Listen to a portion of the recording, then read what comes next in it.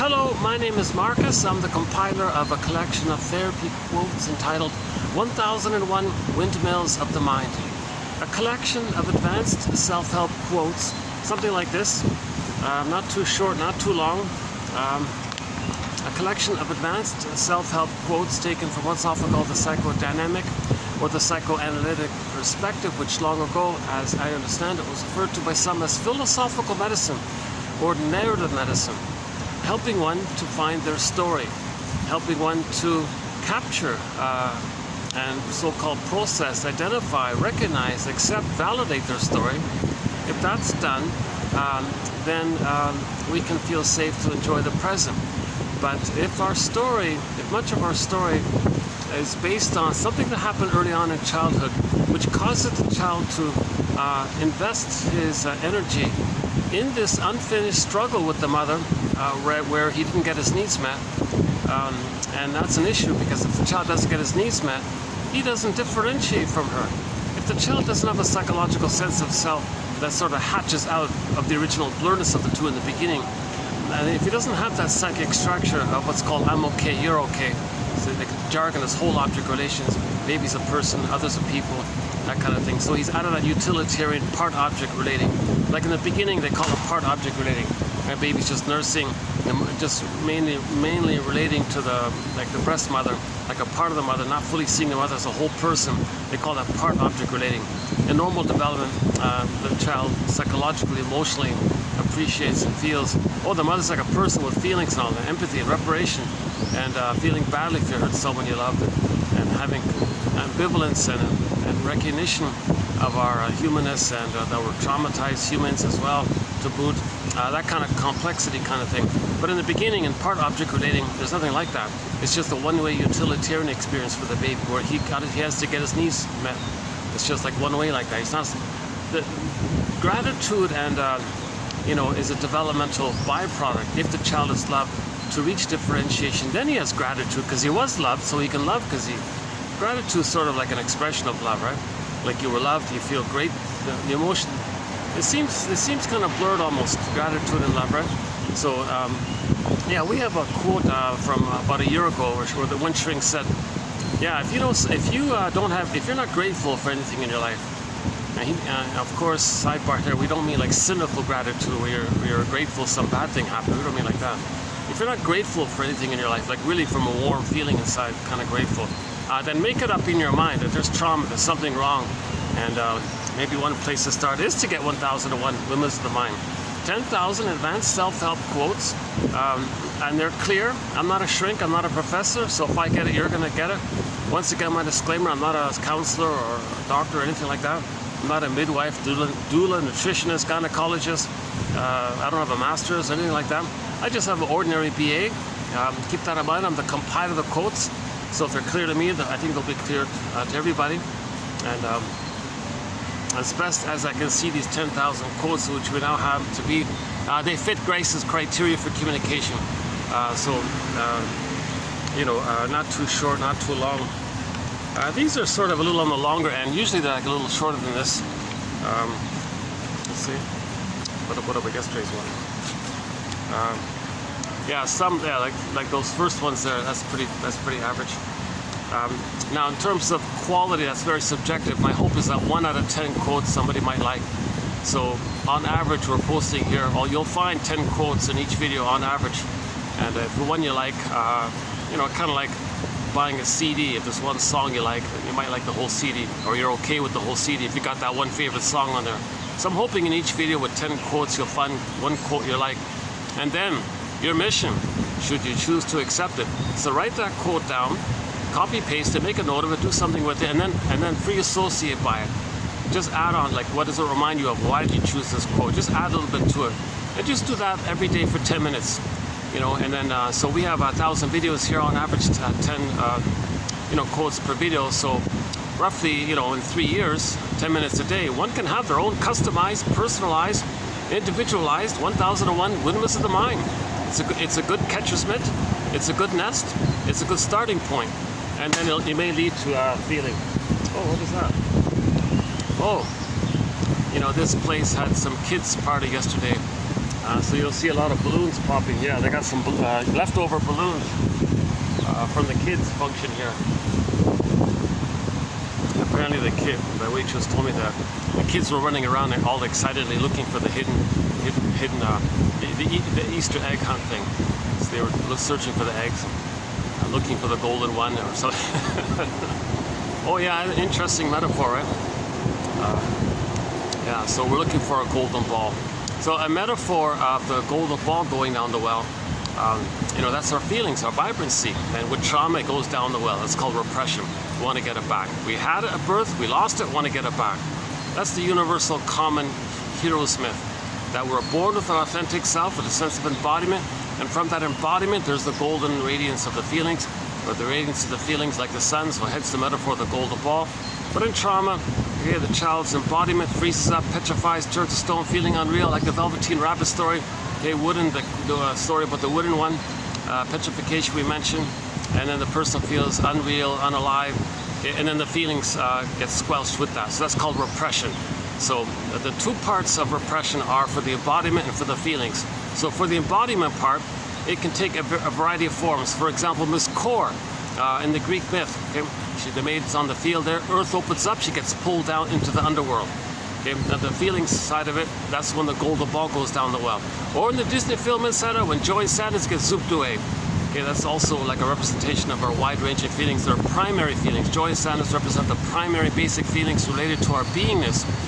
But this core, our beingness, got squelched or repressed, meaning the memory of the trauma is grouped into the first brain, the famous 3-in-1 brain, the brain with three parts, the triune brain. We have three brains, first, second, third, survival, feeling, thinking. It gets pressed down in that survival brain. That's the issue, it gets repressed. And that survival brain doesn't have language. It's all biology and neurochemistry, stress hormones, adrenaline, and it's like vital signs. It doesn't have, that's its language. Biology is its language. And it's mainly fear and anger at the console. So back to Disney film Inside Out, 2015 film. When joy and sadness coming from the feeling self, the beingness, the sweet, inexhaustible fullness of being. So from the beingness, we have the joy character. That's a serene, kind of peaceful kind of feeling. Yes, joy can take a variety of forms, but the baseline animating feeling from our sense of beingness or our ontological self is the joy character. Now, when joy and sadness got zooped away, that's the feelings related to our feeling mind, our feeling brain. Then that's because our identity, our authentic self got squelched, okay, repressed. That's called arrested development. Now the person's back in the primitive brain called the survival brain, okay? That's the sensation brain. So when they get pressed down, it means that's the survival brain, right? And it's recorded in that survival brain. Your energy's in that survival brain.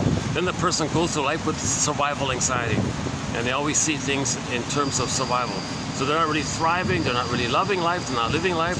Affection, tenderness, play, curiosity, personal development, and the delight of family, and like in a warm way, and a lot of that stuff's kind of missing. The quote-unquote more human side of being human is kind of missing, and that's what we're trying to get back. So we had it, we lost it, want to get it back. Universal monomyth. Okay, we had our authentic self. Okay, with trauma, it gets squelched. Okay, another way of saying it is the child does a desperate thing.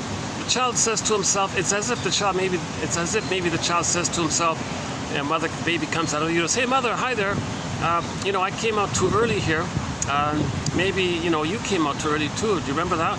And remember how you wanted an extended paradise with your mother, an extended blissful oneness with the mother? Well, I'm sort of in that. Well, hold on a second. Let's wait till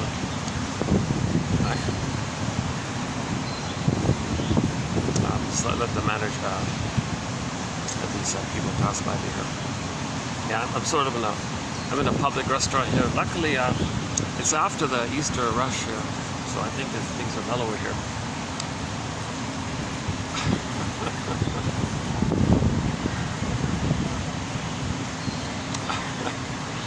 Yeah, apparently the kids had a good time. They're running around, all excited, looking for the eggs and all this. So the balloons are still, yeah, you can see the balloons still they're still in cleanup mode, right? Yeah, we'll talk about the rabbit. I noticed they got little rabbits all over the place. We'll talk about the rabbits. Oh my God, speaking of rabbits, I just saw a news item yesterday about Australia, how, unbelievable, yeah. They this huge opportunity to have all this in. Okay, let's I don't know the full stories, but it's kind of a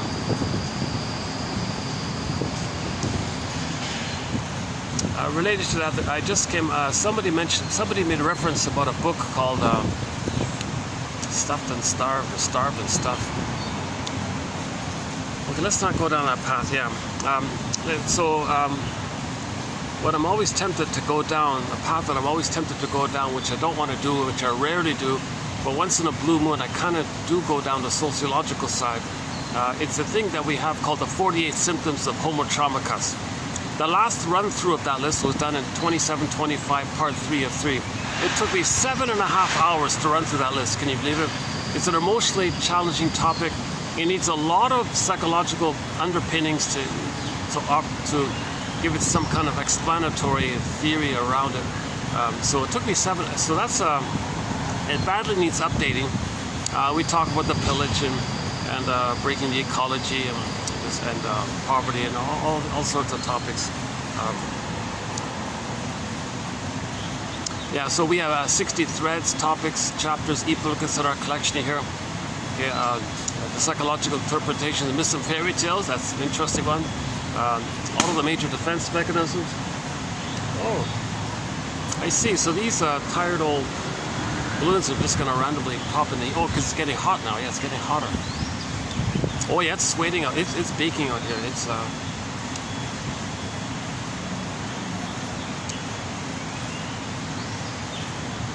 Yeah, I just noticed a cutout of a golden rabbit there. I don't know if you can see it towards the end there. It looks kind of...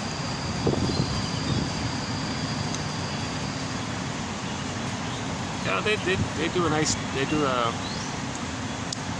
nice work with the cutouts and the arts and crafts and all this stuff.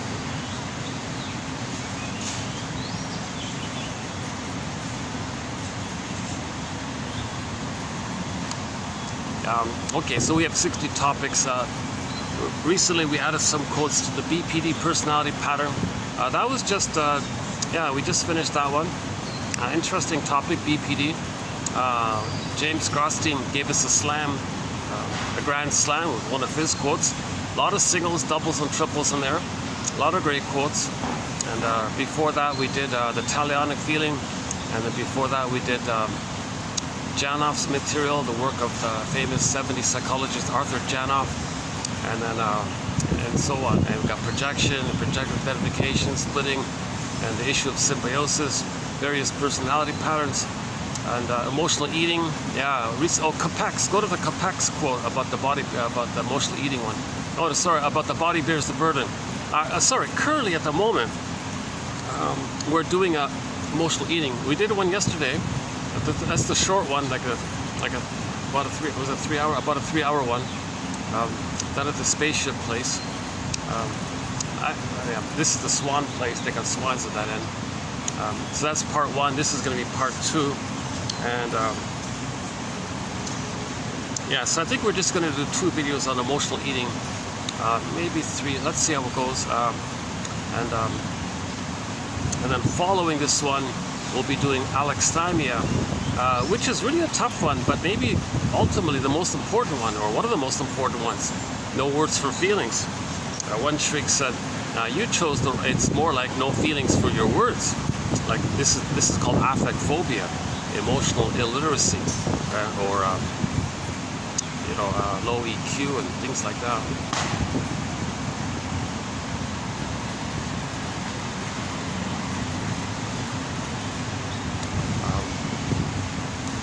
Yeah, that's a tough one because that alexithymia is sort of a continuation of one of the features or one of the traits of the BPD pattern. So there's a little bit of continuity there. And one of the key issues about the BPD pattern is that the person as a baby wasn't soothed by the mother. Their emotions weren't soothed.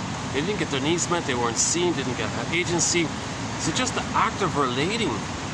So BPD is considered a kind of brand of PTSD. It's a relational PTSD, and it's sort of a generalized dispersed PTSD. But there's no specific trigger like you normally find with PTSD. BPD, the trigger is just relating. Just talking to people, just being with people, and that's the trigger. And then you have all of these emotions that come up, And because of that, there's a unique set of an amalgam of patterns, which is comprised of a fusion, and it's like a new psychological species created out of a blurring between the psychotic mind, the psychosis mind, the schizophrenic mind, and the normal neurotic mind. You do the two overlap, like two overlapping, like the edge of two clouds overlapping.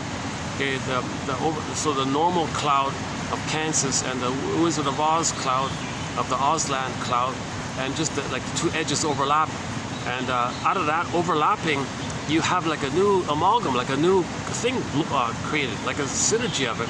That's the BPD mind. And that BPD phenomena, or BPD psychology or phenomena, allows a person an immense skill to always dodge, to always avoid, okay, to blame, to distract, to hedge, to manipulate, to lie, to sell the lie, to blame you for what you just said, to claim that they said that what you just said. They can flip things around incredibly.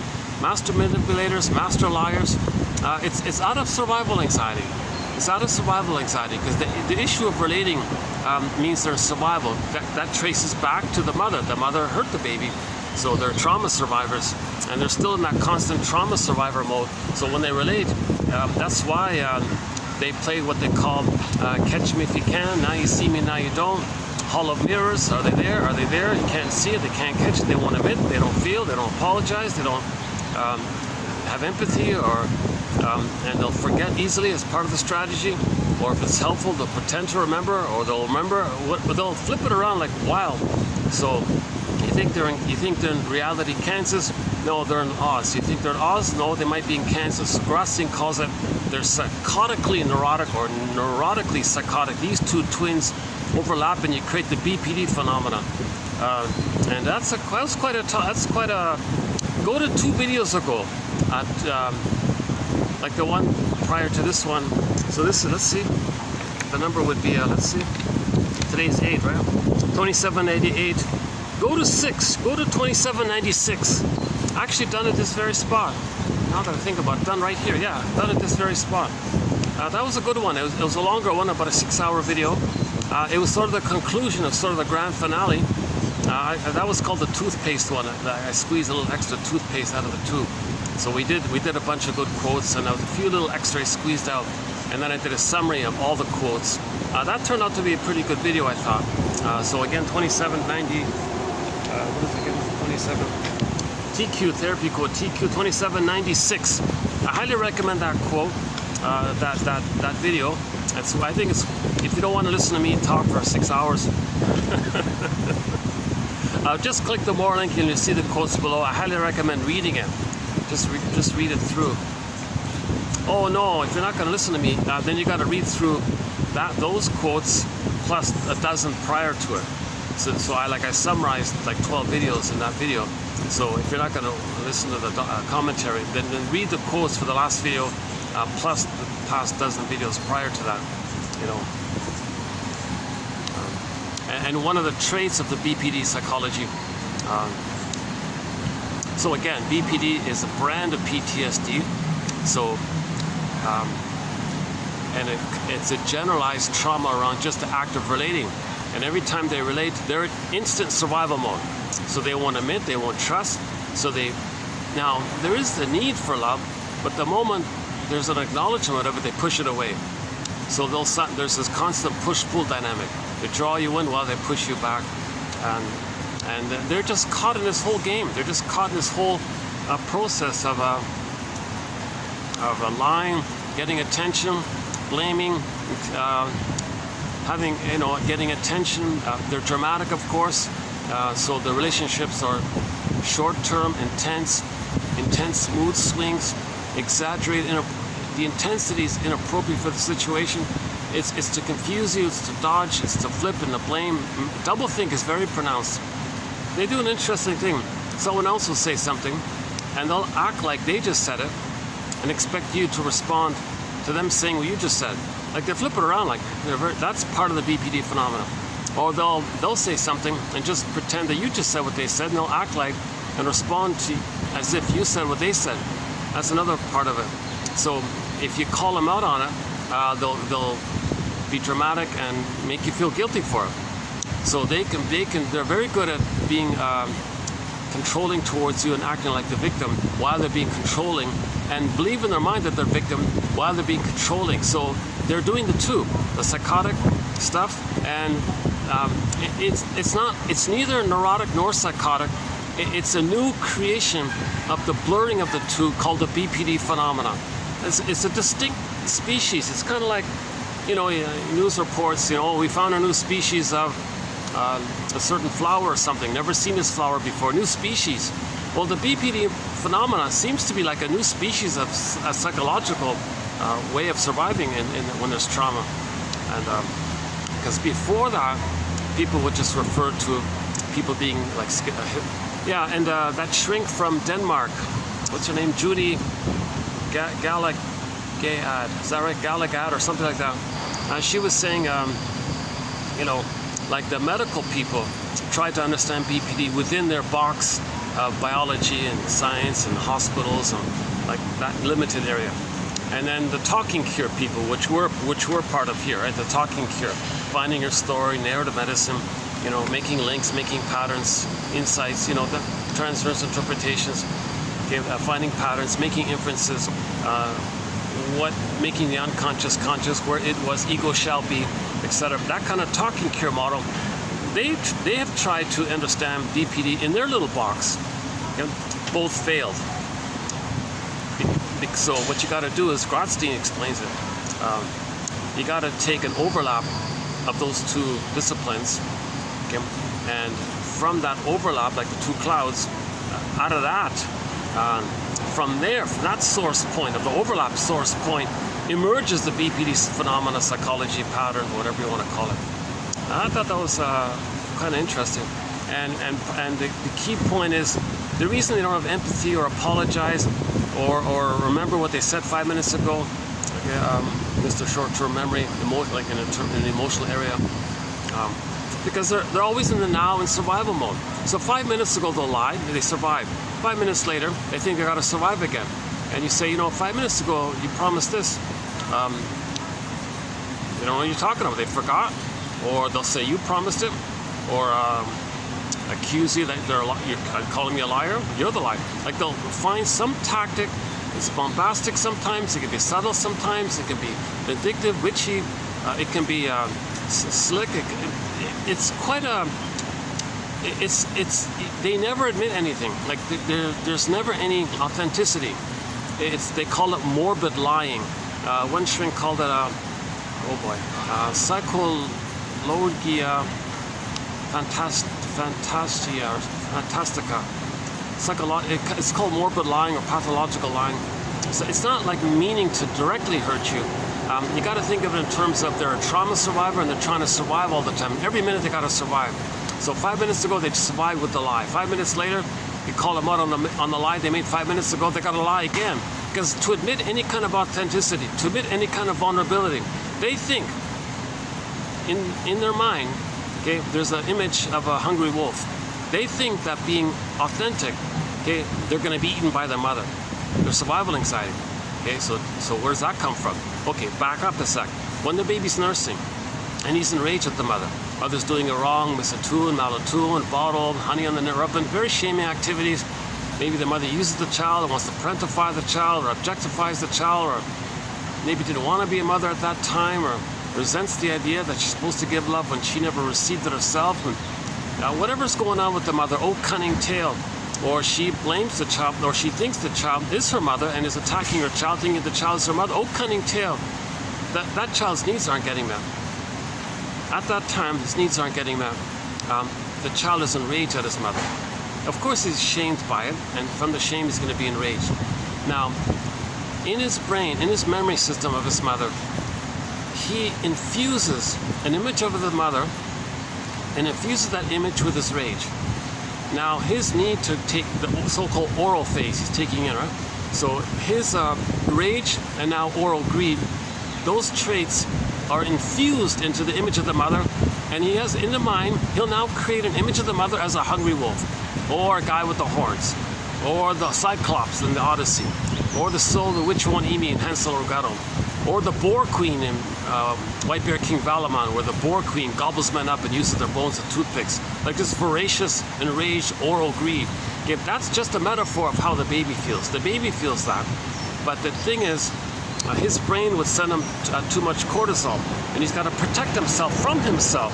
And the trick is, it's called projection. So he'll project his own traits of rage and oral greed onto the mother and say, hey brain, I have no needs and feelings, it's the mother. She's enraged, she's oral greedy, she's the hungry wolf, not me. So comes at a huge cost, because now he's being tormented with this paranoidish thing that he created.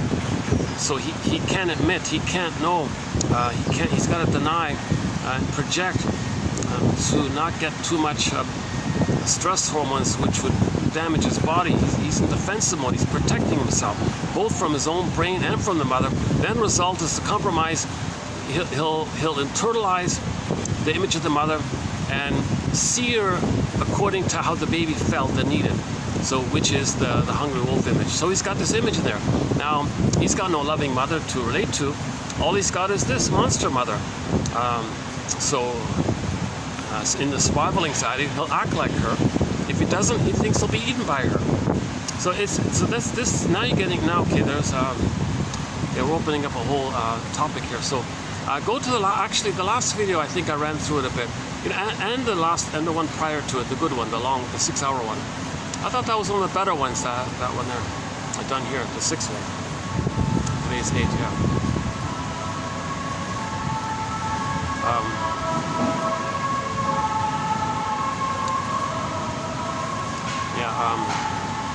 Okay, let's. So the BPD was discussed recently. That's one of our topics. So the main points are: it's a relational PTSD or a brand to PTSD. Okay, survival anxiety. Okay, house of mirrors. Now you see me, now you don't. Catch me if you can. They won't admit anything. They don't free associate. They don't trust. They won't tell you what's true, because again, they can't be vulnerable because they think their own mother's going to eat them. Not the reality experience of the mother, the image they made of her, but that image is their own traits of rage and oral greed. So in effect, they think they're going to be eaten by themselves. It's called an imago, okay? And this imago is unique for every person, okay? Just take a sheet of paper. Imagine a baby being a little Picasso, and the baby takes a sheet of paper and draws his first understanding of what his mother is, the breast mother. So he draws maybe like a oblong or like an oval or a circle or something, and there's a nipple there, I guess. Okay, just some kind of blurred, circly kind of thing, whether or not he recognizes whatever the baby's perceiving. Okay, just keep it simple. There's a circle there, and the baby imagines that circle is him. So he's enraged. He's got oral greed. Put that on the circle. Put that on the painting. So the baby draws with a Picasso, a little painting cap, with a palette, little paints, brushes, and all that. He draws. Every person's going to draw their own unique, devouring monster creature. It's enraged. It's hungry. It can be a wolf. It could be the guy with the horns. Okay. See, the guy with the horns might be that the baby attribute. The storytellers would attribute the baby's rage as the fiery flames. So the baby looks in the mother's eyes and sees the fiery flames. And in the primary Alice in Wonderland thinking, things can condense. So he may condense the two flames on the top of the circle and create the guy with the horns. Or it doesn't matter. Any frightening, dangerous. The point is, it's dangerous, it's threatening, and it wants to eat him. That's enough. And every person's going to draw their own unique little version of that. That's how he copes. That's how we adapt it. It comes at a huge cost. He's got to manage this mother. He's got to control this mother sometime. He's got to understand her. He's got to internalize it. And now he's going to continue the struggle with her. But the way to continue the struggle with her is partly to ultimately to save her. So he's going to act like her, imitate her, thinking that maybe if he acts like the aggressive monster, then he won't be eaten by it. If he's the greedy one, he won't be eaten by it. So he'll be acting a greedy way with the slogan, my greedy, your greed. Okay, and the BPD might be a bit like that. So many BPD patterns, not all BPDs are overtly greedy. But there's various, Christine Lawson, lists of different types, the queen one, the bully queen one, the witch one, the turtle one, the waif one, and there's different variations of it. But in reference to the bully queen one, yeah, the greed is very pronounced there. And so that's why the bully queen one in the BPD, they can be very greedy and they hoard a lot because the mother never gave, so they got to hoard. And the example was the mother was nursing and she withdrew the nipple before the baby was ready. So he has that as a memory. So he hoards. He's greedy and hoarding in case the nipple will be removed again. So he's got to hoard because of that fear. He's trying to master that, control it. So in those quotes, in those dozen or so videos we did on the BPD pattern, we discussed Christine Lawson's material in there. She comes about it from a self-help perspective, a little dramatic at times, but there's some good stuff in there. Okay, so I'm getting a little disorganized here, aren't I? Yeah. Okay. So in conclusion, we recently completed a dozen videos on the BPD phenomena. Very popular topic. A lot of people are curious about it, and so I'm glad to find some of the best quotes on it. So you'll find it here in this collection here, and that's a theme throughout 1001 Windmills of the Mind. Sets of videos on topics that are not discussed too much. We do the work of Edmund Bergler, an excellent analyst from the 40s and 50s. Very important shrink from the 40s and 50s. 24 books, 300 papers. Right here, you'll get his best quotes. Mel Faber just passed away recently. We got some quotes from his book called The Psychological Roots of Religious Belief. Some good stuff there. And we got quotes from Thomas Ogden and James F. Masterson, one of our mentors, Masterson. He synthesizes object relations theory, developmental theory, and sometimes refers to it as the Masterson approach. I don't know if he's serious or just joking. No, I think he's serious, yeah, the Masterson approach. And it's very valuable because he writes clearly, and so his book called The Search for the Real Self has won a golden Windmills of the Mind award. Oh, the light is changing. Yeah, the light keeps changing. I might have to move a few times to get the light right. Problem is, I got the fan here. I can't do this without the fan.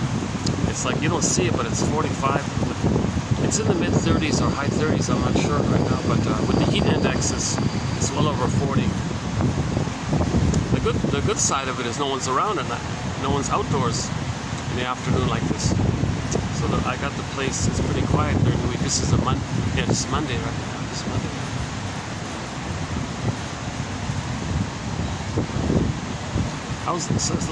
Let's see. Let's see, where can I get better lighting? Or just leave it? Wow. What if I just do this? How's that? Is that a little better? No, a little better, yeah.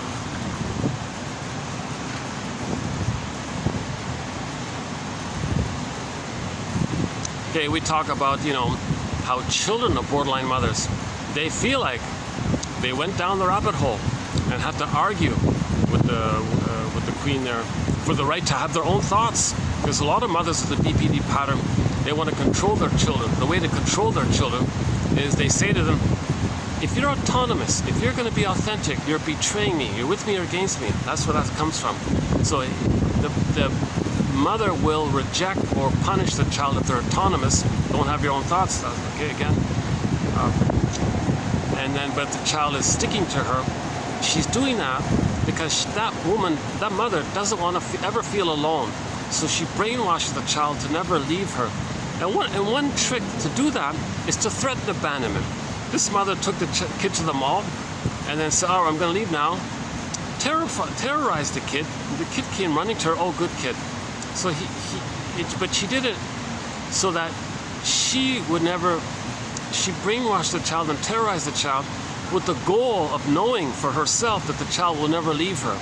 The more the mother abuses the child, the more that child can't leave her. And that's what some mothers do. That's called the Jocasta style of mothering. When the mother uses the baby to meet her needs, oh cunning tale. Surprisingly, I'm still surprised at the more and more examples and that we're finding here of why and how so many mothers are abusing their children. Even in the uterus. Many mothers are abusing their children while they're in the uterus. John Upton explains it. There is such a thing as child abuse in the womb. Some mothers are abusing their child while they're in the womb with their drinking and smoking and pill taking, etc. That's abuse in the womb, and we discussed that. Okay, another very good batch of videos we did recently is the Janoff material from 2745 to 70. 26 video run on it, plus a very important 3 video tag on about catharsis, and that discussion there with the translation issue from German to English. That's an important topic versus genuine feeling, purging, purging, and belated feeling and belated knowing and releasing. Versus just blowing off steam because you're in pain, because you can't feel, you got tensions, you're blowing off steam. That's not catharsis. A genuine catharsis means you got to link the memory and the feeling and have a belated understanding of it all to catch it in your catcher's mitt, and then there's a release to it to your catcher's mitt, and you have a belated understanding. Then you can be free of the past, but you need like a consciousness of it. So I've been using the catcher's mitt metaphor recently. So these 10,000 quotes are helping us to build a catcher's mitt. So just like the catcher in baseball behind home plate, he's got to have a mitt there. He's going to catch that speedball. Okay, so this is the catcher's mitt. This is the catcher's mitt. Another one is the scarecrow. We got to give the scarecrow a brain. So in trauma, we don't know what's going on. We don't love life, the Tin Man, and we feel disembodied, the lion. Okay, Dorothy's the part of the psyche that's trying to line things up, heart, mind, body. Be like Dorothy and recognize that if the person feels disembodied, remember, if you're not in your body, you're not making sense, says Krista Wilson, and it's disembodied discourse. Okay, so that this sense of embodiment means you're connected to your inner home. That's your authentic self.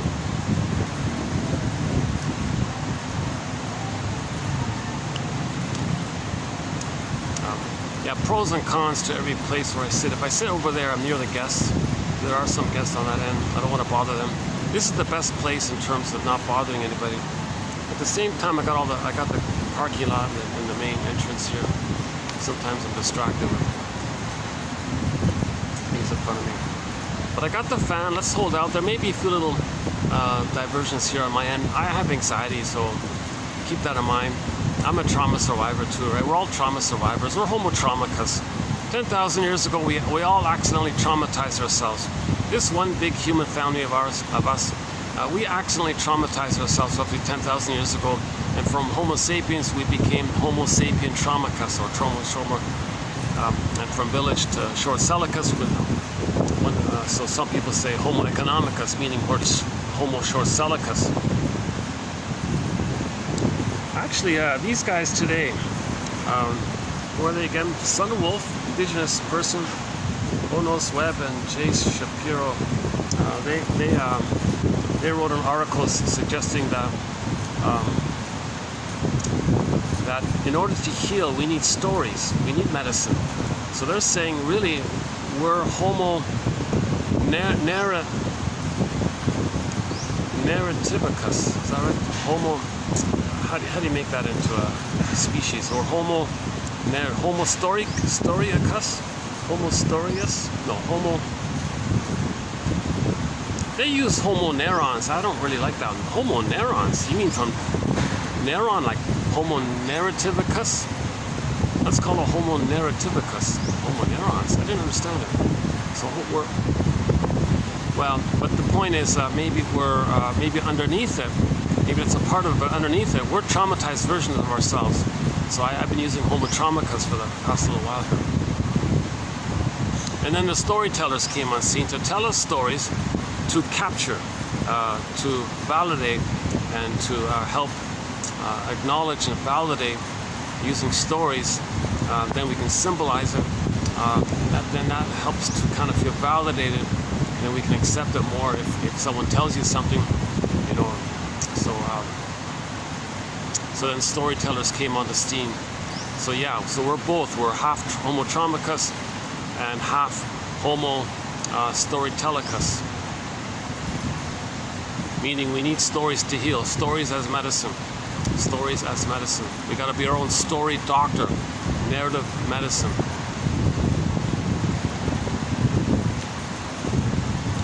For example, yeah, they gave just a lighthearted example here. So one client was in the throes of indecision and unable to make a decision about whether or not to pursue further a romantic relationship. So I cut it short here. This is abbreviated. You can read the whole article. But so some lady was was on the fence about a relationship, dating a guy. Should she go further? Should she let it go? And she was really frustrated because she was feeling guilty because she can't make a decision, and she made wrong decisions before. This looked promising. At the same time, she doesn't know. So should she go further? Should she back out? And so she's feeling a lot of agony about it, they said. So one of these therapists gave her this lighthearted story. So what one of them said to this lady, quote, I don't know if you've ever been to Hawaii. No? Oh, okay. Well, on the north shore of Oahu, the main island, there's a huge rock that guts out into the ocean at Waimea. Teenagers, young boys from the island, the locals, I guess, typically prove their courage by jumping to the top of the high rock and then jumping into the ocean, but way down below. I know two people who were adults. That tried to master that experience. The first one was a woman in her 30s. She climbed to the top of the rock and, barely waiting, jumped feet first into the ocean. The second, a man a few years her senior, also climbed to the top of the rock. When he was there, he took in fully the magnitude of his experiences and considered jumping or climbing back down. After some deliberation, he decided that the jump was too scary and climbed back down.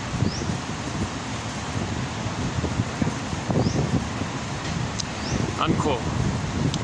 So somehow, just validating the rock and the fear, was more important than the actual decision. So then she made a decision because of that. So the shrink didn't make a decision with the story. He just kind of described something analogous to her situation, so she could step back a little bit and had some kind of imaginative processing or imaginative containing of her, right? So she validated and somehow acknowledged her situation, and then she felt she calmed down, then was able to make a decision, kind of thing. So the story doesn't tell you what to do. The story just reflects what you're going through, and that can help you loosen things up and know what to do from there, kind of thing. So, and that's kind of analogous to the whole psychoanalysis. A person has trauma, well, interpretations. Be a detective, find your story. Why did your mother treat you this way? Why did your mother not meet your needs? Why did she fail you? Find a story. What about the father? Why did he say mother knows best? Why wasn't he around to help protect you from the abuse of your mother? Why did your mother abuse you? Find your story. Okay, construct it, make inferences. You don't know the story. Well, we are communicating our story by our behavior in the present, by recreating in the present what happened in the past so we can know the story. So between the client and the therapist, and I'm not a shrink, I'm just reading her. So between the client and the shrink, that's like a lab where the whole childhood is recreated in the present. That's the pattern. Something problematic happened in the past. We recreate it in the present again and again to find a story. So the shrink helps you to find a story. You're two detectives, you find a story, then you stop repeating. You see, we repeat in search for the story. When we get the story, we stop repeating. So the shrink's interpretations, and it seems to me, you have this pattern, you said this, and you say, what happened before, and maybe that's why you're doing this, what do you think? And you're working, it's kind of like finding a story, so it's analogous. You're trying to find a story. So these interpretations and so-called formulations and instructions, they call it, interpretations, interpretations, clarifying statements, empathy statements. And it's kind of like little stories. It has the same effect as hearing a story. Some counselors are focused just on this, and these guys are saying that a truly wonderful therapist would be someone who knows lots of stories, who has 10 PhDs in literature, and they can come up with a story for your situation. I'm exaggerating. So the idea is to find an appropriate story for a person's situation and tell it skillfully and nicely, and a person can be relieved by it. It's analogous to humor. If somebody's frustrated, somebody tells you a joke, you might get a little relief, kind of thing. But in that area, there's a difference between jokes for blowing off steam, okay, because the person doesn't feel. That's different. That's not therapeutic. So some jokes are just there to blow off steam, but the more healthy jokes are there to validate your concern. So yeah, let's do this. Let's quickly do the pigeon joke. This topic reminded me of the pigeon joke. So there was a lady in her 40s, I think, and she wanted to be ambitious and successful and all this, and she didn't want to admit that she's getting older, because she wasn't being successful. But she is getting older, so she felt a little tension by this whole issue. And if she admits that she's getting older, then her defense mechanism, known as grandiosity, has got to be dissipated. But grandiosity is created when there's trauma. We regress to the babyhood time when we were on the throne, when we thought we were little kings and gods. That's called grandiosity. So holding on to grandiosity, and with it is the fame and the prestige and the money and all this, okay, to pursue that, that's a defense mechanism so that you don't remember and think, feel, admit the truth that the person was traumatized as a baby. And that's why they're regressing to the time on the throne. And if you're on the throne all the time, you need status and prestige and power like this. So she was getting older and she wasn't getting that. So she was faced with the issue of losing the grandiosity, losing the infantile megalomania, losing the infantile megalomania. And that means she's got to face the pain and the truth of why she's using infantile megalomania. So as a defense against all this, she heard a little bit about this idea about reincarnation. Maybe she can live forever and doesn't have to face this issue. If she can live forever, she'll live forever. Maybe use that as a way to avoid grieving the love that she didn't get. So she interviewed she asked like a knowledgeable guy in this area, a comedian kind of guy, and she said to the guy, hey, he calls himself, the guy's name is Steve Berman, a comedian guy. He calls himself a New Age comic. And so she said to him, hey, Mr. Comic Guy, you kind of know about this New Age stuff here. Tell me about this reincarnation thing. Now, he knew her concerns, so keep that in mind. And his reply was, oh, it's funny how things work out. I once knew this guy who wanted to be wealthy in his lifetime. He was reincarnated as a pigeon and made a deposit on a BMW. So she laughed, and it was a little funny. Maybe the way he told it, maybe the way I'm telling it's not too funny, I guess. But it validated her concern. She lightened up a little bit, and then she could think more clearly and accept it. So the play on the plate, so the joke was a play, right? She made a deposit on, that's her frustration and her anger that she's not getting money, and the fantasy that she's going to buy a BMW. But to slip in the true issue that she's angry that she's not getting money, that she's not making money. So he kind of did it in a playful way. So that kind of joke is in that category of validating your concern. And in general, when you feel safe after being validated, not shamed. See, normally people are shamed when they tell you their problem. If someone gives you a validating statement, well, you must have very good reasons for feeling this or thinking about this. Yes, I do. See, when you feel validated, you might cry or you might laugh. If it's a minor thing, the general pattern is if something's minor, You laugh. If something's like a lifelong pain, you might weep, kind of thing. So she might first laugh, but if she stayed with it, she'll start weeping, you know. Yeah, we have in our thread on the psychoanalysis of humor, we've got 4 jokes from that comedian, Steve Berman. That one there, the pigeon joke, and another one was about bringing the 2 sides together. Somebody asked him, "Hey, tell me something, sir. Are you an evolutionist or are you a creationist?" "Oh, I'm both. I believe we were created to evolve." Try to bring it together. Another one's a short one. He said to somebody, "You know, we can all live like nomads." "What?" "Where I nomad at you and you nomad at me." One second. Okay, so a little group just walked in front of me, and one of them made a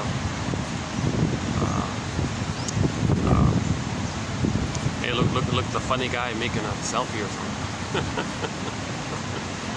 I don't know. The one I've been using all throughout the series is a one-liner. The truth will upset you free. 6 words. The truth will upset you free. Yeah, the truth will upset you free. That's also from him. I don't know if he got it from someone else or whatever. And yeah, we got other jokes from other authors, not just him. Yeah. Mogenson tells a joke, and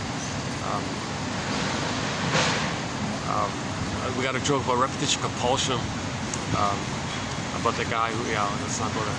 So generally speaking, in the first part of the joke, you feel tense, right? And then you get the answer to the joke, and when you get the answer,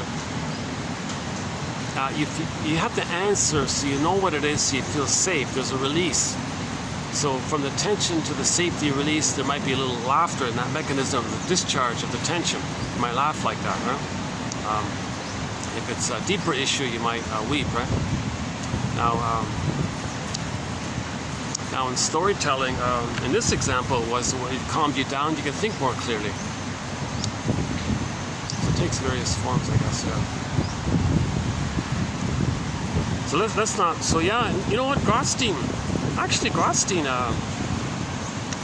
makes a huge, he's making more and more of a contribution in our collection here.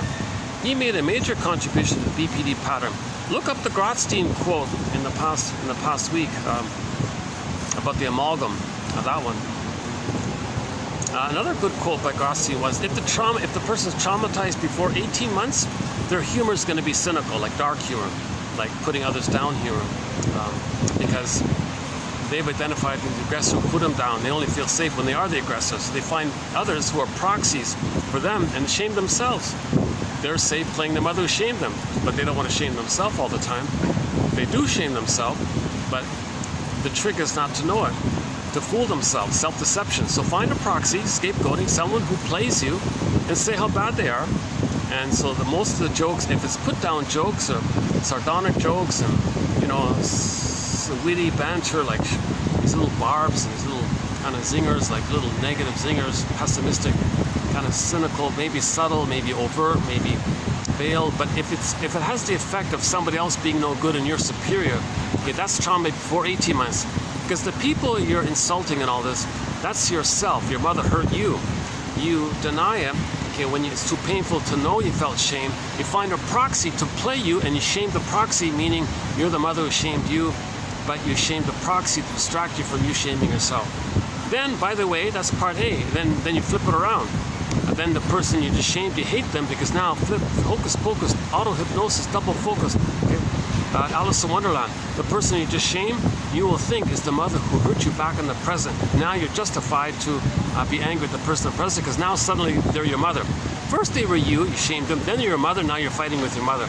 So this whole topic we've been discussing in the past few videos, very important topic here. If it didn't make sense here, I kind of refer you to the earlier, either the last or any of the past 2-3 videos. I went into detail on this this phenomena called the doublethink one, and this continuous battle with the mother. So the baby doesn't get his needs met. He's in battle with her, unfinished business with her. Right? So in the meantime, he identifies with her and shames himself. Because when there's trauma, we repeat because we're crying for love, and we have the fantasy that we can change what happened in the past. Okay. Now the problem is that survival brain, the crocodile brain, 1, 2, 3, that survival brain doesn't know time. All time is that time. So all time is that time. And in that groove is the circuit, the timeless looped around circuit of the baby crying for love. Mother said no. It's going on like this infinitely, it's spinning around and it's skipped it, right? So all time is driven by that looping. So in the present, he plays that loop. But if the trauma is before 18 months, he doesn't play himself. He finds proxies to play him. He plays the shaming mother, shames the proxy, him, and then flips it and says the one he just shamed is the mother who hurt him, and now he's fighting, wanting to control the person he just shamed. That, okay, again, that takes me a little while to go through that one, but if you're interested in that topic called identification with the aggressor and negative magic gesture and double think and Alice in Wonderland thinking, I would go to that 6th video, the 20, what is it again? 2796, 2 videos, the one done here, yeah.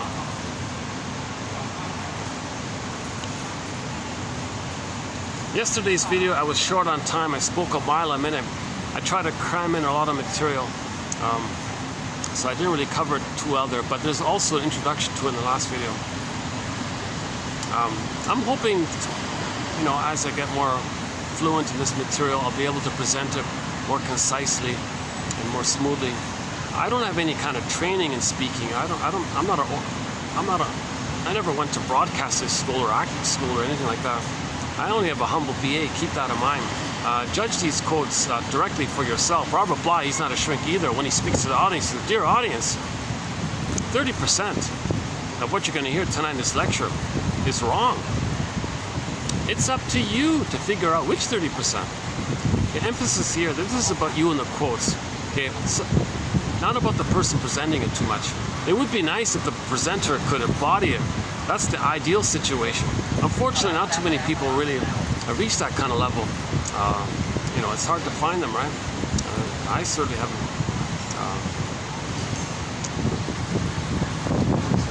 Oh, speaking of BMWs, there's one right beside me here. Just parked right beside me. I wonder if a pigeon will come by. Hold on a second.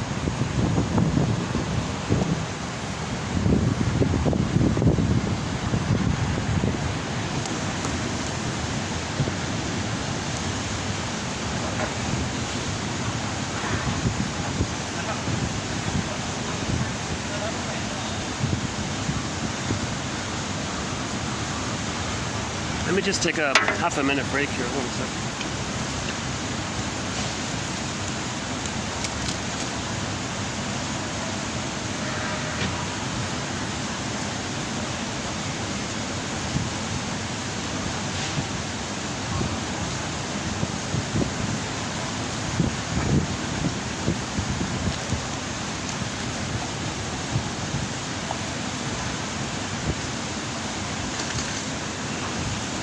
Yeah, by the way, one of our companion beverages has tangerine juice. Showing up here. Let me cover the brand. Yeah, one of our companion beverages, the 1001 Windmills of the Mind, is tangerine juice. Yeah, so just give me a half a minute here. We'll let's let these people pass by.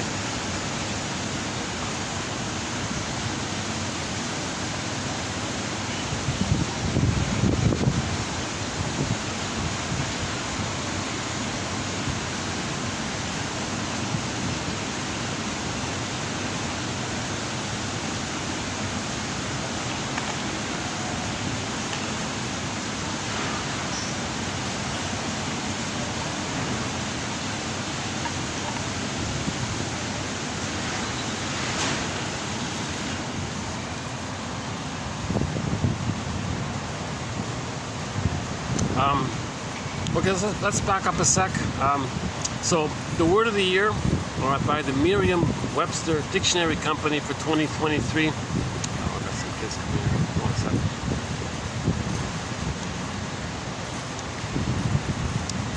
was authentic. Okay, so we're all born with an authentic self. That's our embodiment, our golden ball. Okay, now if the baby's traumatized, he wants to protect it. So he puts his soul, let's say, into cold storage. Okay, so that's the flash frozen phenomenon. And the image is the frozen woolly mammoth in a block of ice. Okay, so he's protecting, freezing. Now it can be his embodiment. It can be in a myth or fairy tale when a character turns to frozen, petrified, or turned to stone. Okay. So you got, one second. Okay, these kids want to play in this area here. Why don't I, let me go to the other end for a bit and I'll come back.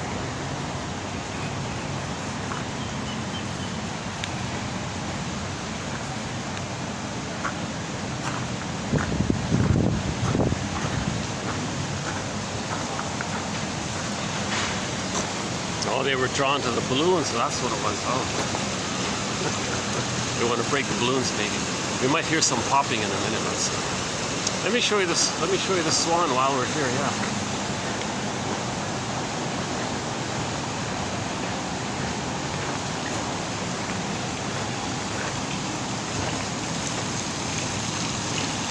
Well, he's got his. Oh, there he is. Hello, swan.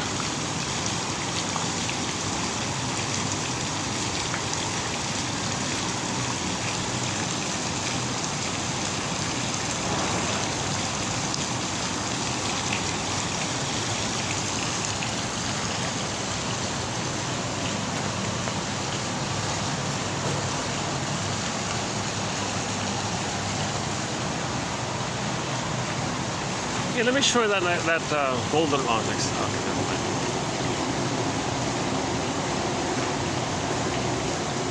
I've only got 5 minutes here because there's no fan here.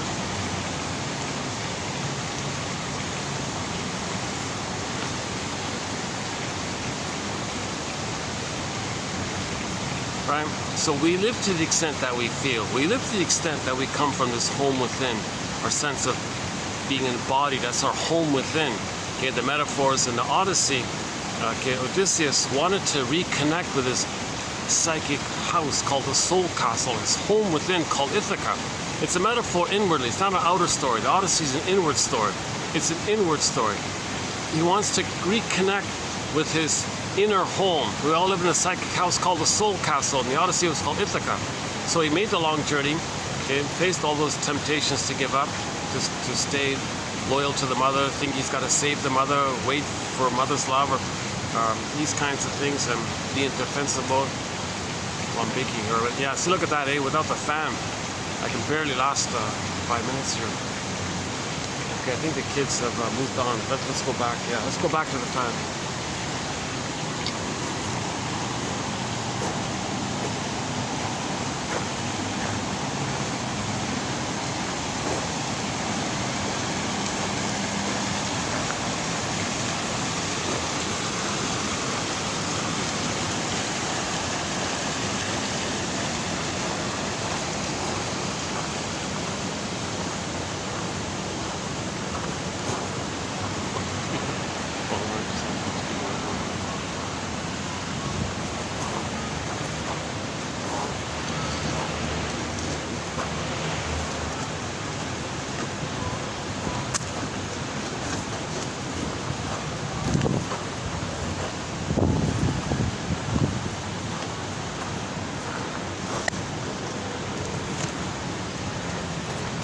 Does that work with the lighting? Is that okay with the lighting?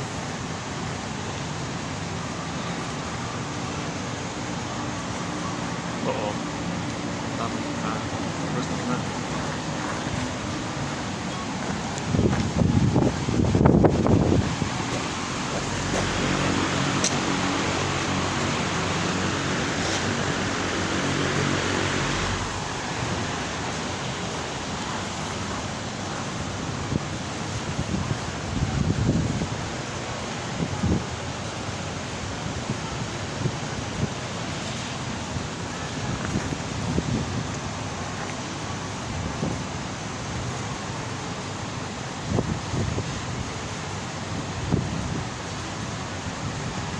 right?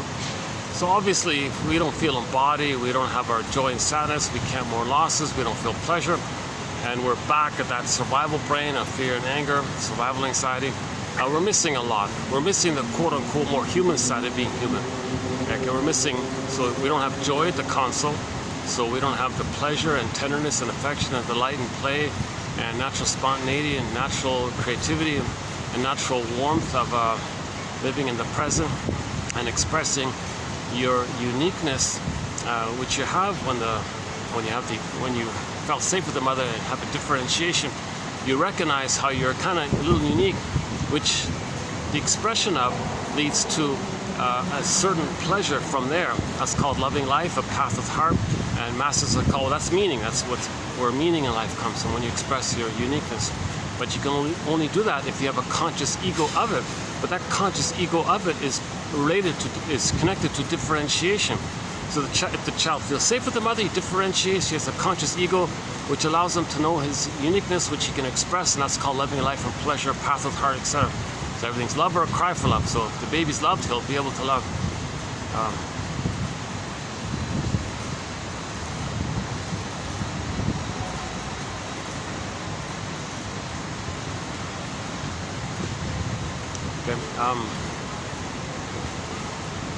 So we're all bored with this authentic self, okay? And with this connection to our home and our feelings.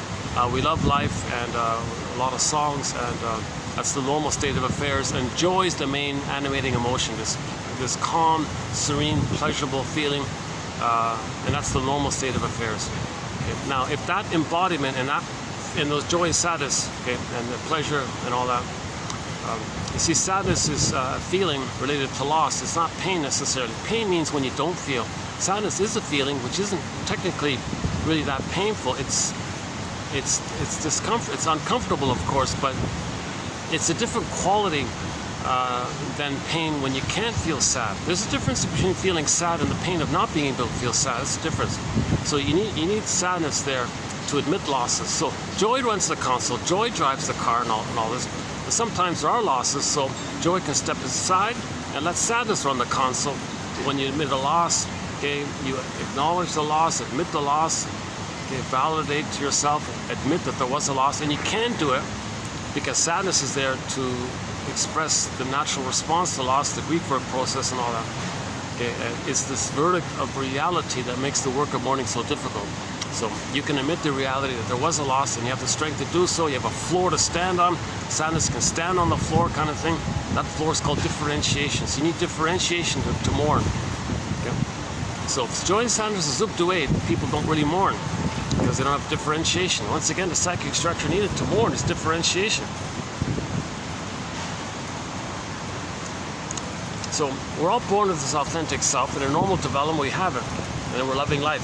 If there's trauma and the authentic self gets frozen, petrified, turned to stone. Okay, again, turned to stone. So Echo turns to stone. Faithful John turns to stone. In the myth or fairy tale. Okay, once again, myths and fairy tales are metaphors for inner dynamics. They're true on the inside, not on the outside. Myths and fairy tales are true on the inside. They're psychological metaphors of our inner life, our inner world, our imaginal world. Okay, myths and fairy tales are imagine stories about our psychological trauma. Can you believe it? Myths and fairy tales are stories about psychological trauma. And we tell these stories as narrative medicine. So it's helpful to read, fairy tale to kids because it validates what they might be going through. The child can't see his mother as hurting him. So someone reads him a story about a witch. Oh, there's my mother. He feels a little better kind of thing. It validates it.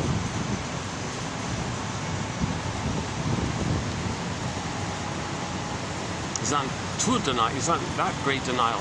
You can partially recognize it. And that's what he's saying here about stories.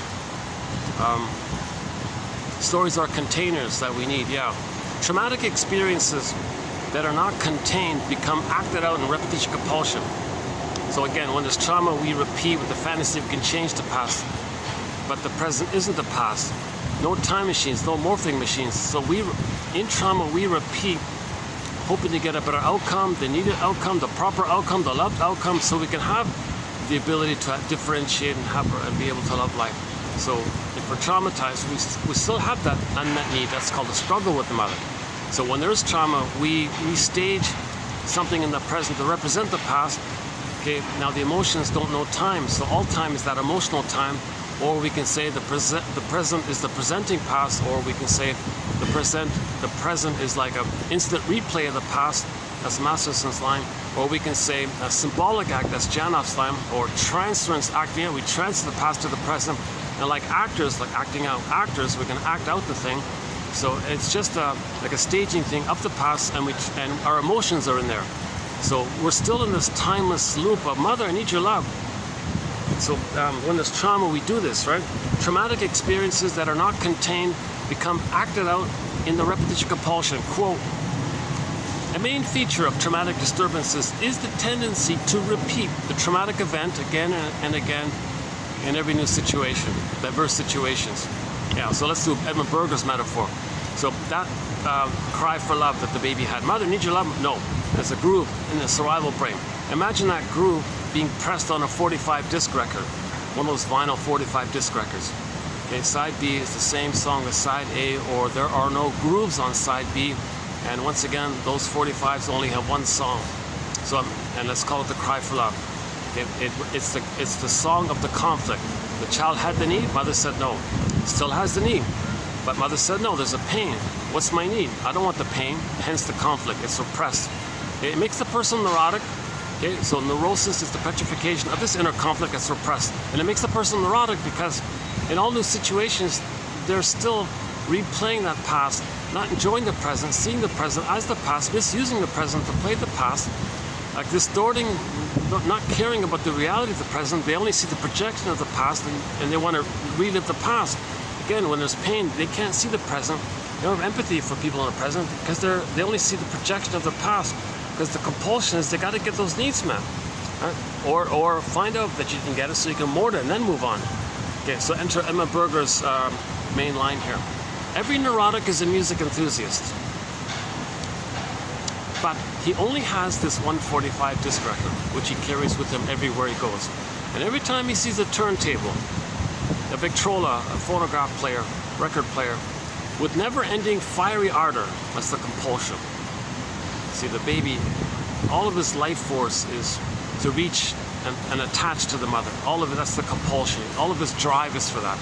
Life force is object seeking. All of the child's energy is, that's the compulsion part. He's got to attach to the mother. No baby can survive without a mother. So that's the compulsion part. So again, every neurotic is a music enthusiast, but he only has this one record, the Cry for Love record that we're now talking about. He carries it with him everywhere he goes. Maybe it's in his pocket, the 45. Every time he sees a turntable, with never-ending fiery ardor, with the compulsion, he runs to the turntable, looks around for the cord. Where's the outlet? You gotta plug it in, okay? And then puts the 45 on the turntable. It finds the power switch, turns the thing on, and picks up the needle, moves it over to the beginning. Here's the crackles, the scratching and the crackles, and plays that song. Okay, the metaphor is he's gonna do in the present. He's gonna recreate, restage what's on that record. He's gonna stage it. He's gonna replay it. He's gonna instant replay. He's gonna do it all over again. Now, what's on the record? Him as a baby cried for love. Mother said no. So he's gonna stage it in the present. He's gonna recreate it. He's gonna recreate that in the present. Now, if the trauma is before 18 months, when he replays it, he doesn't play himself.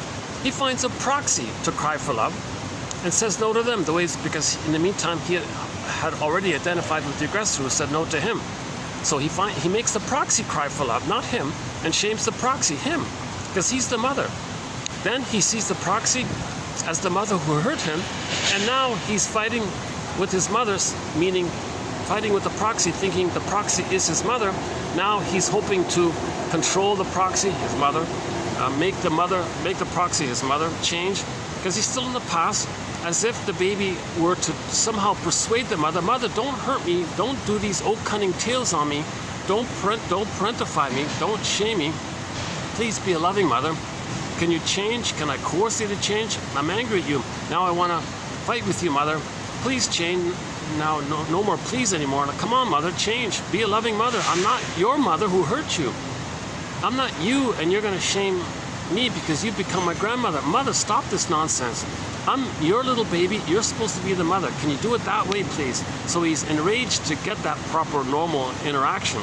So he wants to convert a shaming mother to be a traumatized mother to be a loving mother. Come on, mother, be a loving mother. So the proxy is that struggle continues with the proxy. The proxy is the mother in the past. Now they're fighting with the person in the present, thinking it's the person in the past. So he wants to emotionally control that person, thinking he's in the past, wanting to control the mother, because the baby thought originally if he could somehow control the mother by somehow maybe gobbling her up or something, controlling the breast, taking it inside, somehow controlling it, then maybe he can manage it, and somehow magically mother will do the right thing. It doesn't work. Mother is not going to be coerced to be a loving mother, but the baby's enraged like this, so he's shamed and enraged like this, and this is a struggle. He's struggling. This is a conflict that he's stuck with, kind of thing. Oh, they took down the nice golden rabbit that was up there. Oh, that's why I couldn't find it. Oh, they're taking down all the decorations. They had a nice golden rabbit. Yeah, it's gone. Yeah, when I was down there, I wanted to show it to you. I couldn't find it.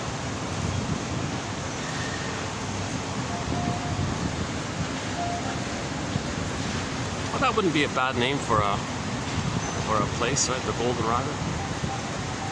The Golden Rabbit. Latte Emporium. The Golden Rabbit. Ice cream. The Golden Rabbit. Ice cream something.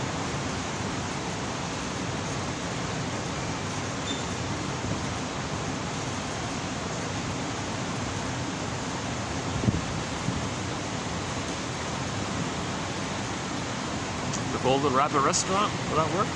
I've never seen a restaurant called Golden Rabbit. It's not bad, right? The Golden Rabbit.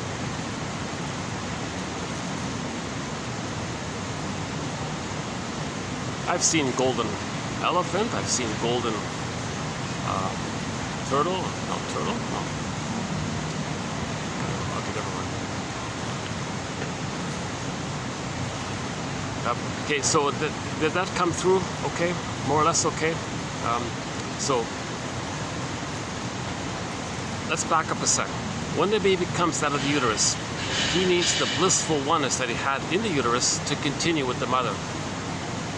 I'm baking already. Jeez, it seems, what time, why is it getting hotter? Why am I getting, it seems to be getting hotter. Now it's 1:40, huh? Let me see if I can, I gotta adjust the fan. Hold on a second, let me see if I can. I gotta bring my own extension cord so I can.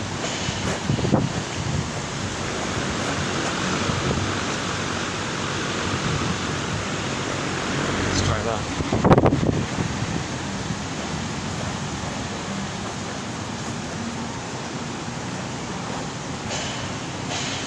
Oh, I see. I'm getting less shade here.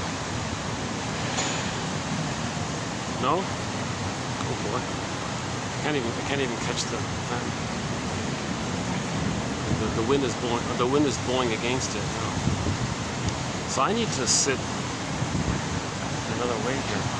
Sorry about that. Yeah, Jesus. Maybe I'll just let me sit here just for a bit because I'm baking here. Boy. Let me cool off a bit. Sorry about these little logistics.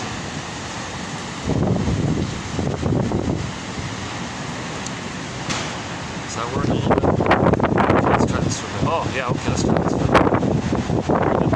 I'm right in the middle of the...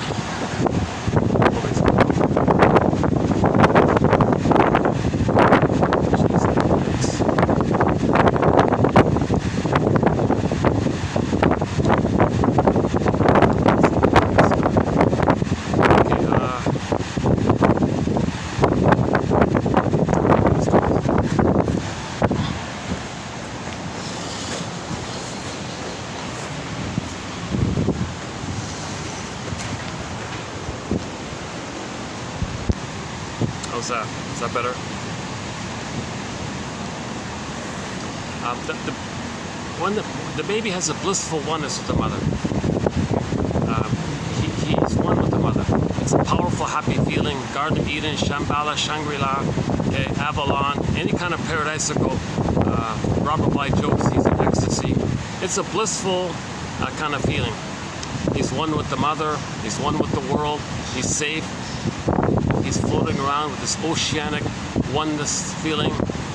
Anyways, he's considered to be in a very happy kind of place. When he comes out of the uterus, he needs that blissful oneness to continue. Now, this blissful oneness is established when the nursing is proper and the holding is proper and the loving gaze is there. Then it'll continue. If it's not there, everything's love or cry for love. So if the mother's not loving the baby, geez, where can I get lighting and breeze? This is a funny place, eh? I love it here, but I'm not getting enough lighting or breeze here. But here like this, we're gonna get lighting and still get the breeze. How about right here? Is that better? That's a little better, right?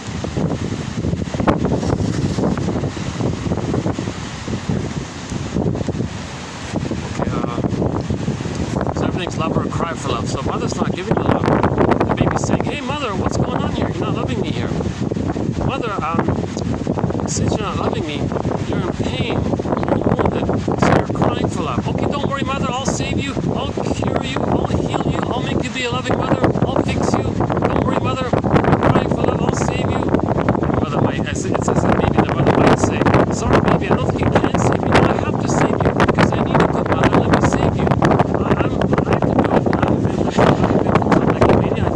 God, yes, I'll save you. Now, he doesn't, he's unable to, so when he can't, he thinks maybe he's defective. That's his identity, that's called shame. Or he can, or he thinks he failed in his task, that's called unconscious guilt.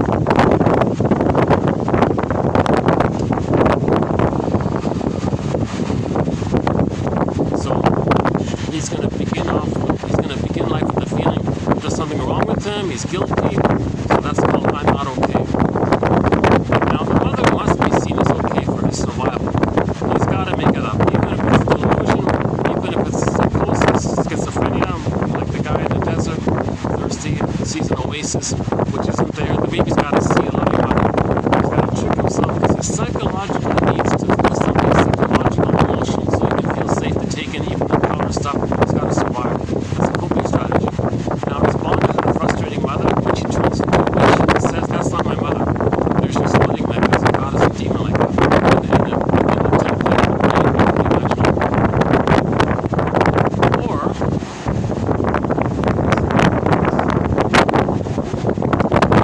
lighting. I'm trying to get some decent lighting here. And still keep the fan. What about, how's that? Oh, hi.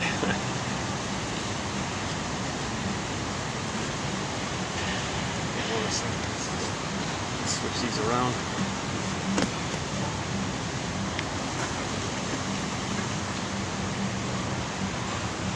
How's the lighting here? Not too good either, eh? Jeez. Baking already.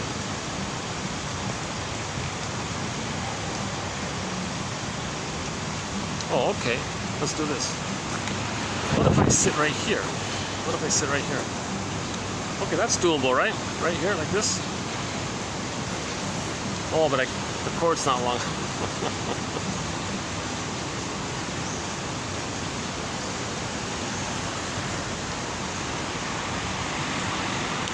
Wow.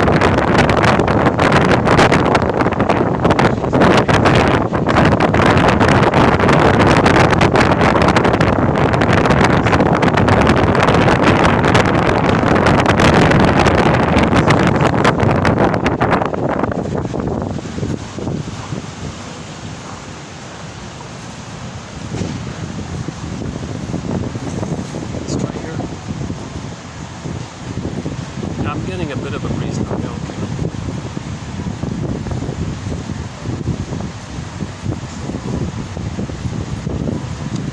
Right, so if the baby's shamed by the mother again and again, it's relentless. They call it a strain trauma. It accumulates bit by bit. Okay, the child gives up at some point. He doesn't want to know it anymore. So his psychology will be emptied out. He'll see his unloved self outwardly onto proxies, and in the emptiness, he'll regress back to the time in the uterus when he was on the throne. So all babies think they're on the throne, and, so he'll regress. He'll take refuge in that. So he'll forget about the real self. Others can play it, and he'll take refuge to that time when he was on the throne. That's called infantile megalomania. Well, if I can stay here, I think I can hold out here. Okay, ease up on me, Lisa.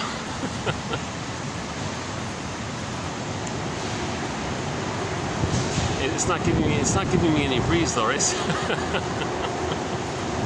hold on a sec. Let me move this up a bit. Jeez, it's quite a struggle to get it. Doing these outdoors, you know, it's kind of.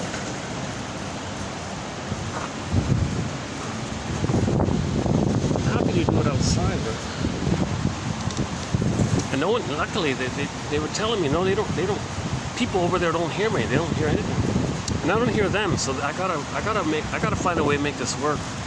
I might bring some ice. Might bring some bucket of ice with me next time.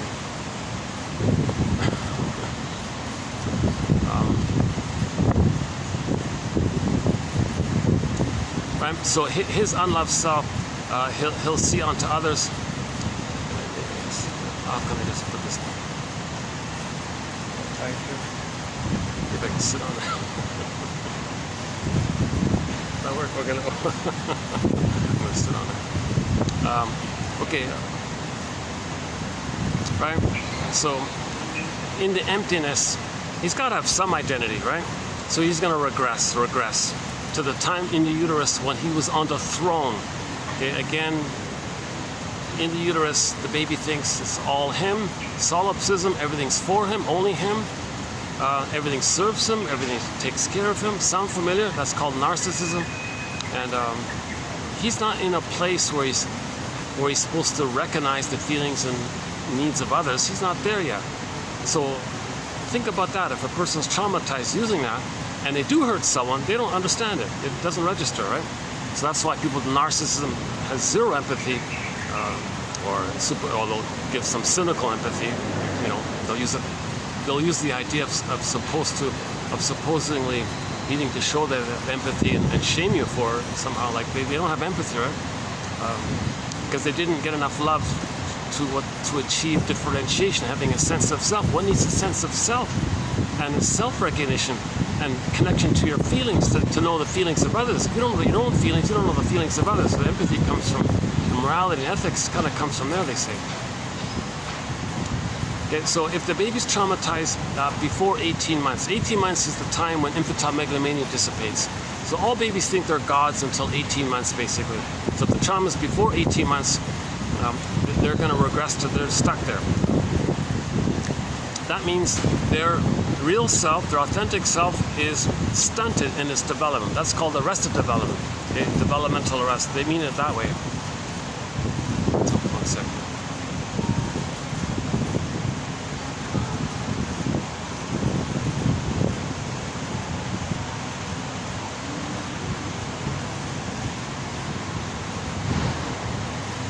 Yeah, all kinds of people visit this place. It's an interesting place. Yesterday was a kids' party.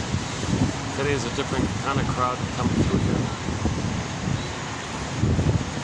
Yeah, there's quite a. It's quite a.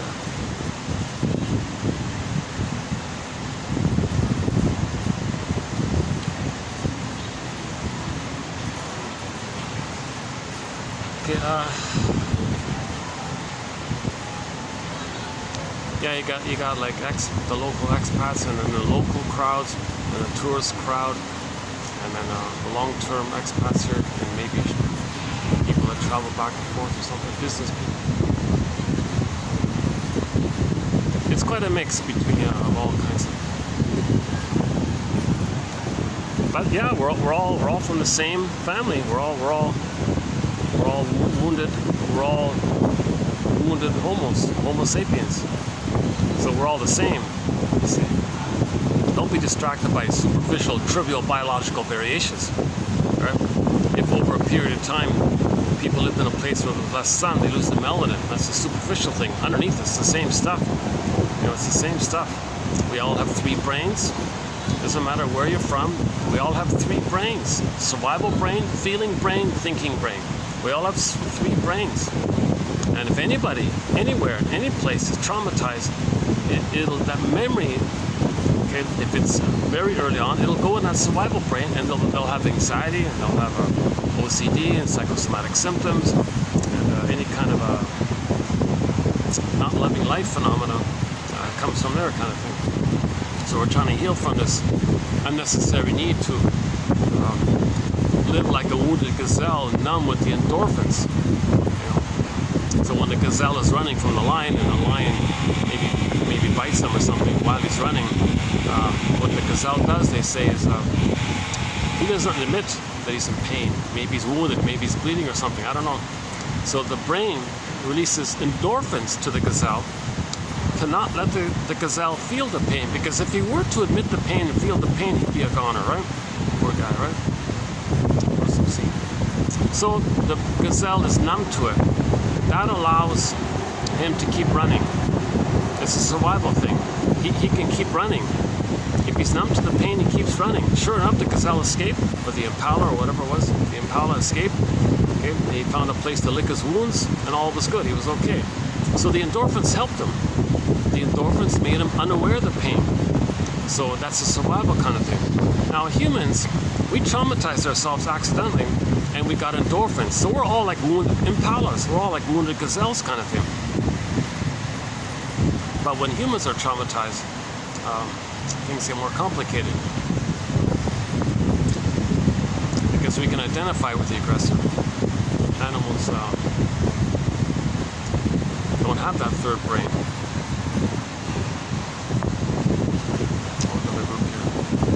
Okay, I'm getting off topic here.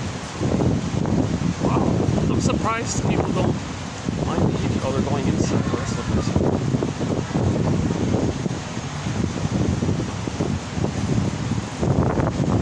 Yeah, this is a landmark place. I'm not surprised. Very famous landmark place. I found it a few months ago. I was thrilled to find it. It's well worth the trip to get here.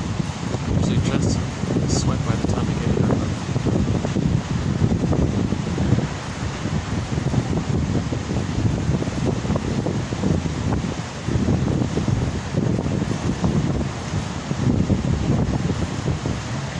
Well, let's stick with identification with the aggressor.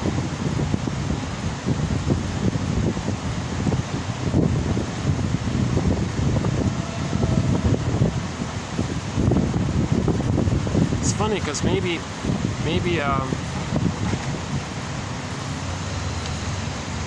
the way traumatized human babies survive is they create an image of the monster, the hungry wolf, and that's the mother now, and basically act like that. Find proxies to play them, treat them the way his mother treated them because he's become the mother. The proxy cries for love. He's the mother who says no to himself, but himself is seen into the proxy, so the behavior is he's saying no to the proxy because the proxy is playing him. Then he flips it. The one he just hurt and shamed, he'll flip, hocus pocus, auto-hypnosis, double focus, Alice in Wonderland, okay, up is down, left is right, etc. The one he just shamed in the present, okay, he will suddenly say, is the mother who had hurt him back in the nursery. Now he feels, there's my mother. That person he just shamed suddenly flipped, there's my mother. Now I'm going to fight with the mother. Come on, mother, change your ways. No, it was control the person, and different degrees of this, because if it's Iago or the witch or the more severe ones, they only want pain relief, so they don't even have hope. So they're way more envious, so they're more destructive and hurtful like that. Others maybe just try to control them and maybe give up and realize they can't. So it depends on the degree of the trauma. How early is the trauma?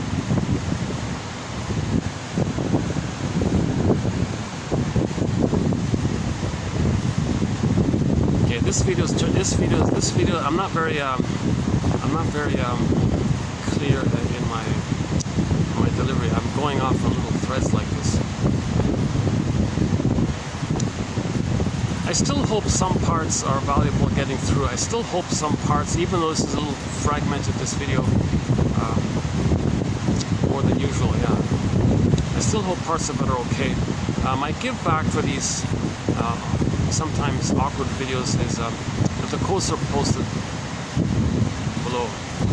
Oh wow, that looks like somebody I know. Or somebody new, I should say.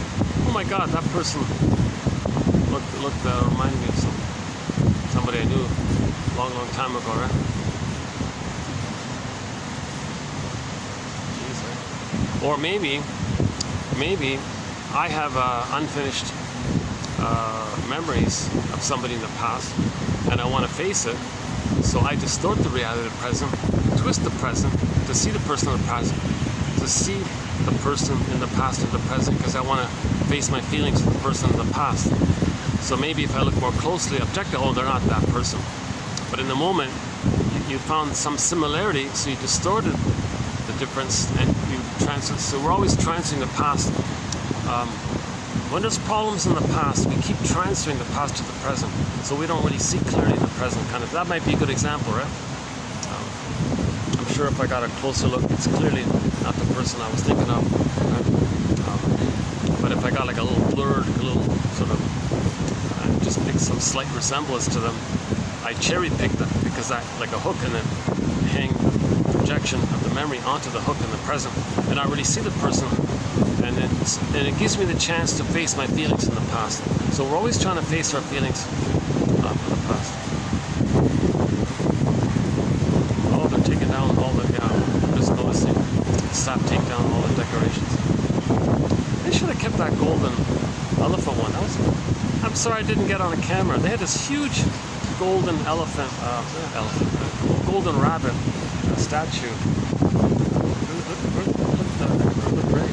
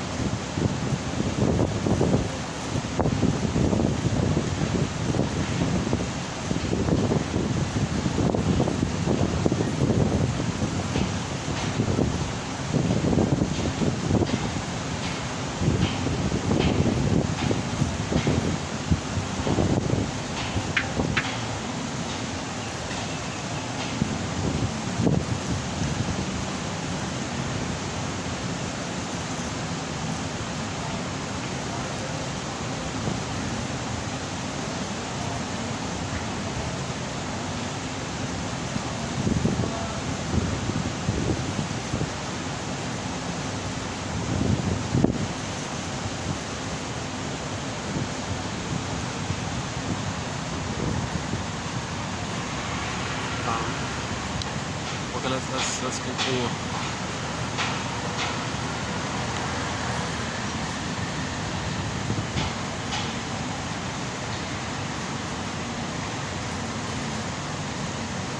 Okay, so the mechanism is known as identification with the aggressor. The baby becomes the mother, okay, because if he can't have his own, what is it?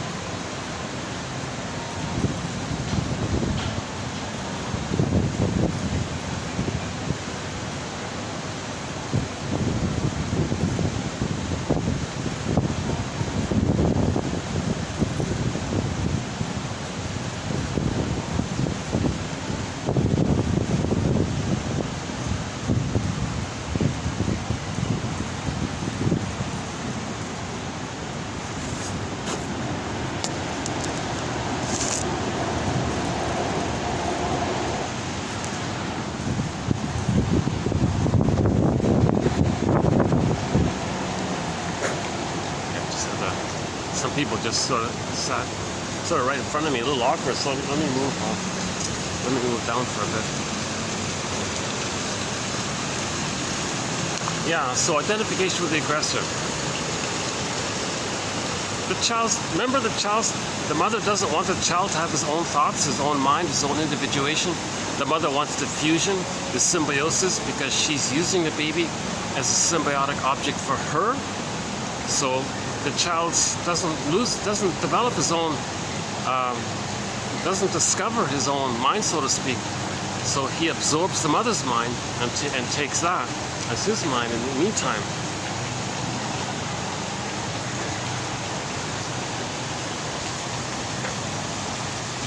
There's the other, yeah, there's the other one. They got two swans there. They got the white one, the main one, and his buddy there, black one.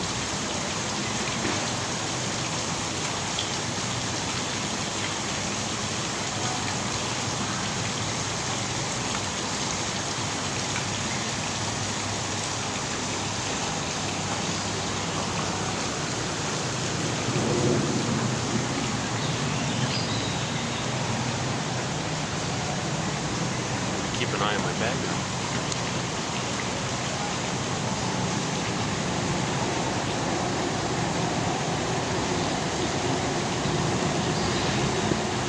So no baby would make it on their own. The baby would rather have an abusive mother than no mother. So to arrange it, he becomes her. That's his sort of compromise like that. A huge cost because he can't know himself. To boot, he's got to find proxies to play himself. And to have the mother, and to replay the repetition, he's got to shame himself to have a mother. So he finds proxies to play him, shames the proxy that distracts him of how he's shaming himself. So he's doing both. He's shaming himself, and the proxy is playing him. So when he shames the proxy, he's reminded of how the mother had hurt him, okay, because he's become her now. Then to continue the struggle with her, he sees the proxy in his flip-flop thing. Oh, now morphs the proxy who first played him and sees that other person as the mother who hurt him, and he'll play himself fighting with his mother now. So we're not making sense. He's not loving life. He's in a struggle with the mother. It doesn't work. It's misguided. Now the purpose of this is to be aware of it. In a nutshell, the way you're treating others that's for you to know how your mother had treated you. So you're doing this so you can know how your mother treated you. If the trauma is post 18 months, it's more benign. The person plays themselves. Okay, they just see others as the rejecting mother and recreate that scene of mother rejecting them.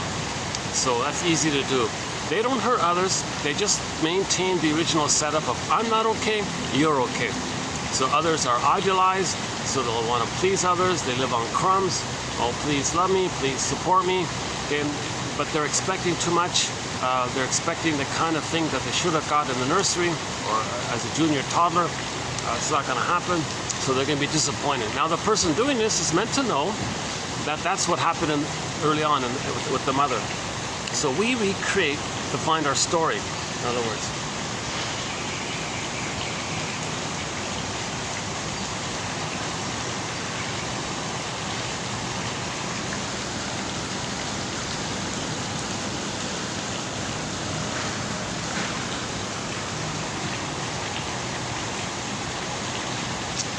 Hang on.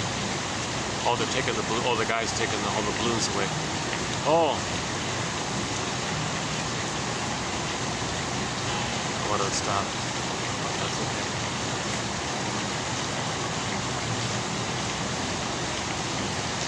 Well, when he leaves, I'll go back to the fan because I'm baking here already. My goodness.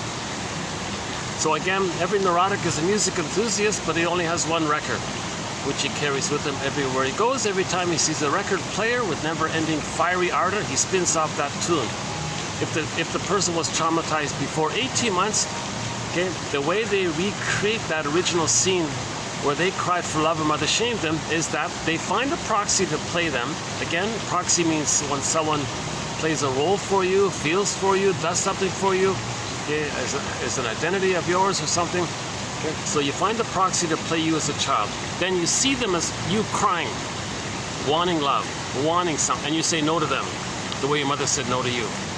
Now the proxy doesn't know what's going on here, and suddenly you flip the proxy and attack them because you think now that suddenly the proxy is your mother. The proxy can't say, hold the phone here. I'm not you from the nursery, and flip-flop. No, now I'm not your mother back in the nursery. What are you doing here? So people aren't making sense. People are stuck with this unconscious motivation. It's called unconscious iceberg. It's an unconscious motivation. The person's life force is tied, they say cathected. It's invested in that circuit. So let's do John Off's thing again. That circuit, okay, it's in the survival brain. Okay? Now when the third brain comes online, that circuit goes to the third brain. So the third brain, our consciousness, follows that circuit. Hence the idea, it's driving us like a puppet master is pushing us to do that circle. Now the third brain is going to search for mother's love, but what can it do? It's not the nursery, and the third brain knows it's not the nursery, but the drive is to get mother's love. So it searches for symbols of mother, or finds proxies and let them cry for love and say no to them. So that's us, the third brain, right? And that's our consciousness.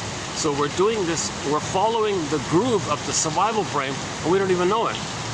That's why we're not making sense. Are they left? Oh, they left. Okay, hold on a second.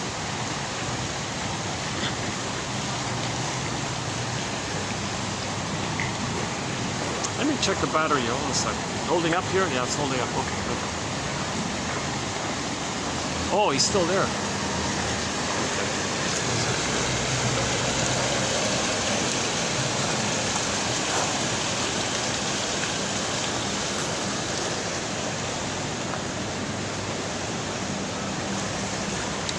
Wait a few more minutes here.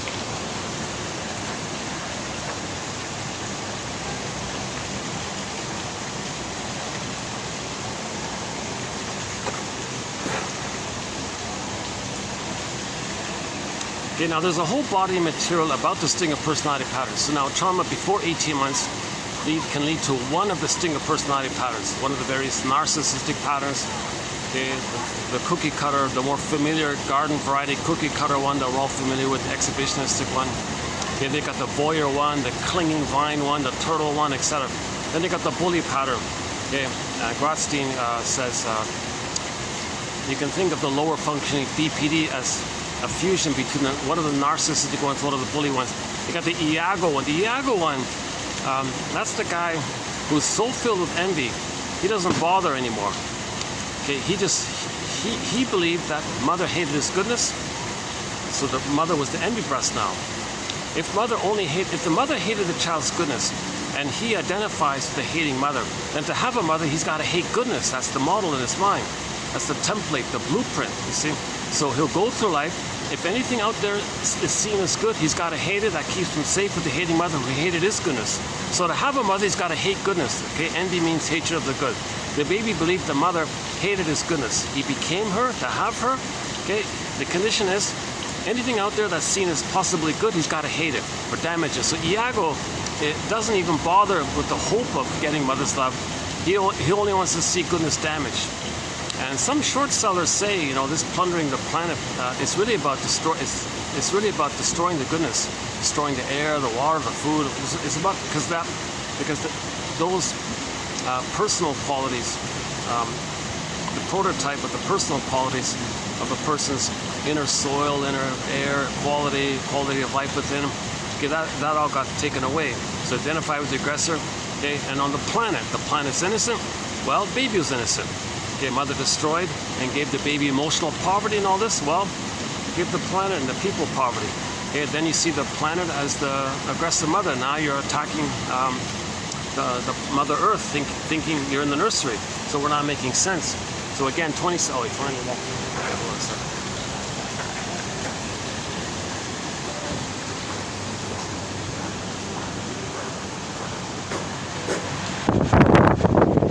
Okay, I need to sit here for a bit. Sorry about the noise of the fan on the place.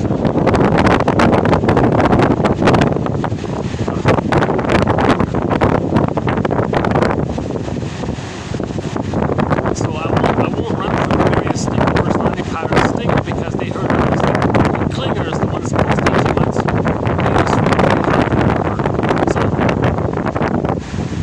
shortcut for this is that all babies begin with, I'm not okay, you're okay. But if the trauma is too much, the child doesn't want to know that he felt unokay. So he gives it up, projects it onto others, falls down to the prior place in the uterus when he was on the throne. Now on the throne, this is called the self-sufficient superiority complex, like the models on the catwalk. They walk with this tone of, I don't need anybody, I'm self-sufficient, I don't need you, I don't need anybody, I'm self-sufficient, I'm above you, like that kind of tone, right? So they kind of adopt that, or search for that, or expect that, or think that, and pursue that. Now to pursue that, the way to pursue that is to shame others, put others down. So the humor, back to God's seed, the humor will be dark humor, black humor, shaming humor, pessimistic humor, all this up and down humor, basically. Because that's what they did to them. They become the mother, put them down. That's how they have a mother, and they feel excited. So when they become like the mother, they recreate the trauma bond. Okay? Now in the trauma bond with the mother, the baby did feel some bliss with her. It keeps the bliss. Okay? Now it's addictive because the baby wasn't addicted in the beginning, but when you go forward and go back to it, it becomes an addiction. So now they're addicted to it. So when the person acts like the mother who shames themselves, they replay that thing they had where they were one with the mother. They just become the shaming mothers. Okay? So even though they find a proxy to play their innocence and shame the proxy, they're still reliving how shamed them. So they get it's called shatter-footed. They feel this pathological pleasure of the oneness of the mother. Now the pain of that is, well, the proxies express the pain. And plus your true pain is not it's numb. And you're addicted to the numbness, and you're addicted to the pleasure, and that's why narcissism is named after that little white flower that gives people this illusionary, solipsistic, dreamy, like kind of phenomenon. So there's solipsism and numbing and sleepwalking. So solipsism is sleepwalking. So the stingers. So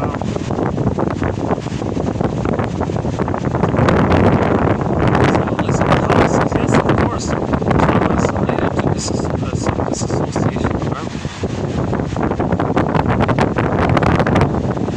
Oh, that's a skyscraper here. It's too noisy with the fan, isn't it? Are you? Okay, let's see if I can.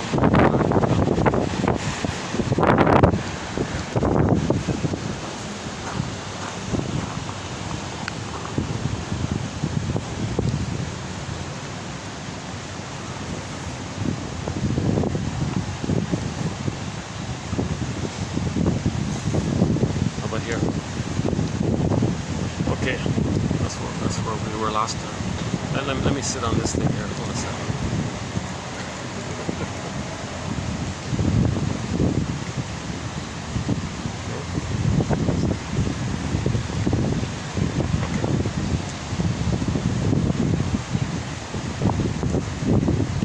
So the commonality of all the stick of personality patterns is hate, greed, envy, grenvy, spite, vindictiveness, shatter-footed, grievance collecting. A burglar calls it injustice collecting. Now, since they don't have a self, so there's no pleasure really, and there's no sadness, so there's no mourning. So if there is a loss, they do denial, contempt, and sour grapes with the line, didn't eat them anyways. And they call that a pyrrhic victory, okay? Because they didn't have to admit, they found a way to not admit that they needed somebody. Although the person they were connected to was only there to shame. The person was only a proxy of their innocence. So they're married to mom inside. That's the only real connection. So they just need proxies to play their innocence, to shame themselves, because that's what mother did to them. They haven't unblended with the mother. They become the mother. That's the tar pit of a negative symbiosis. Long ago, before Sandra Ferenczi's expression, identification with the aggressor, it used to be called the deal with the you-know-who, because the baby makes an image in his mind of the you-know-who character. Okay? And if he acts like that, then the promise is he has all this power, because now he thinks the mother, and he lives forever. He gets to live forever. Again, the survival brain doesn't know time. When somebody thinks they're going to live forever, that's because the survival brain is timeless. There's no time. Crocodiles don't know time. That survival brain is often nicknamed. Okay, again, we're not calling any person this. We're nicknaming that part of the brain. This part of the brain is sometimes nicknamed the reptile brain, the crocodile brain, the salamander brain. Okay, these creatures don't know time. They only care about survival, the instinct of survival and reproduction. There's no love or family or care or play or affection or nothing like that, right? Janov jokes, yeah, you don't talk about feelings with a crocodile kind of.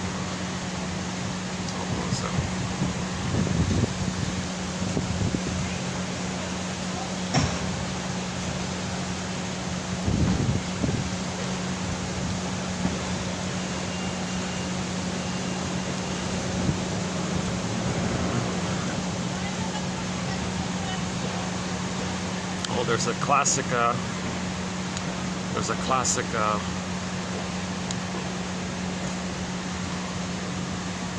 Poor guy has this delusion that, like an old, you see it sometimes, right? A guy in his 60s or 70s or something with a 20-something-year-old, and the girl is, sunshades and cool, indifferent. Only uses the guy for finances. It's pretty obvious he's just see, that guy's meant to know that if that woman's gonna use him and be so cold like that, that's for him to know. That's how his mother treated him. And for the girl to know that the guy can try all he wants, it's never enough. So Miriam Minerbo quoted a woman who said, "When I'm dating a guy, if he doesn't give me everything, he gives me nothing." So that's all. So she'll be disappointed because that guy will try to do everything he can because he's trying to save his mother, but he's trying to convert someone who doesn't. These are neurotic. These are very neurotic type of things. It's the unreal hope. It's a relentless hope that something in the present can change the past. And usually these relationships argue and have a struggle with each other. You be the good parent that I needed in the past. No, you be the good parent that I needed in the past. And none of them are aware of this, so hence all the arguing. And then finally wears out, turns to sour milk, or rusts out, or burns out, rust out. So.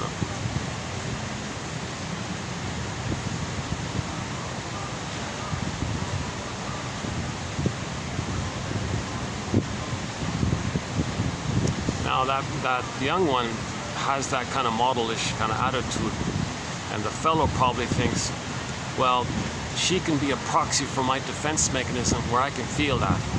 So I'll feel what she demonstrates, what she feels. She's expressing what I need to feel as a regression. Now for the young lady, this older fellow is safe, safe like that. So there's no risk of abandonment. She totally controls the fellow. I don't know the full. I've just.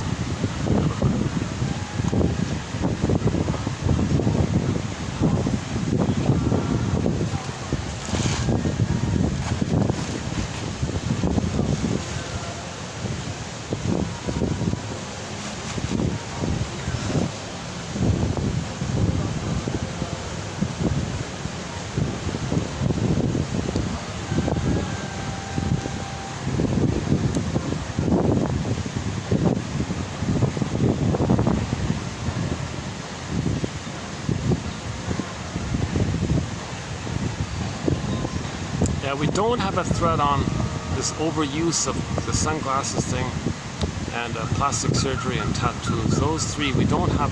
It's funny, because you see a lot of it, but we don't have any threads on it. We don't really have many quotes in these areas. So maybe in the future we'll see if we can dig up some quotes in that area. Yeah, I think we have a couple. Yeah, we have like a small handful, not too many.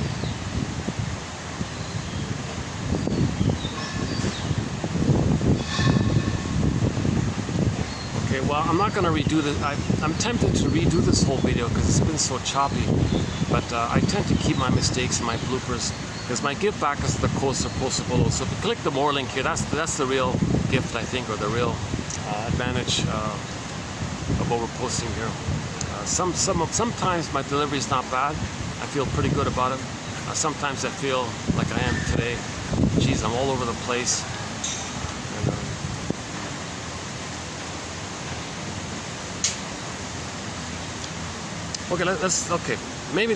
And, let's just finish here with sort of this fragmented introduction here. If you click any of the recent videos, I think chances are you'll get a better introduction. I spend more time on the like if two stingers get together, that whole phenomena of the scapegoat hunger, and taking turns playing big shot and scapegoating the child, this whole area, and the emotional triangle, Murray Bowen's phenomena, okay, and some of the songs they like, and then the clinger area, and a little bit about the clingers and the pleasers and the caretakers and all that, and then what if a clinger marries a stinger, that whole dynamic. We'll cover some of that. And I usually cover Melanie Klein's theory about the positions. I usually talk more about the splitting defense mechanism. Sometimes we go through a thing called projective identification. That's all those topics are missing in this introduction here. Let's just maybe move on.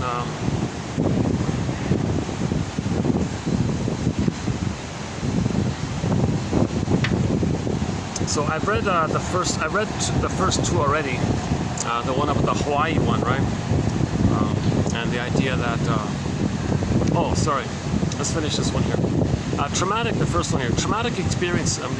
Here's the first one here. Traumatic experiences that are not contained become acted out in a repetition compulsion. Paul Levy-Russell says they're synonymous. Just think of them as synonymous. Trauma, repetition compulsion, they're synonyms. When there's trauma, we're going to repeat. We're repeating because they're trauma. He thinks that's how close they think they are. Think of them as synonyms. 2119 is our lead author on this topic here. Quote by a guy named Mogenson, 1989. Quote, a main feature of traumatic disturbances is the tendency to repeat the traumatic event again and again in diverse situations. Yeah, every new situation. Remember the record? Every time he sees a record player, I mean, any new situation, any place, any new person, any interaction, diverse, could be anywhere. Your inner conflicts will faithfully follow you no matter where you go. Berger says in a self-help book called Divorce Won't Help, he said to the lady, to the man, you think leaving the lady you're gonna leave your inner conflicts? Oh no, your inner conflicts will faithfully follow you to the next relationship. So heal your inner conflicts and save your marriage. Divorce won't help, right? So your inner conflicts will follow you to any situation, any place, in order for a trauma to break free from the spell in which it is transfixed. And so we're repeating with the fantasy that we can somehow get free of it, right? That's the positive intention. The imaginative process, or psychoanalysis, interpretations, narrative medicine, story medicine, the imaginative process, i.e. stories, which it has unconsciously literalized into compulsive behavior. Oh no, sorry, okay, the trauma was literalized. Okay, so the trauma, so in the baby has pictorial thinking, the primary process thinking, and things are frozen in there, literalized, like concrete, like fixed there, like that, okay. So we need to mirror this trauma back to the person somehow. Telling stories to clients may be one approach to mirror back to the client unassimilated trauma in imaginative ways. Okay, they quote a Zen koan. What sort of container is needed to contain the uncontainable? Again, what sort of container is needed to contain the uncontainable? Okay. The healing power of stories. The stories. Stories are the container of the uncontainable.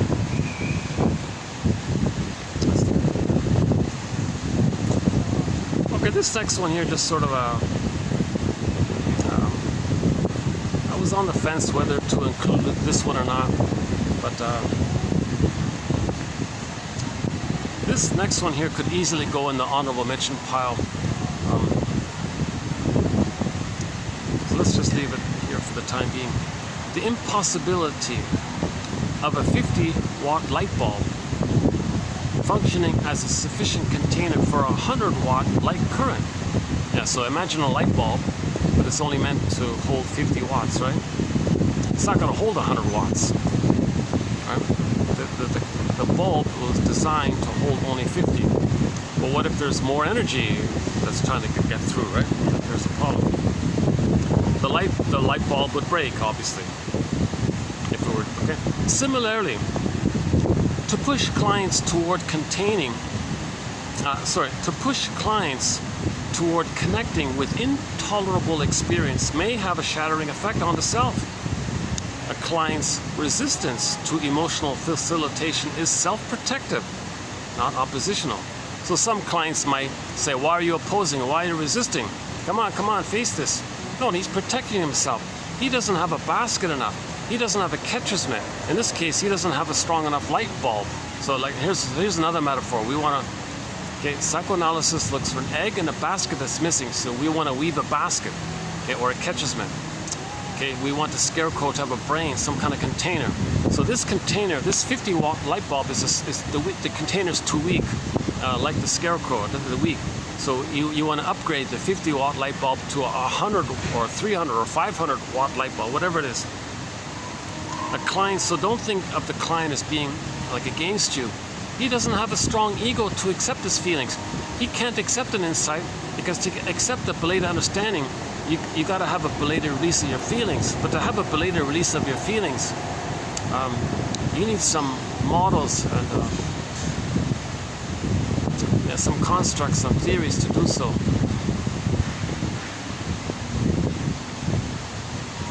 Sorry, my mind is on another little scene that from a little earlier.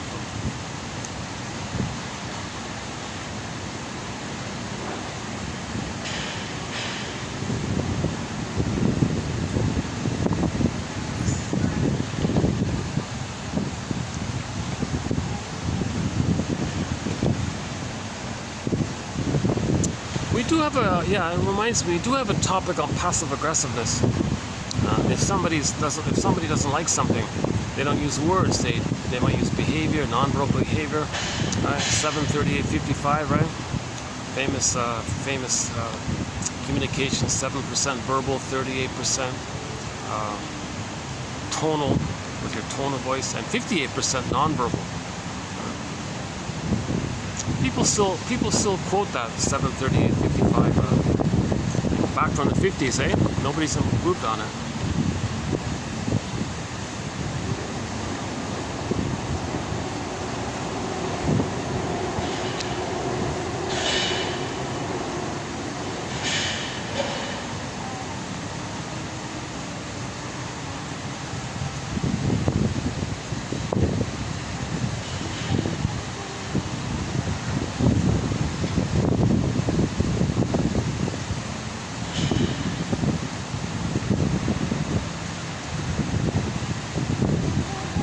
So people are self-protective, not oppositional.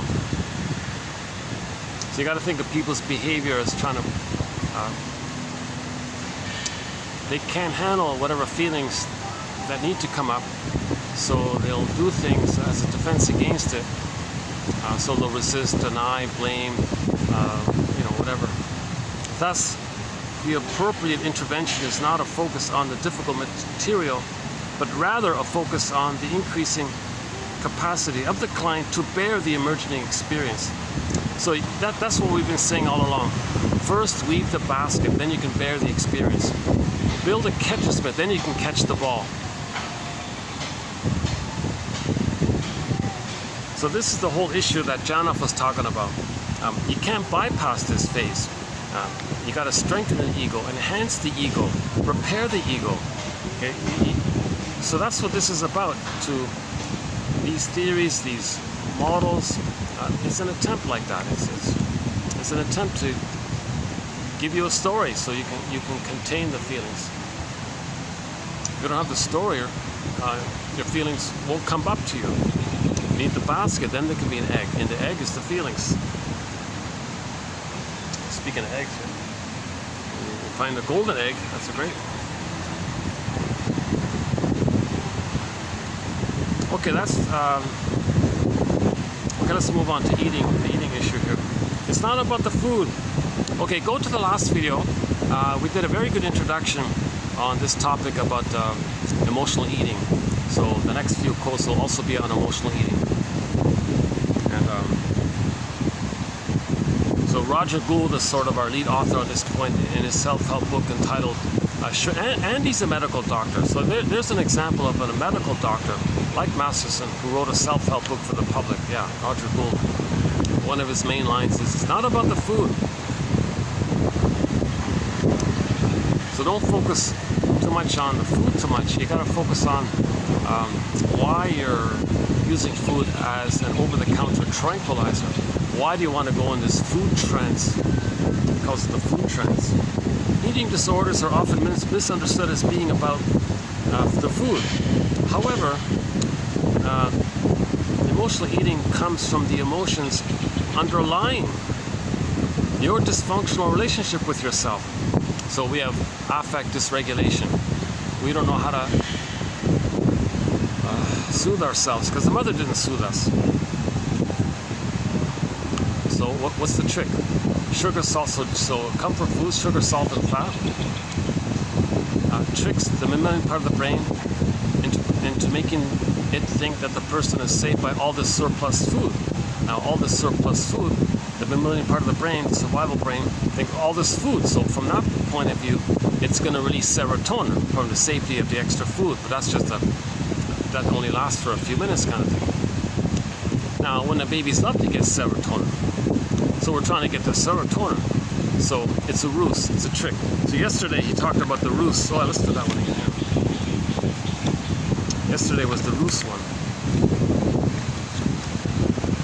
Yeah, here, Harold, what's his name? Harold Boris, is that right? 1984. Longing for comfort. Clients with eating disorders are deeply defended against the direct recognition of their object hunger.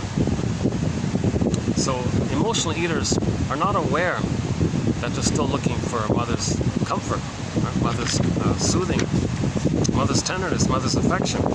So people who run for the cigarette or for the cookie or for the ice cream or for the beer, they have no idea that that's like code for, when I was a baby, I wasn't comforted, I wasn't soothed, I wasn't held, I wasn't nursed, I didn't get mother's sweetness, I didn't get mother's comfort. Isn't there some famous drink called something comfort or something? Stimulating fluid. Longing for comfort. Clients with eating disorders are deeply defended against the direct recognition of their object hunger, meaning the mother, the breast mother, repeating their defensive engagement with this traumatic theme in their relationship to food.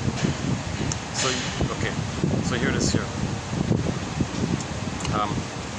Okay, Harold Boris 84 suggests that the hunger for food is, quote, a ruse, the flames of which are fanned to obscure object hunger. So you're not meant to know it. You can't know the pain of mother not soothing you. So eating, running for cookies, that act, part embedded in that act, it's to make you unaware of the pain. So food itself is a counterfeit substance to substitute for a longing for fusion. So we didn't get the blissful oneness with the mother. We didn't get that blissful time with the mother. And so that's the fusion. So that's Roger Gould's go into trance. You're one with the mother. Okay. So what's the so mother's touch, mother's tenderness, her loving gaze, her soothing voice, singing a lullaby, being held in her reverie, her attunement, her consideration, her loving arms, etc. You're looking for that, and you're using food to give you, to trick you to get the feeling that you would have got had you had that. Food was an early maternal substitute, providing comfort and dependability in contrast to his mother, who was often unavailable. Now that thing I saw earlier is still on my mind, can you believe it? Yeah, I'm a little triggered by a little thing. It's innocent, but it's something on my end.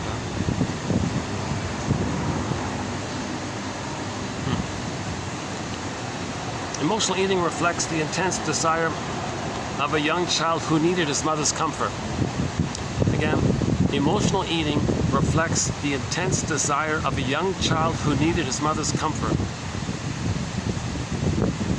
Emotional eating can be understood as a repetition of a defense against a traumatic theme from childhood, a never-ending attempt to magically undo the pain of one's past.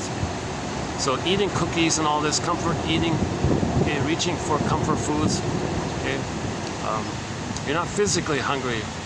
You got emotions that you don't know about. It's painful, and you're reaching for comfort foods. So that's a never-ending attempt to magically change and undo the pain of one's past. A second. Let's go back to today's one.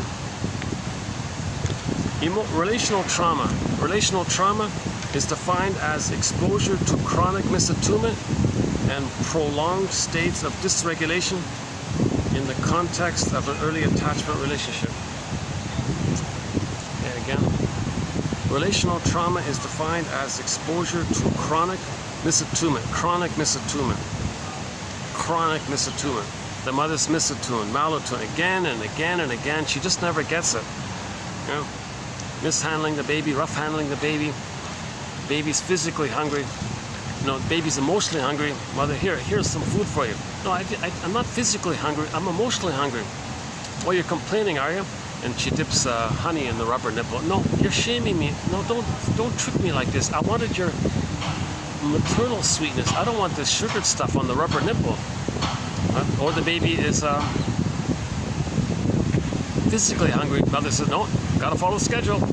No, I'm starving here. So this is attunement. Mothers are meant to be attuned, in sync, rhythm of safety, paradise. They're meant to be one. The mother's meant to know instantly what's going on with the baby, and she feeds accordingly. Okay? This chronic misattunement is called relational trauma, interpersonal trauma, attachment trauma. Attachment trauma. Oh, there's that little word there.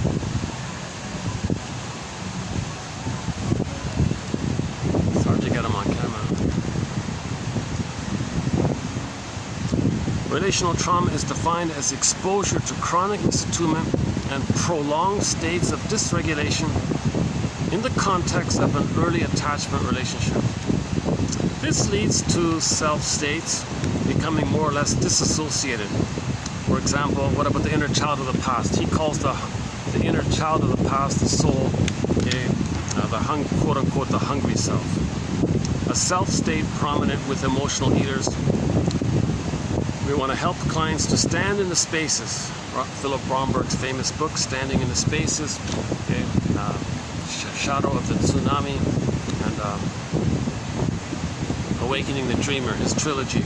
His trilogy has won the Golden Windmills in the Mind Award, by the way. So, meaning like you gap, like you have a trauma, knowledge of the trauma is one box, the emotions of the trauma is another box. If you stand in the space, it's an attempt to link the two up. That's what it means. When the hungry self, okay, emerges in a binge episode, the client's thinking and perception is disassociatively narrowed. She becomes absorbed in the movements and sensations, not in the meaning of eating. So when she's in a trance, she's not thinking clearly. She's just like the way the baby's in a blissful trance when he's nursing. Mothers,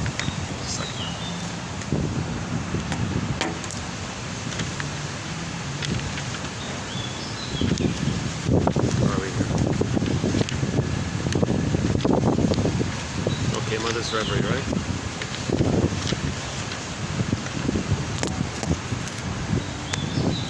Oops. Oh, I gotta keep this thing plugged in. Oh, otherwise the battery. I gotta keep this thing plugged in. Otherwise the battery runs out on me. Boy, this is one. This is funny, eh? I did a string of good videos suddenly. Isn't that funny, eh? get a run of good videos, I thought. This one is a disaster. This one is a disaster. Oh my God.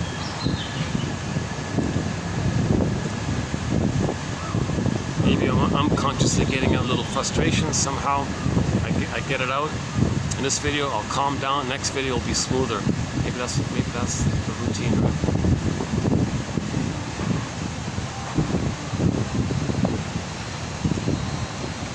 Mother's reverie. When this reverie is interrupted or inadequate, so reverie, her empathy. Okay, so she's not soul blind to the child. Some mothers are soul blind to the child. Some mothers are soul blind to the child.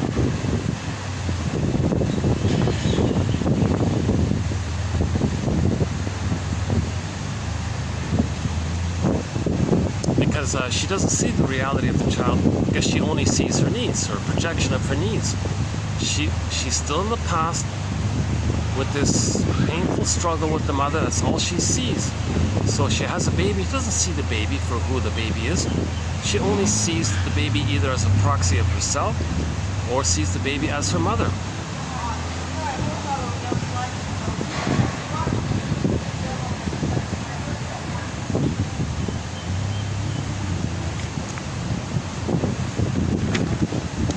Okay, mother's reverie. When this is a reverie, like attunement, her consideration, her presence, her naming what's going on, like if the baby's crying, the mother might say, "Oh baby, hey, it's your diaper, let's change your diaper here." So she puts meaning, she's understanding. So even though the baby doesn't understand the words, "Oh, my diaper's wet," but the baby senses the mother did recognize why the baby's upset, and she put words to it. So she mentalized it. That's her reverie. Her reverie mentalizes or conceptualizes or formulates or understands or put words to. Okay, secondary mentation to primary process mentation, sensations to feelings to vocabulary. So she gives vocabulary to the baby's sensations. That's called reverie and her attunement. This kind of thing. If the mother does that, the person can do it for himself. So if the mother does that, "Oh baby, you're crying. Oh, the diaper. We got to change your diaper here." The baby will remember that and have that in his mind, and then have that capacity within himself. Till later on, he has a feeling. What's the meaning of this? Because the prototype, the pattern was laid down. Baby was upset. Oh, the meaning. Diaper's wet. There's the meaning. And he knows why he's upset. The diaper's wet. Like the basic thing. But that basic thing can be a model to be applied more broadly. So later, if he feels something, oh, the meaning. Oh, because of this, because of that. You know, so shrinks tend to do that. They'll try to give meaning to why you're feeling your sensations. So the idea is to upgrade your sensations, which is in your survival brain, and try to upgrade it to your feelings, which is your mammal, and you use words to this end. The third brain. So you need all three brains. When this reverie is inadequate or interrupted, when there is a breakdown in so-called containment, your mother's containing, her loving arms contains and holds it. She contains the baby both physically and emotionally, psychologically. She's holding, she's seeing, they're one, etc. One potential consequence is an impairment in the ability to put feelings to words. Okay, now here's a new idea here by, what's his name? Oh, Wooldridge, yeah. So Wooldridge has a thing here called the false body. I'm not crazy about this phrase, but here we go. The false body refers to the way that the body's state is rigidly controlled such that spontaneous emotional experiences are foreclosed. So if the body's being used to squelch the feelings, he calls that, why don't we just call it the defensive body? Why is he calling it the false body? Let's call it the body in defensive mode, the defensive body. Why don't we call it the defensive body? So normally your body allows your feelings to flow and you can put words to it. But if you don't know how to put words to your feelings, then your body constricts or tightens or hardens up or does something to prevent it. So the body's being used in that way because you can't feel feelings. If you can't feel feelings, the body will freak out somehow in some way or another. A particular form of defensive body, he calls it the false body, that is commonly observed in clients with anorexia, again, anorexia nervosa. This huge pet project by so many shrinks. I've never seen in my life a woman with anorexia nervosa, but as I read this material, 1 out of every 10 shrinks, it seems, is obsessed with this topic. I don't know. Because women with anorexia nervosa, they're a symbol of protest. They're fighting against the mother. Right? So if mother's food and mother's hurting them, they don't want food because that's the same as saying, I don't want mother. And then if their own body is mother and they starve their own body, they think they're trying to starve the mother. So they're in a huge protest with the mother, this anorexia stuff. Talked about yesterday. If you want more on that, go to yesterday's one.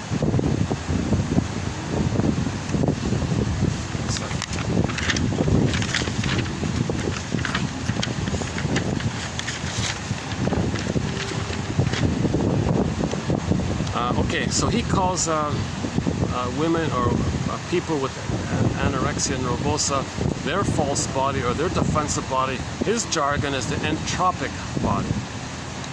The entropic, entropy, right? Undeveloped. The entropic body is cultivated through self-starvation and rigidly maintained to subjugate an underlying emotional experience of need and dependence.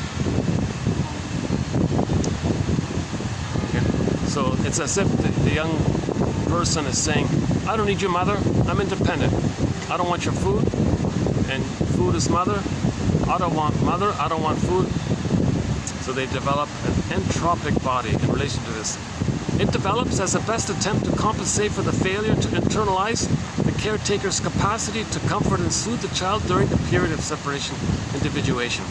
So there's no mother who's soothing and holding. You got it impinging, demanding, and the mother uses the child and dumps her feelings.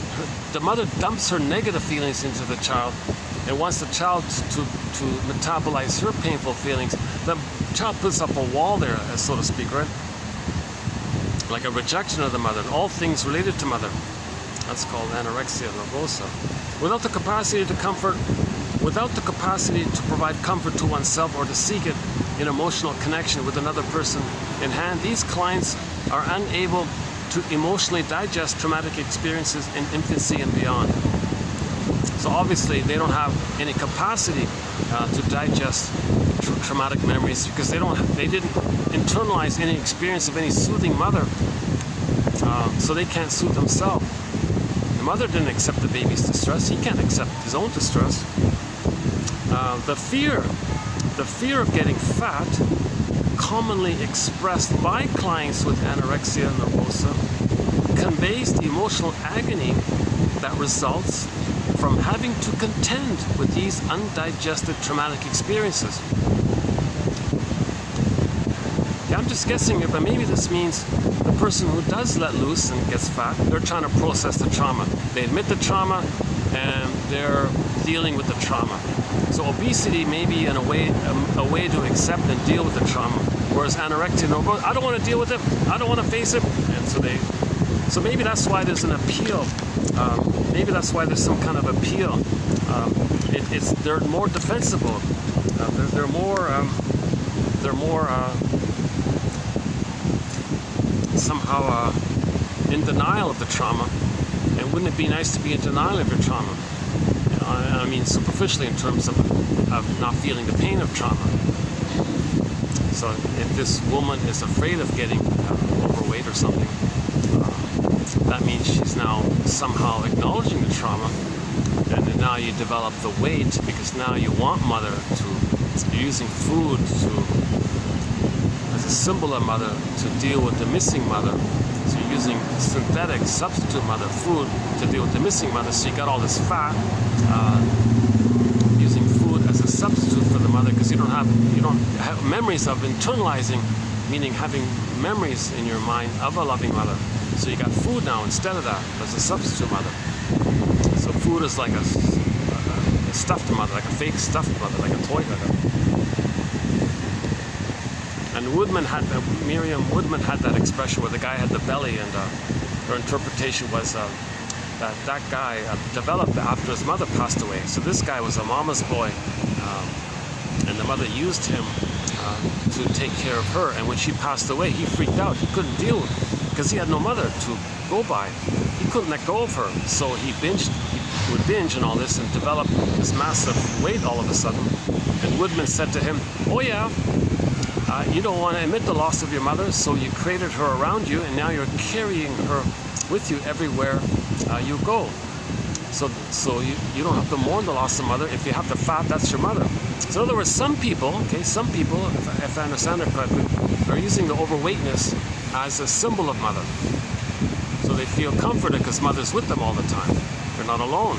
Remember, a child can only be alone if he has the memories of mother loving them. If they don't, then they gotta have a teddy bear. So in other words, fat can be like a teddy bear in a way. It connects you to the mother, but it isn't the mother. It's a substitute mother. Something like that. Anyways, I'm quoting from a guy named Tom Wooldridge. If you want to get it more clearly, I recommend his book called The Introduction. Introduction something. If you go to Tom Wooldridge, and he's got two books, the one called Introduction, that one. Okay, just as a continue. Oh, so yesterday, let's do yesterday then. One second. Okay, so since we're on the topic here, yesterday we did this one here. A child's inherent wish for a fruitful exchange with her parents can be frustrated in many ways. To capture this, I use the term traumatic themes. Now, this phrase I like of this, traumatic themes, which are chronic patterns of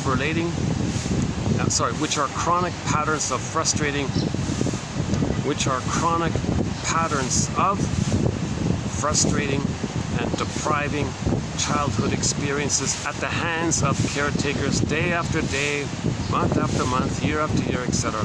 It's a strain trauma.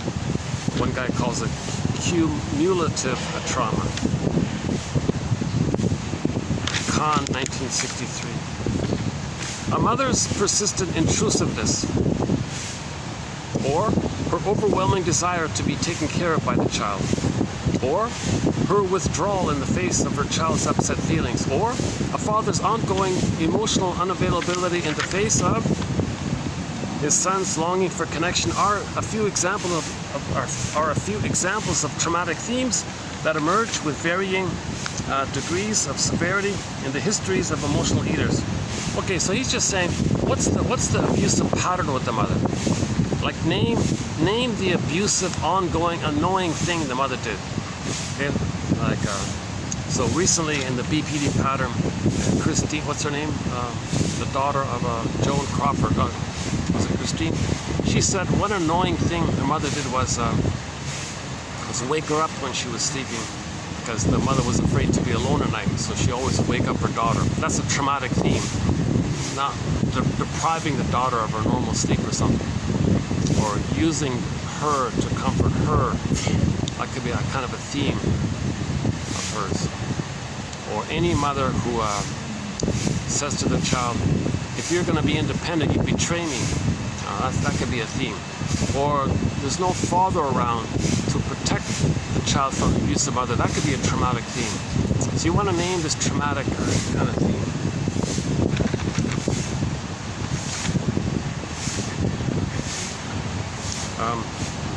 The parent is likely repeating a traumatic theme from her own history that has not been mourned, and because so often repressed, has become an aspect of her character. The child is rendered helpless. So identify your mother's traumatic theme, their traumatic theme, like what happened to them again and again, and your father's traumatic theme, what happened to them again and again. The child is rendered helpless in his attempts to change the parent into a wished-for figure. So, in the healing journey, we gotta give up this fantasy that we're gonna change the parent, heal the parent. We gotta mourn the loss of the wished-for, a needed experience of the parent. So mourn the loving parent that you never had. That's a loss, to not have a loving parent who you would have been had you been loved.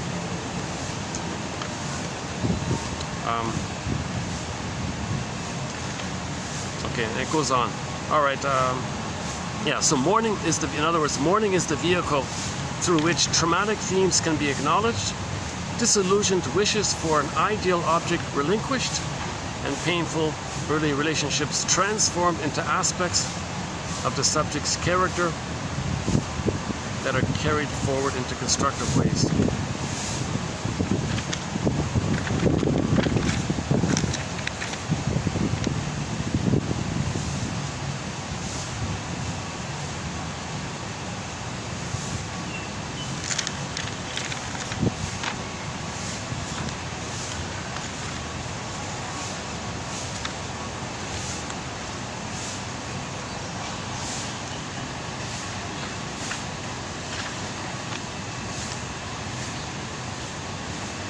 So women with anorexia, they're trying to control the mother, dominate the mother, not have the mother, reject the mother.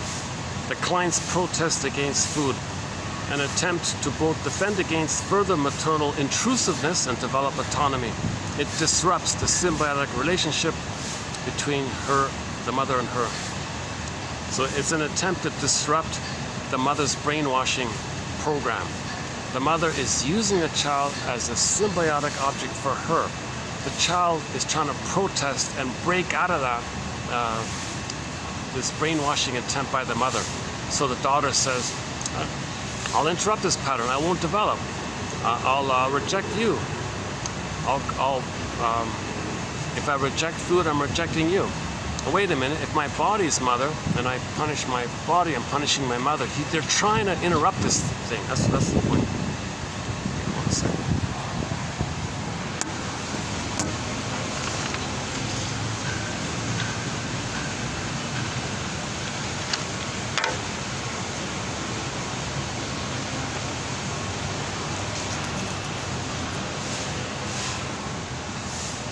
Okay, in adult life, anxiety becomes associated with the dread of returning to one's infantile trauma.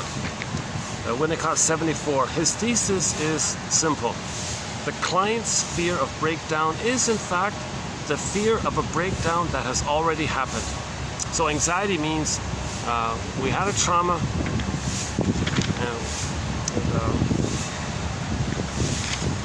and we're afraid of feeling it again, or knowing it, or remembering it.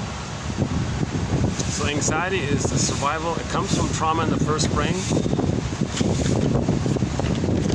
It's just generalized and dispersed in all aspects of the person's life. Okay, the manic behavior. She filled every moment of her life with work, deploying a complex array of manic defenses to avoid the feelings lurking beneath the surface. Okay, so one woman couldn't soothe her feelings, so she would have eating disorders, so-called EDS, ED, and at the same, it wasn't enough, so she was also manic. So she was both manic and had eating food issues. And both of these were a complex array of defenses to avoid the feelings lurking beneath the surface. She filled every moment of her life with work. So the workaholic, okay, it's because the person was never soothed. So one way,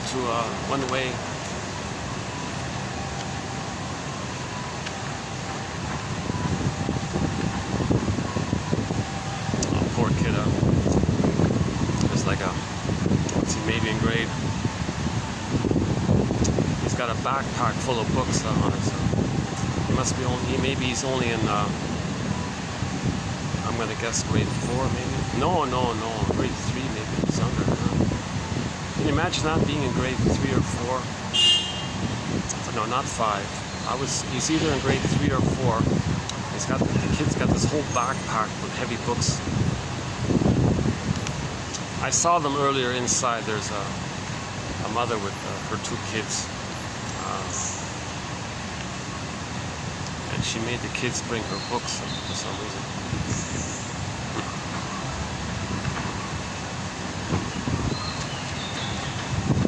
Oh, a whole bunch of people just arrived here. a second. What time is it? Why is it busy now? 3:06.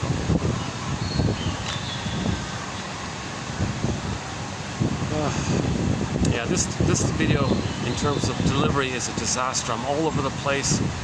I didn't really stay clearly on one topic. A lot of ums and ahs here and there. The visual isn't too great today. The audio might not be too great. Okay, last one here.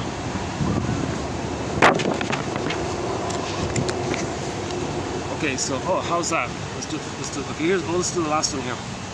Well, the lighting's okay this way, right? Okay, let's try this. Why do diets often not work? Why do diets often not work? Well, according to this one here, one reason is that the brain learns that it must survive on less and economizes, adapting to what it perceives as starvation conditions. Yet diets provoke more hunger by inducing hormones that increase one's obsession with food. So if you're in survival mode, okay, and you deprive yourself, and dopamine kicks in. Dopamine means go get the food. So if food is being used as a tranquilizer, and you take away the food, now the anxiety comes up. So now the survival mode comes up. Now the dopamine kicks in. Now you're running to the fridge. See, that's why you got to shrink yourself.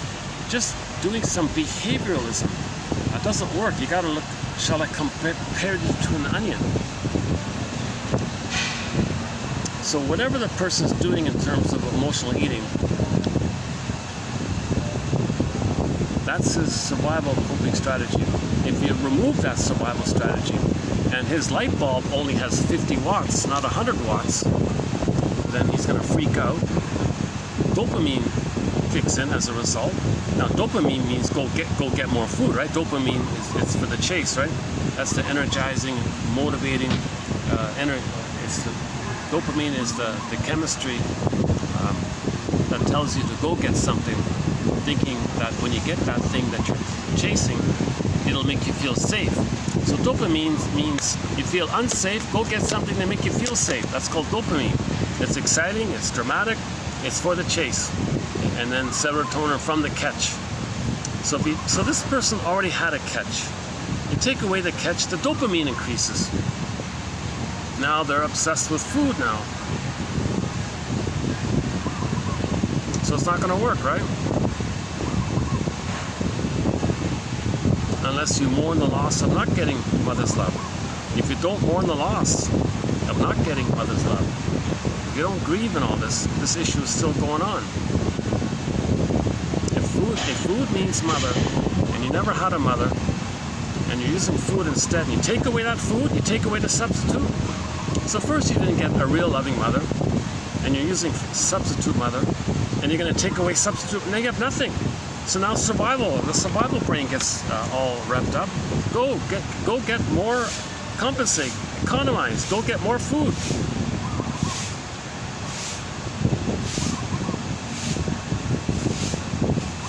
So there's going to be the famous yo-yo effect, I guess, comes from here, right?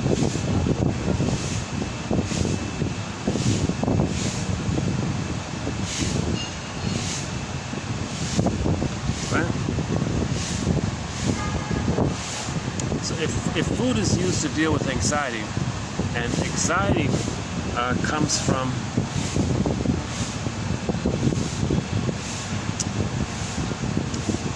trauma in the nursery, and you're not facing that trauma in the nursery, you have anxiety. So if you use food as a defense against the anxiety, but then you take away the food, that anxiety is going to come up, and that's survival anxiety.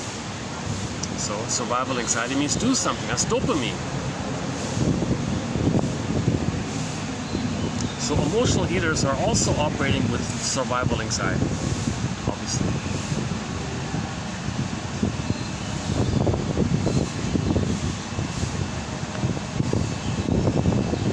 So the solution is to feel safer in some regular way. Okay, if you have friends, you'll feel safer in some other way. Then you won't need to emotionally eat, right? The issue is safety, right? So comfort food is the sugar, salt, and fat to trick your brain, telling you that the person has a surplus of food, and by that surplus you get serotonin. It's not from the wiring of the memory of being loved by the mother that gives you serotonin. It's this synthetic, it's the ruse that the Herald Forrest I was talking about yesterday. Ruse. Do it again. Ruse. Longing for comfort. Clients with eating disorders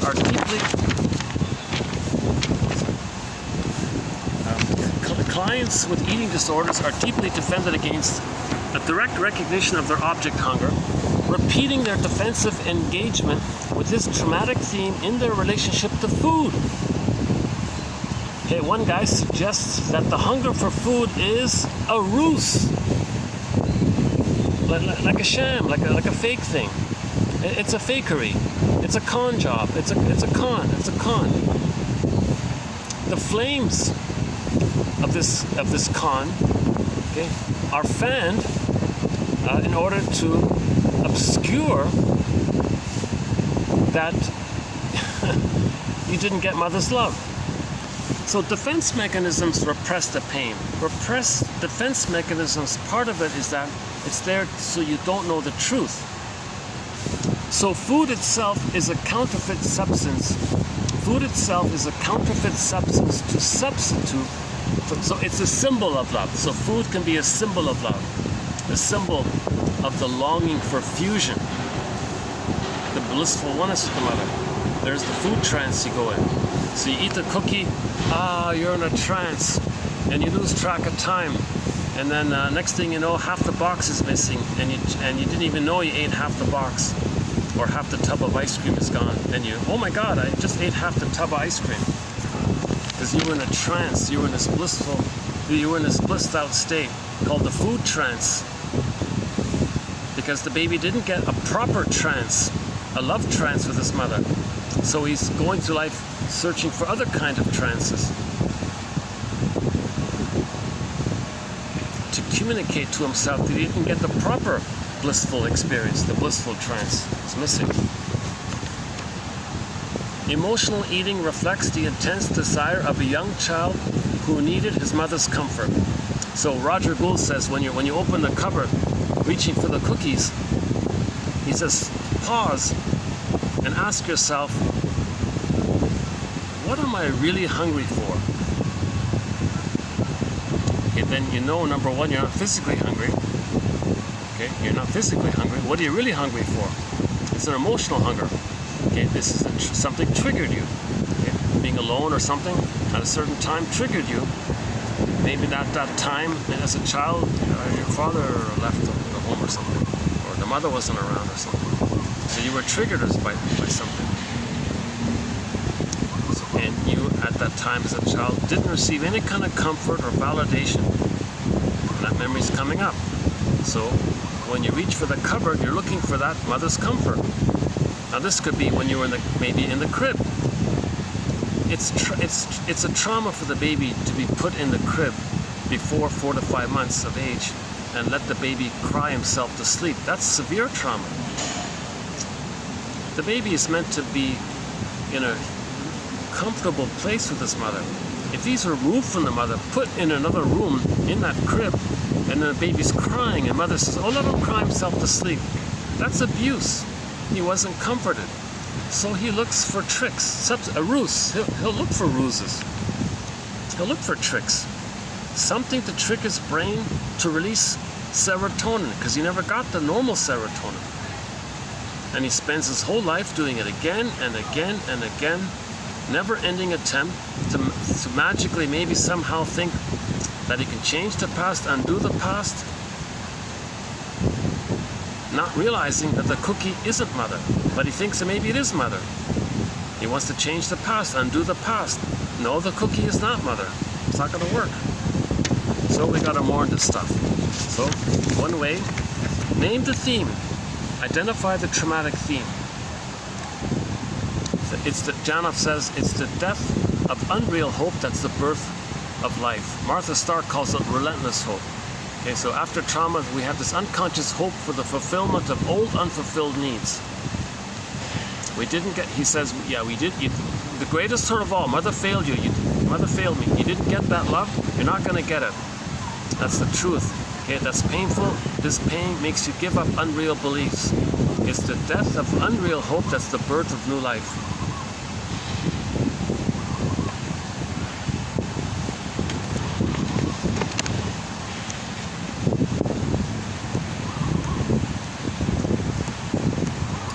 Should we do this one again? Okay. If you go to yesterday, there's one about one by Kernberg and Hilda Baruch. That one there. About the body one, yeah. That's a tough one, yesterday's one. Many authors, including Kernberg, point out that the client's hatred of her body is a derivative of her hatred for mother, an attempt to destroy her body as if it belongs to the mother. So here, the person is self-defeating, hurting themselves, thinking that's the way to hurt the mother. They're so angry at the mother. To what degree they associate themselves with the mother or associate food with the mother, they're trying to interrupt mother's agenda. Some mothers have this agenda, oh cunning tale, that let no witness it. Some others have this agenda where they're going to use the baby as a symbiotic object and take comfort from this. If the child has autonomous wishes, she'll punish him. That's the agenda. The child is going to try to disrupt this. Now, anorexia is sort of a vividly visual. Clearly, we can see it. Her whole body is showing her protests. So maybe there is this fascination with the skinny models or whatever, because maybe it seems on some level that they're protesting against the mother. And the catwalk ladies, I guess. Yeah, I don't need anybody. I'm self-sufficient. I don't need mother. I don't need food. I don't need anybody. So they're protesting because maybe we tried to protest against our mothers and failed, and now we're dealing with obesity or overweight or binging or purging or all these kind of things, or eating junk food or something. But the catwalk model was seen as maybe quote unquote, in quotes of course, successful because she's rebelling. She's more of a fighter, let's say. But she's deluded because in some cases she takes it to the extreme and hurts herself, and that's why it shrinks her concern, because some people with anorexia nervosa, they get drunk of the power that they're in, and the narcissism of the little white flower is so alluring. Okay, now they're in lotus land, they're depriving themselves. Okay, so while they're attacking the mother, they're getting addicted, and in the process they might starve themselves, get malnutrition, and so on. They might. So we hear about these stories about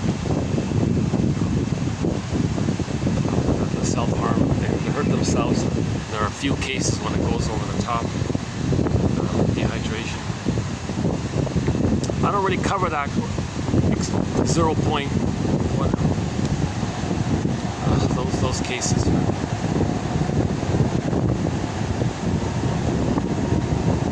How's the lighting? You know, I think I'm cooling off. Yeah, thanks to the fan, I'm cooling off a bit. Let's I can find some better lighting somewhere.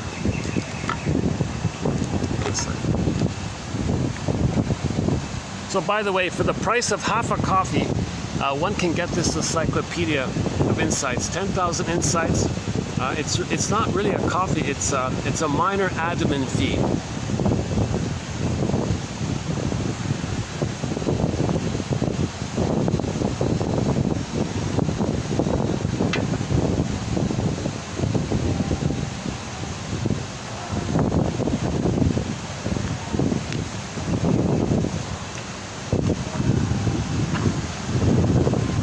Let me return this chair here.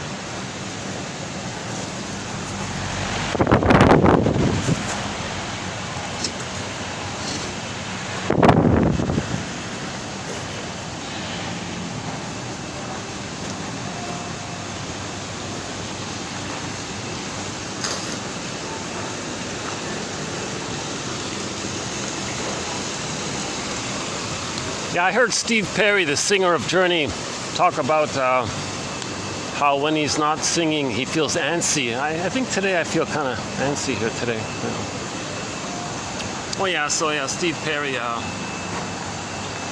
is in the news these days and all this, and I heard in a live a live concert he gave, he introduced one of his songs, I forget which one, with the line, "You know, everybody,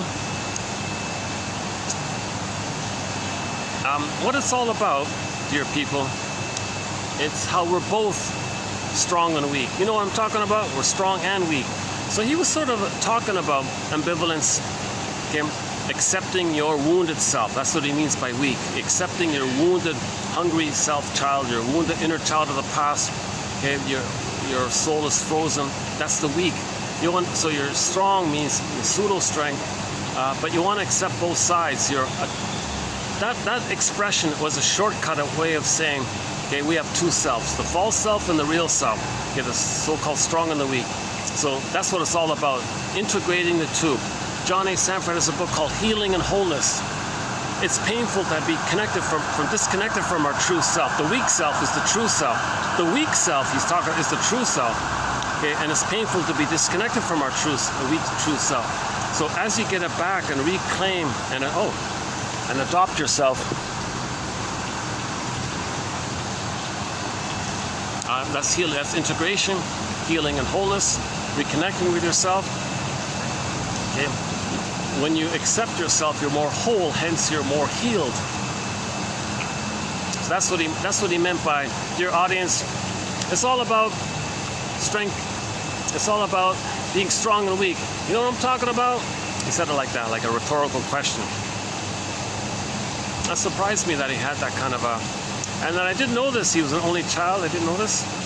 He was an only child. Parents divorced when he was a kid and all this. And he said he felt lonely. Many times in his life he felt lonely and all this. So I finally got to know a little more about Steve Perry. So I looked at, I think I'm going to post a song. We don't have any Steve Perry songs on our soundtrack, but I want to include him in our soundtrack. So I'm gonna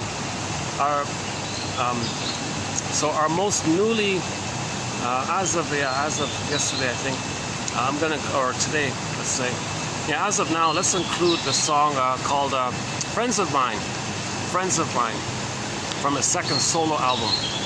It's the second last track on that CD called Friends of Mine. It's that bluesy one with the harmonica and the rock.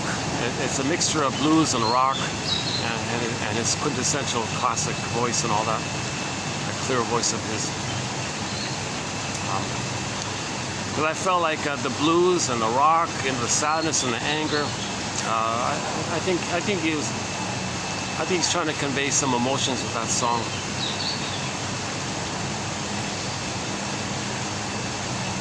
It's funny when he said that on Wikipedia. They said, yeah, he's the only child and all this. And it's funny because he said he never felt really included or accepted fully by the other band members. He always felt like an outsider kind of thing. And I never thought that really, but you know, now that he said it, it would make sense how he felt like an outsider like that.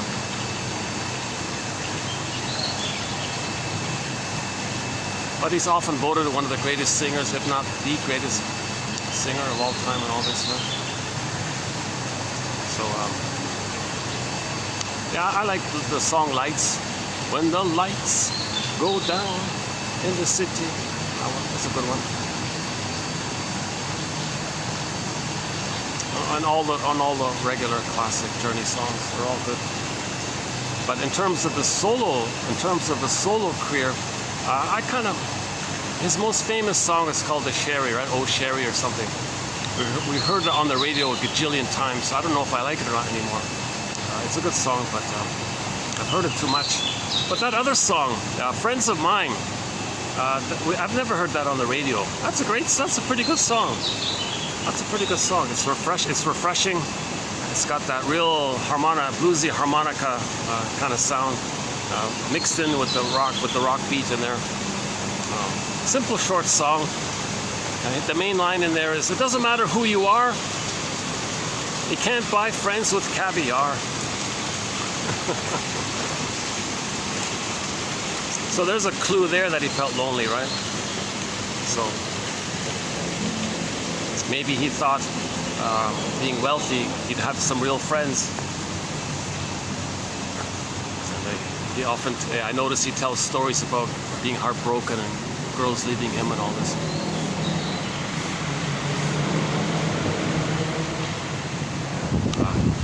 All right. Can you hear them?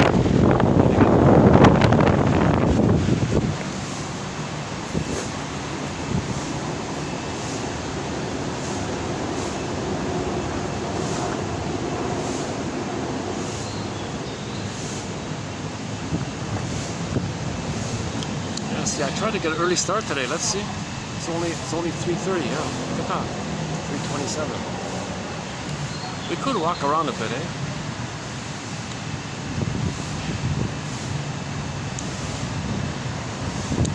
There isn't really much.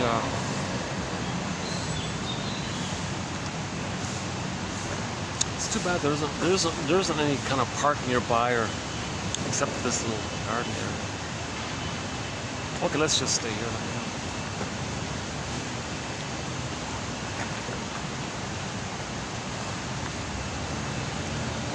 Oh yeah, let's see, what's my favorite quote for today? So my hope is that in each video you'll find one quote that you like. How about for myself here today? Let's see.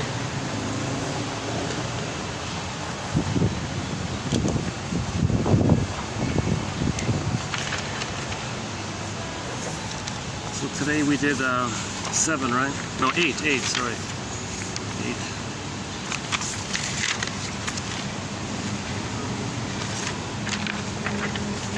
So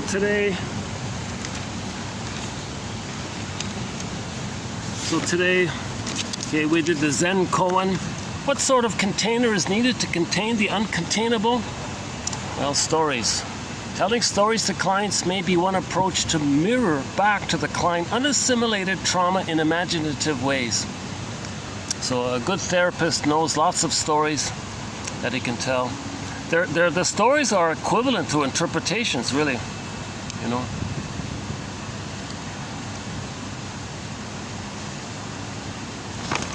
Yeah, I haven't seen the film, but he recommends. He recommended a film called, was it My Life or something? Michael Keaton or something. The guy's him and his wife are about to have a baby, but he's not going to make it. So he left all these videos to his child, letting the child know who his father was. Because his own child's going to grow up without a father, so he left all these videos. I just saw the trailer and the little brief introduction. And in the trailer, yeah, he's frantically trying to find ways to save himself. And I noticed one guy is saying, you got to face your feelings. What are you talking about? I don't get that. I just want a magical solution. Just give me some hocus pocus magical solution. No, you're not listening. You got feelings that you're denying. So I'm interested to see the rest of that film, yeah.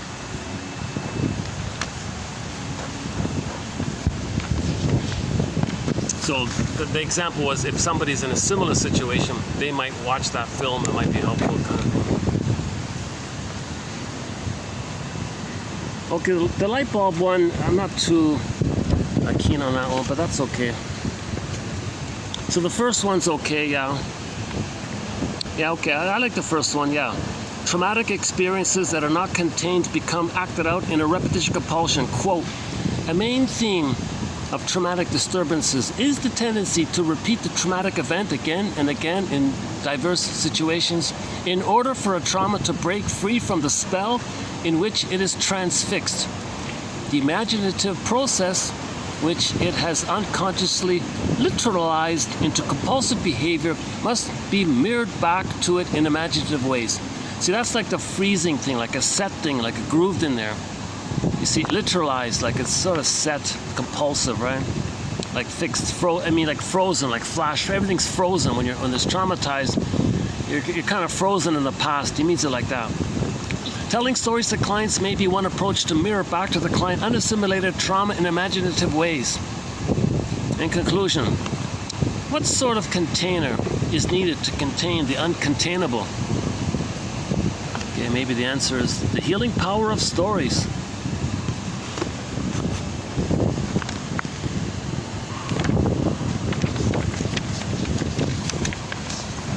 Relational trauma is defined as exposure to chronic misattunement and prolonged states of dysregulation in the context of an early attachment relationship.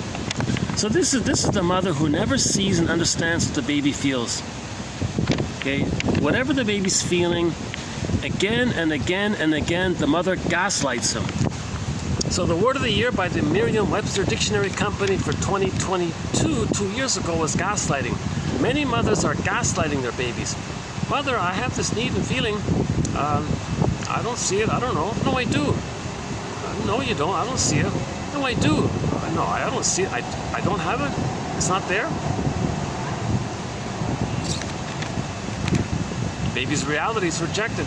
He believes his mother.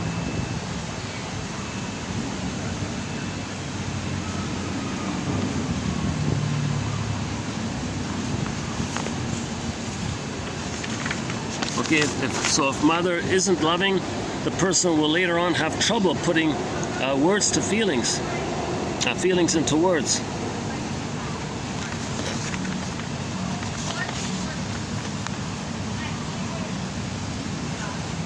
Okay, so new concept here, the entropic body, the undeveloped body, is an attempt to compensate. They're trying to soothe themselves by, I don't need you, mother, I'll soothe myself, I don't need you. So rejecting the mother is an attempt to take care of themselves, i.e. soothe themselves, maybe. Plus, these anorexics don't have the memory of mother metabolizing their emotions, putting words to their emotions. So for them to be suddenly let go kind of thing and become fat, they might become very fat. So there's a link there between anorexia nervosa as a defense against obesity. But the obesity seems to be some kind of attempt to express and process and handle and deal with. But the anorexia, I don't want to deal with the trauma, but maybe the overweight person is saying, fine, I'll try to deal with it. Maybe something, I'm just guessing at this point here. My disclaimer, once again, I'm not a doctor.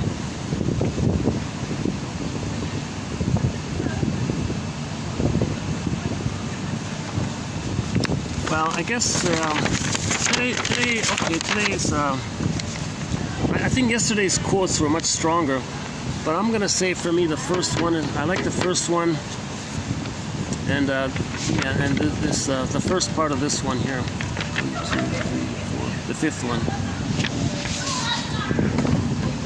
Yeah, so we did today, well, 1, 2, 3, 4, 5, 6, 7, 8, 9. Yeah, yesterday we did 10 quotes. Today we did 9 quotes. Now, on average, we do 10 quotes per video.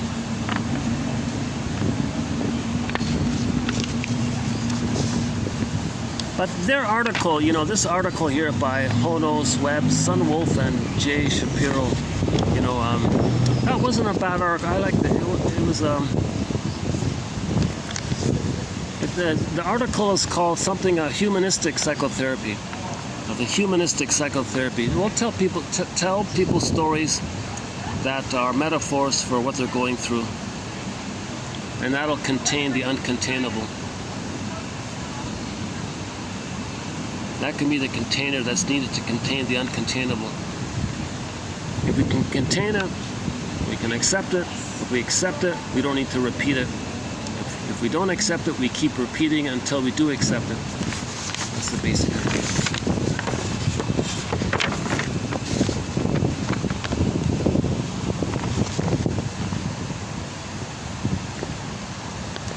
Oh, where's the young one with the sugar daddy guy?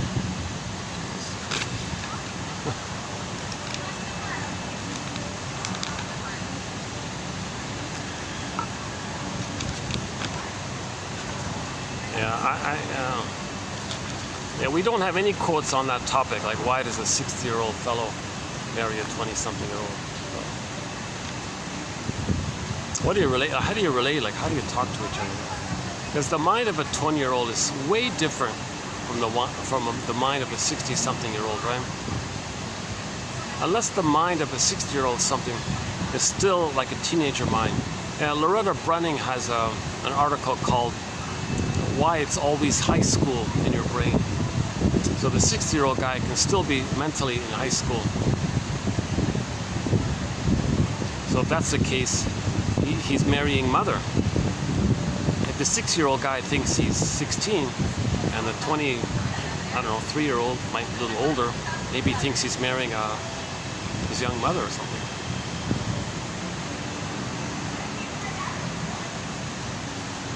I'm just guessing. I don't know the truth. I don't know what the real relationship is.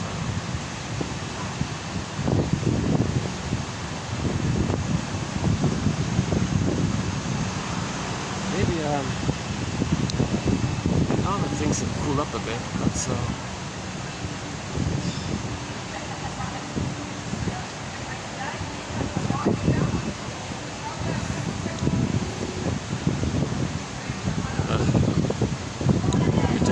let me take a 1-minute break here.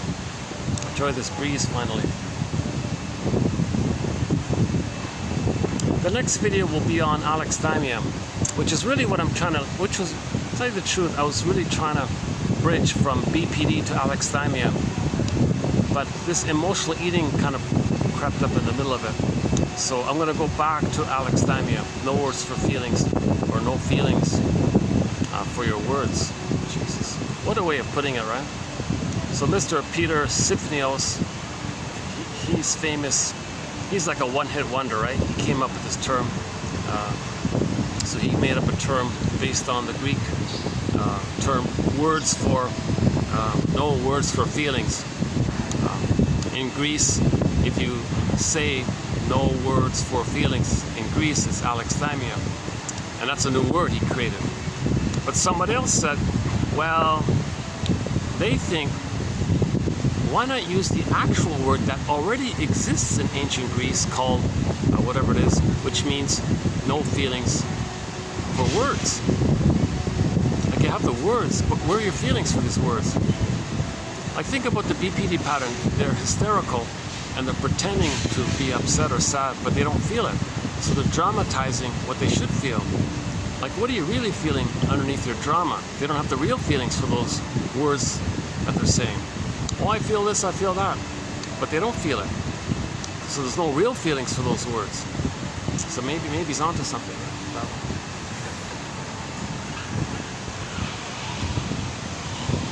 And the theory is our dysfunction, our manic behavior, our emotional eating, our acting out, our repeating the past and the present, we're trying to get back our feelings. So with trauma, we develop alexithymia. Or no words for feelings, or no feelings for words. Because the feelings are frozen. That's called emotional coma, emotional catatonia, emotional hypothermia.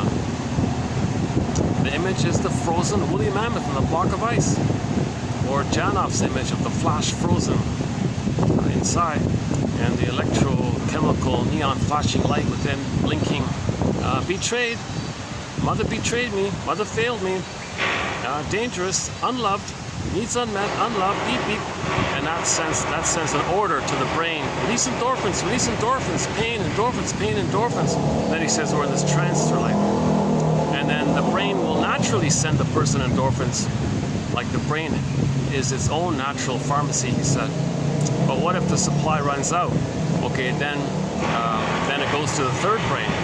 Okay, run for cookies. Look for beliefs, magical thinking beliefs, new age thinking, progressive beliefs, something that can be the mother. So back to Mel Faber, yeah. Mel Faber thinks a lot of these new age ideas are really just, he thinks they're infantile wishes gone wild. Like when you grow up, you give up on infantile fantasies and infantile wishes that you're going to get mother's love. He says, oh no, in the new age world, they don't give it up. It's the opposite. They have it and let it run loose and wild with all these wild beliefs and crystals and say this or do this or believe in this person or buy this cult guru's products or whatever, or believe in this or believe in that. And then Janov wrote a whole book on his time. And then back to Janov, he wrote a whole book about the cult guru people capitalizing on people's stubbornness to give up the unreal hope for the fulfillment of all the unfulfilled needs. Enter the self-help or cult guru types, where they say, "Oh, send me money and you'll be saved. I got special knowledge and insights, and trust me." And people deny the reality and they want to believe it. So Janov calls it the dope of hope. So these are like dope of hope merchants. But some people say, well, the hope helped me, It's not, in some cases, maybe it helped me get through them a patch. All these people are well dressed. Yeah, some very well dressed people come across. Yeah, you might get some kind of extremely informally dressed people coming in. Now you got some very formally dressed people. Well, one of them is very informally dressed.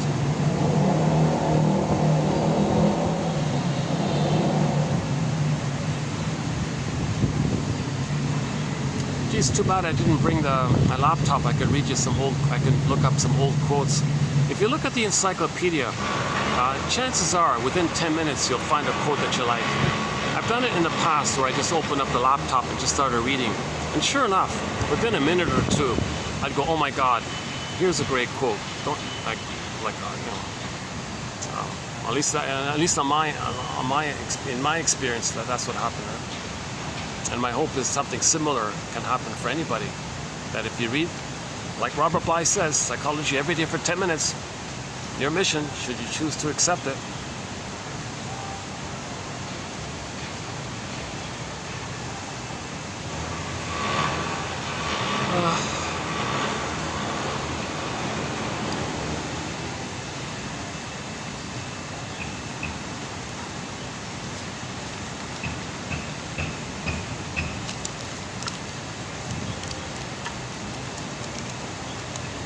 This thing, back to the 48 symptoms of Homo Traumicus, 2725, part 3 of 3. Why is food? Why is food being damaged? Why is the quality of food being damaged, right? So, is it a reflection? As above, so below, inside out. The outer mirrors the inner, inside out. The outer is a reflection of the mirror. We create by the blueprint. So the blueprint is laid down by the interaction with the mother. Interpersonal leads to intrapsychic. The baby has an interpersonal relationship with the mother. He records it all. He creates a model somehow within. In that primary process, imagine he creates some kind of set stencil, schema, blueprint. And this intrapsychic world will reveal itself later on interpersonally because he sees the world through the lens of that. Now, if that lens he creates is problematic with the mother, that's why he's distorting the present to fit the lens. And he's going to repeat what caused that problematic lens, hoping to change the lens to have a normal lens. So that's why it's kind of stubborn like that. Only grieving can loosen things up and let you love life in the present. You can't get anywhere without grieving. You can't deny it. That's the whole psychotherapy thing is about healing and grieving. I mean, grieving, which is healing. Feeling is healing. That's the genuine catharsis. Denial of feeling is pain. Then you're blowing off steam all the time. That's not feeling. Okay, so object relations theory or psychoanalysis is the study of all this. Psychoanalysis is the study of the internalization of interpersonal relationships. And these interpersonal relationships show itself or communicate itself or reveal itself throughout life in the person's dealings and relationships with others throughout life. Okay, then you see it, it's as above, so below, inside out kind of thing. Now, in the trauma, in the survival brain, we recreate onto the world a continuation of the original world experience. So the first world experience was the breast mother. Okay? That's a prototype in dealing with the world later on. So if the baby was deprived of nutrients, the mother's sweetness, the mother's goodness, the mother's holding and reverie and attunement, and if the mother sees the child can see himself. If the mother admires the child, he accepts himself. If the mother hears the child, he can hear himself. If the mother's present to him, he can be present to himself. How the mother treats him, he'll treat himself. Okay? Now, if that's all missing, his soil, his psychological soil is damaged, right? He identifies with the aggressor, transfers his innocence onto the planet, deprives the planet of its nutrients and goodness because that was done to him. He needs to do it because he's going to make the planet represent him.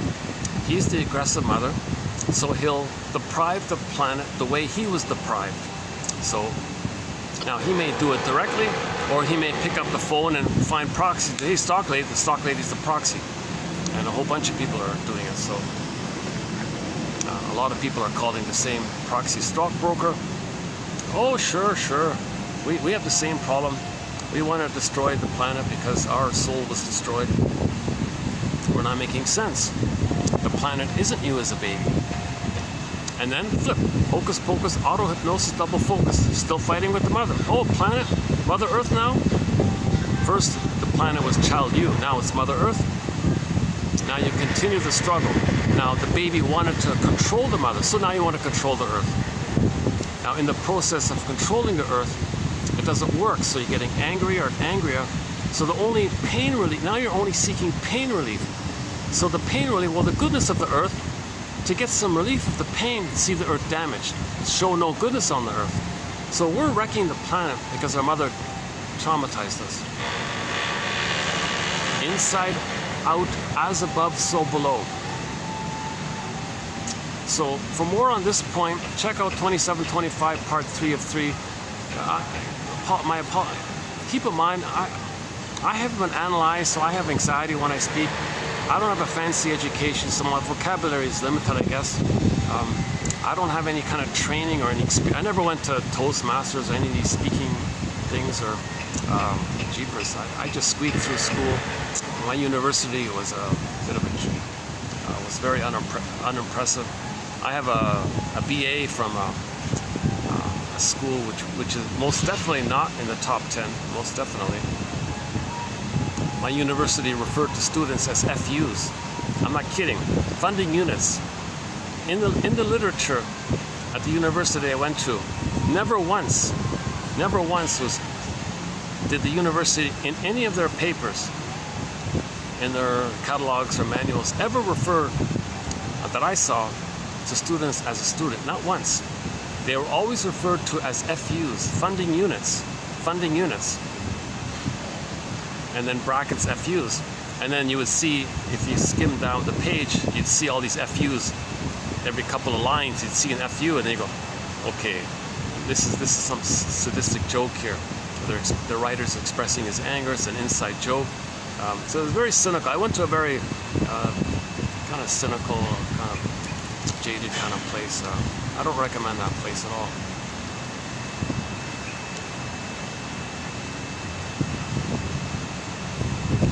That was a long time ago. I'm going to assume not much has changed. I won't mention the name because maybe someone will...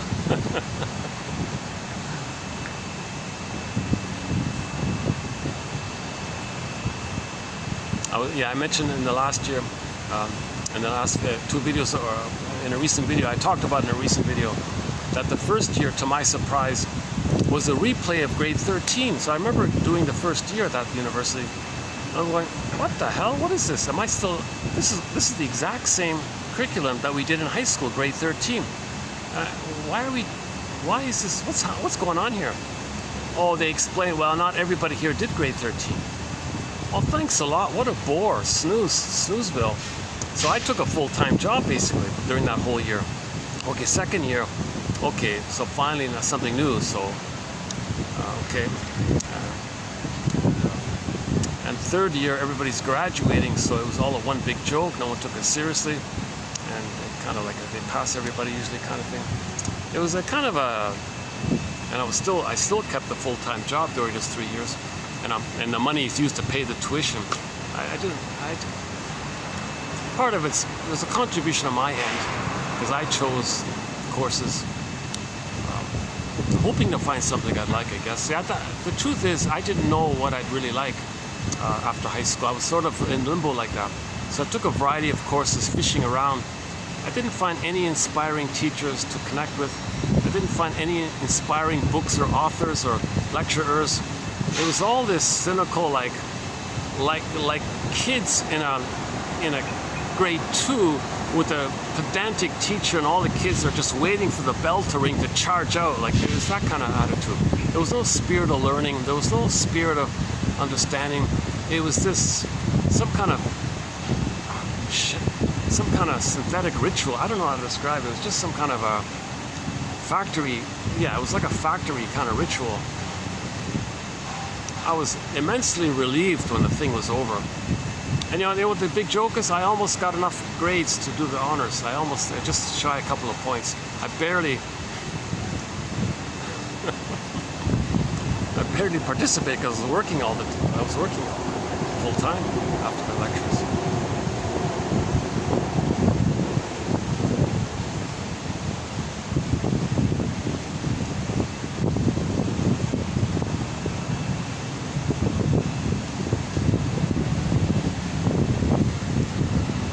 So that's a loss on my end, you know, not having that place whereby at the end of high school I knew what I would love to do. I didn't quite get that, you know. I kind of I was sleepwalking through most of my schooling years, just going through the motions. Yeah. I wasn't really present to it all.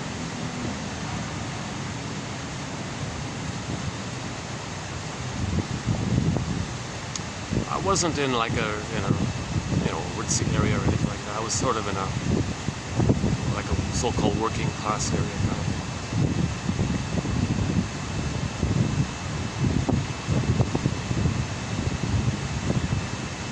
But most of the teachers were hostile. They were mean. They were bitter. They were angry. One guy, the history teacher, I had him for 2 years. I kid you not, twice a week for 2 years. He spent every class with the ruler playing this sadistic game with the others, not me, with the other students, where when they would speak, he would slam his ruler at the desk to tell them to shut up. He'd walk away, turn his back, they'd snicker again, he'd charge at him, and it was a game. He did it class after class, year after year, the same. I'm sitting in the corner, hearing the ruler slap on the desk the whole time. Nobody learned anything. Nothing was. He gave up. He didn't care. He gave everybody a pass. It was a joke. That's just one example. And most classes had something. Many of the classes had something in that area.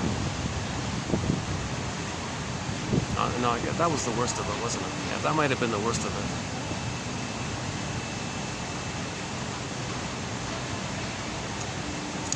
One annoying teacher,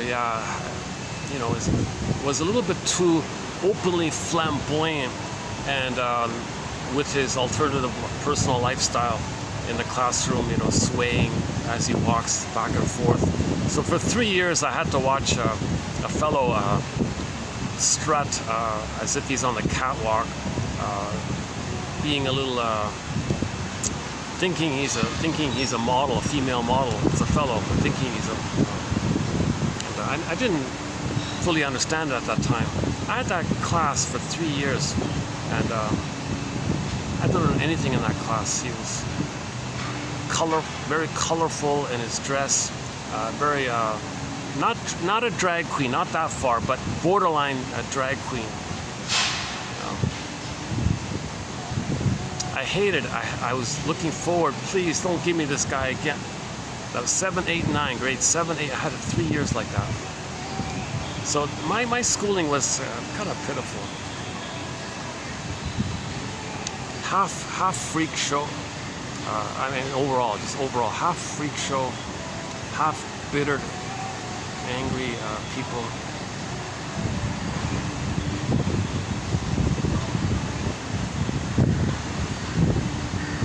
Yeah, I had one mellow teacher who was sort of laid back. She talked about her guitar stories. She plays guitar on the side. She told everybody about her guitar stories. So that was like, oh, that was okay. That was something nice.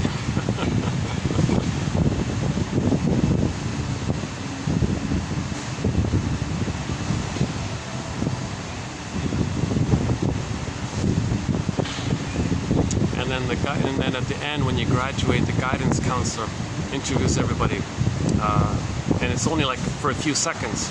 Like, so have you made your plan? No discussion, no elaboration of your options.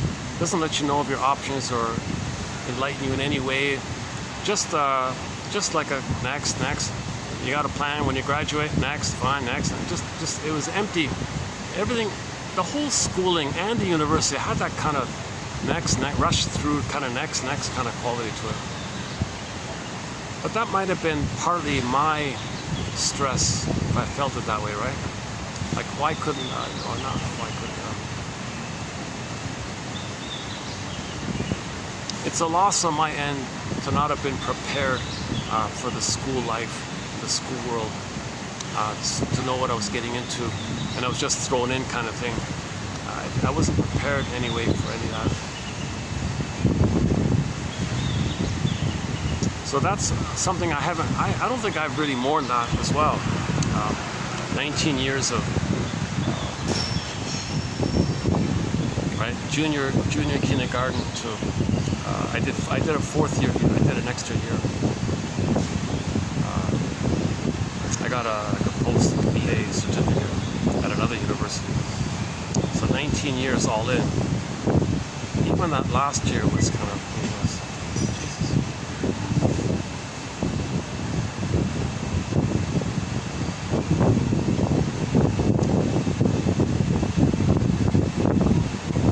Part of that's probably my fear of connecting, or my fear, okay, I think on my end, I didn't take enough initiative to say, hey, no, I want to answer for this question. Don't brush it off and tell me to go to the textbook. I read it, I didn't get it, that's why I came here. Or read it again kind of thing, try again. No, I didn't get it. I'd like you to say it in your words. Do you understand this passage? Oh, I'm busy, at times I think some of these guys didn't know it themselves, Okay, enough about why. I've never done this before. I've never gone on a somebody might say, Marcus, would you like some cheese with your wine? So whining, by the way, is a dispersal. It's a generalization. If there's too much pain with the specific mother, what happens is your complaint with the mother disperses all over the place. So obviously some of my complaints about the schooling system and all that is a displacement. If I were to take it to the source, the greater complaint is towards the mother, right? And the father, of course, to the parents, to the original situation. But if you don't admit it and it's too painful, what happens is it disperses all over the place. So somebody who complains a lot, that's a dispersal and a symptom that there's too much pain with the specific. So the generalized complaint is a defense against the pain of the specific complaint with the one person in the nursery. So one of Janoff's points, yeah.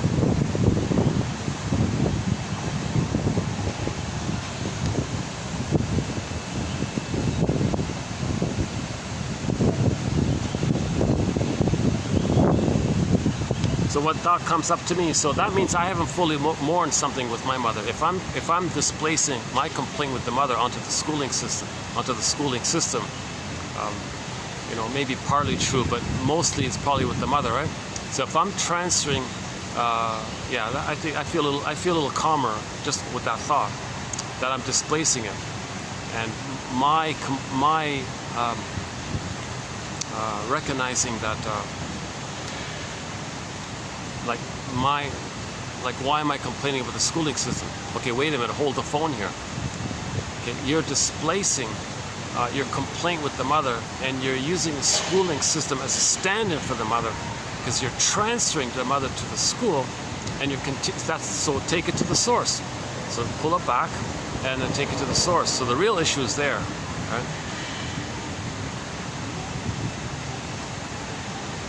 And not to fool myself in presenting the faults of the school too strongly. Yes, there's some truth to it, but I got to be careful not to buy it too much, because that's a defense against. It's a defense at the same time as telling me there's unresolved mourning with the mother myself. I haven't been analyzed. I haven't had this opportunity to do a full analysis. Because if I had the funds, I'd be on the next flight.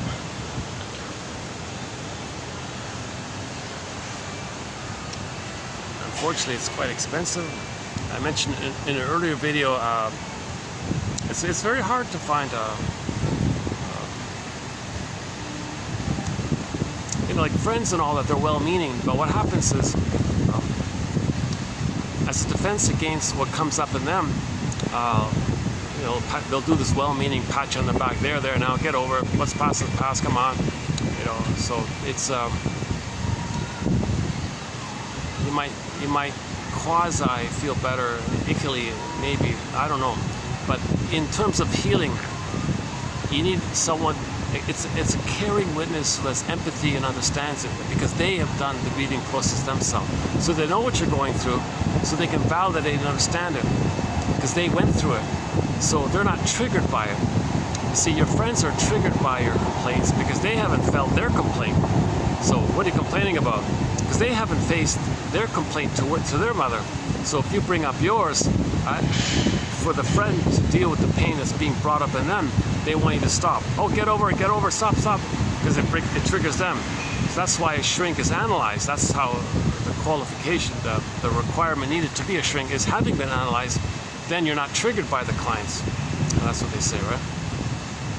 If the therapist is triggered, therapy fails. Now, a divergence of this, or a variation of this, is if the therapist can hold it and regard his feelings as a communication of what's going on with the client and put words to it, that's okay. That's called using countertransference as a communication or something. But if the therapist acts out, that's the issue. If he acts out, then the therapy fails, right?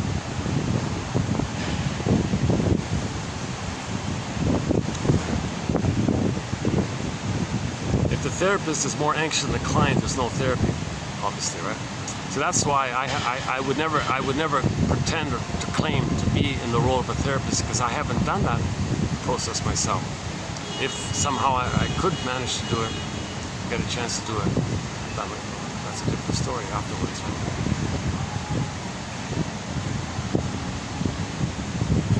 So that's a fundamental basic assumption of these shrinks. They've been analyzed themselves. They went on the couch, they did the whole thing. And they go back every 5 years apparently to keep on. It's a continuous thing to do. And throughout their whole life, they have a supervisor that they can refer to when they get triggered. They call their supervisors. They don't dump on the client. If the shrink is triggered, he calls their supervisor to figure out why he was triggered, what was left unanalyzed in him. So it's a lifelong process, lifelong learning.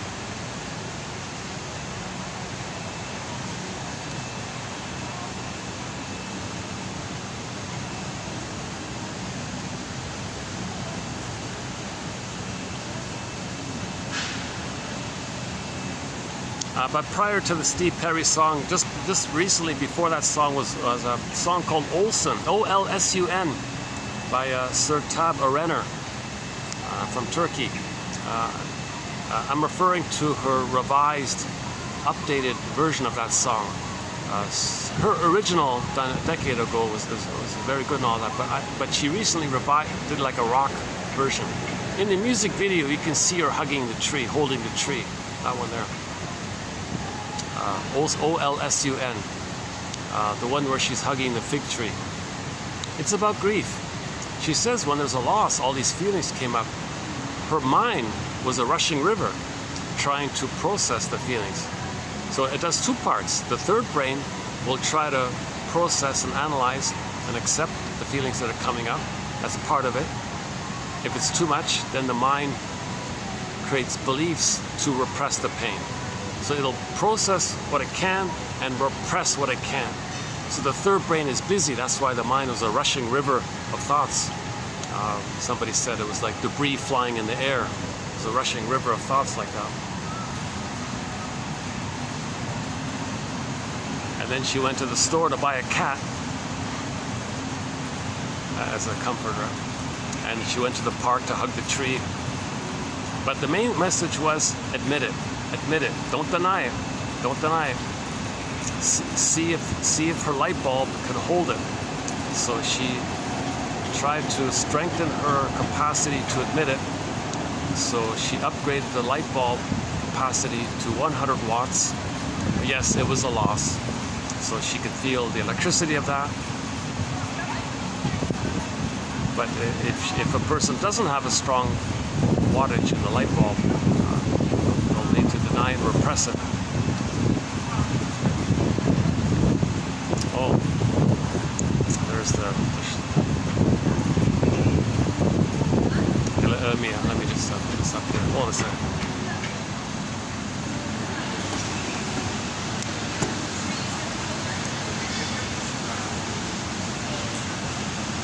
Or we can go down to the swan. Yeah, let's go down to the swan. Hold on a second.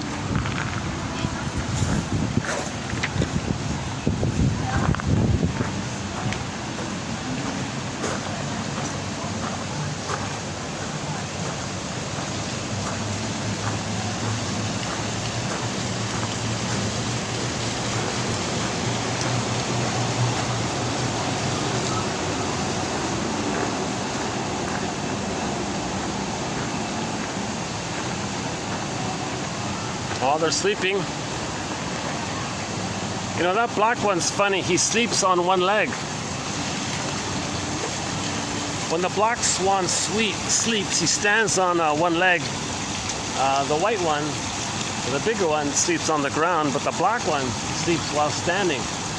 Maybe he's sort of on guard or something. Oh, maybe he's the protector or something. He's sort of on guard. Yeah.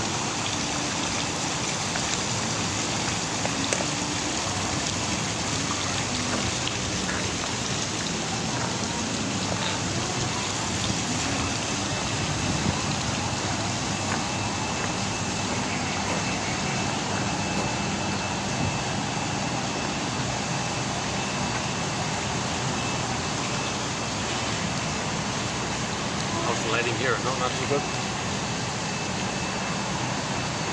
How about here? How about here? Here it's okay, right? Yeah, this way. Oh yeah, there's some of the leftover decorations there, the rabbits. Oh, too bad they took down the golden rabbit. They had this huge golden rabbit cutout kind of thing.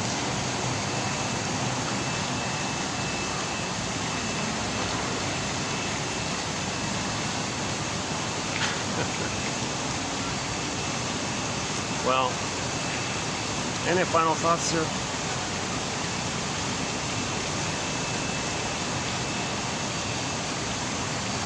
See, I noticed there's a part of me that wants to speak out fully and grieve it, but I'm talking to an imaginary audience here. So you need like a human, face-to-face, genuine human connection, and feel safe, and know that they're not going to run away, or oh, sorry, I got to go now, or that kind of thing. Abandon you just when a feeling comes up. That's very common, right? The moment a feeling comes up, the other person will say, "Oh, I gotta go now." Like they have affect phobia themselves, right? So if the friend has affect phobia, alexithymia, you can't bring up your feelings. because their light bulb is also low wattage. They can't process it, so they can run away as a defense. So that's what these quotes are doing in the meantime, to build a catcher's mitt, weave a basket as best we can. But ultimately, you do need to talk to somebody. You do need a caring witness. Grief is healed when it's witnessed by a caring other. That's the thing. So you got to find somebody who's that caring, who validates. Somebody who says to you, "Oh, you must have a very good reason for saying that." Okay, so when I was complaining about the school system, a friend would say, "You must have a very good reason for saying all this." Yeah, because I had a hope for this. And maybe I'd free associate from that. Rather than him saying, well, it's your fault. You had the chance. Get over it.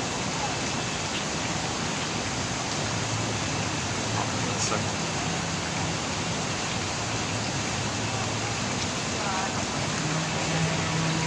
just some tourists just in front of me here. 1 second.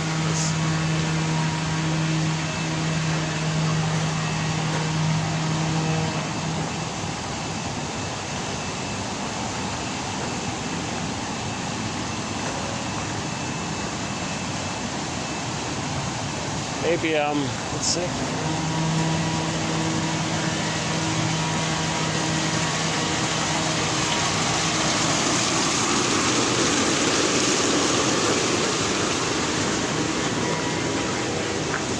Oh, maybe I'll just go on the parking lot here.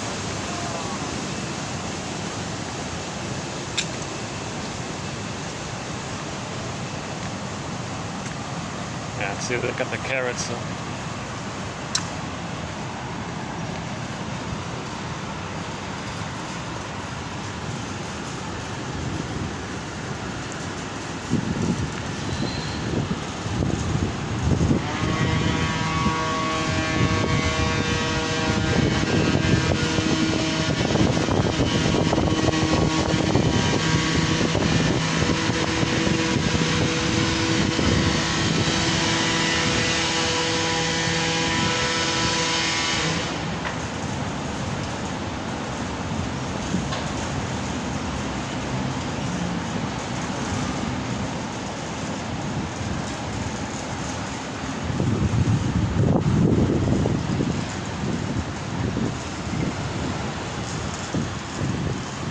Just waiting for those people to pass by.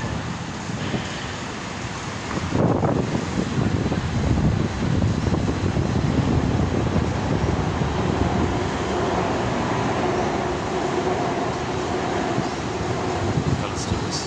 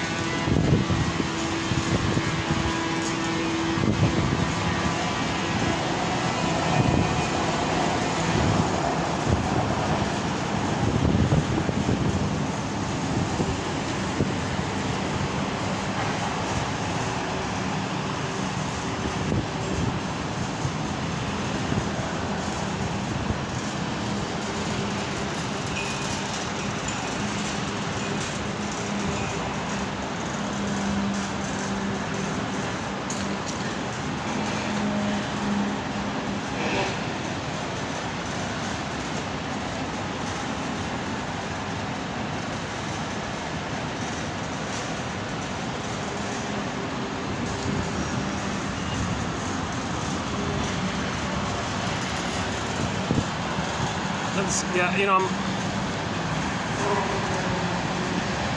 I'm planning to go to like a park, like a sunflower park or something, and see if I can do like a walking video through a park, and have the quotes maybe just on a small piece of paper kind of thing, and see if I can do a video that way. Because it would be fun to talk while walking, right? Like what I'm doing now, right? Like if I can have the quotes here. So TQ1, the very first quote in our collection, TQ1. The travails of the traveler reveal the traveler to himself. The travails of the traveler reveal the traveler to himself. That's our first quote. Okay, flash forward 1,000 quotes. TQ 1001. That was sort of the birth of the collection. TQ 1001. It comes from a TV show called Heck Ramsey, starring Richard Boone, the guy from Have Will Travel, that guy. Also, of course, the Richard Boone Show, of course. In one of the episodes, he was dating a lady and all this, and he wasn't sure if she was emotionally available for a new relationship, because maybe she was hung up on the past fellow and all this. So finally she said to him, pardon me, the past is to be remembered, not lived as the present. That's pretty good, right? But it's very short and condensed. Whoops.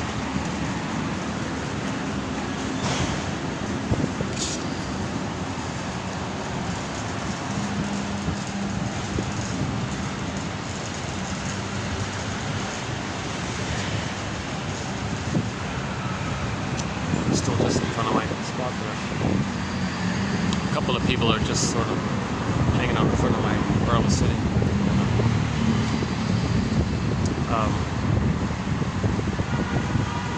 Yeah, the past, she said to him, the past is to be remembered, not lived as the present.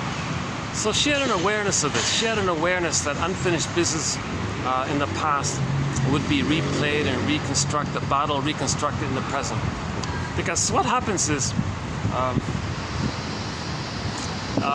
even if the lady accepted, let's say the lady, that girlfriend, used her past relationship as a continuation, as a continuation of her struggle with the mother. And that fellow is not around. She would just continue that struggle with the mother, with the new guy, with Richard Boone, and Heck Ramsey in the present. So he was cautious of that. He said, no, I don't have issues with the mother. I laid that goes to rest. And this new relationship I had, I mourn the loss of that, and I can enjoy life in the present. So she was saying she can love life in the present. That's what he wanted. He didn't want to be a stand-in for his mother, and she's going to attack him. And Heck Ramsey has to constantly say, look, I'm not your mother here. Or friends can talk about your pain. Let's be friends, make I statements. Maybe something I said remind you of the mother. We can help each other that way. So marriage can be a psychological healing journey, like a psychological path, right?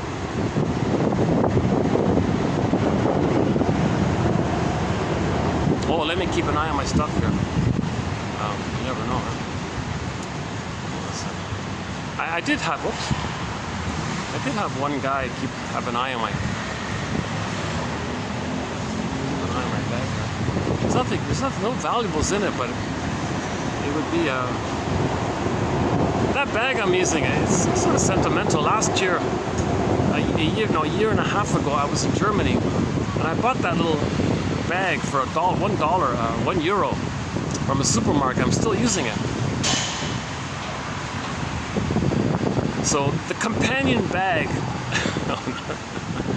it'd be hard to, only people in Germany can access it. And there's a supermarket, a very good supermarket in Germany I went to, and I paid €1 for their shopping bag.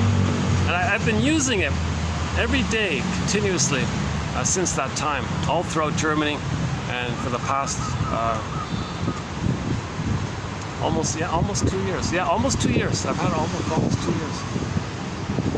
Yeah, almost 2 years. Amazing, eh? A €1 bag. I've been using it like just regularly, continuously. All my shopping. I can carry bottles of water.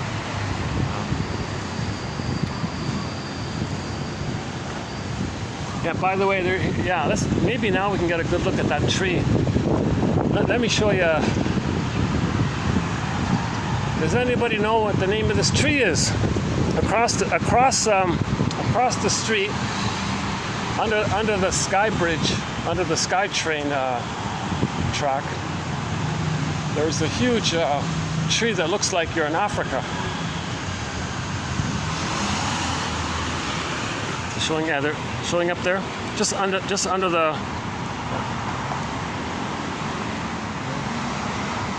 just behind, just across the street behind that fence there, and underneath the track.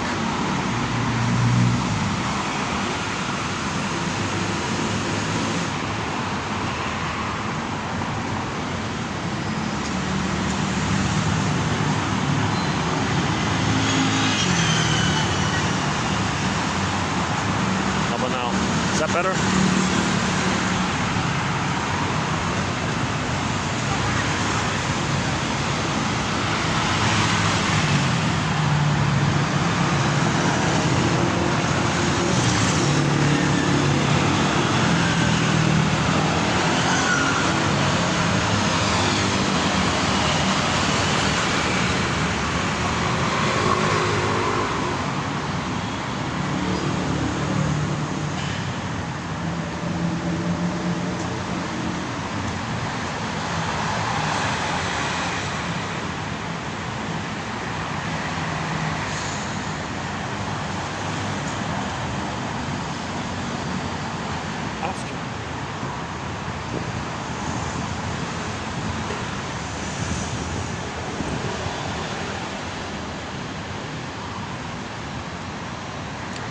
Still there.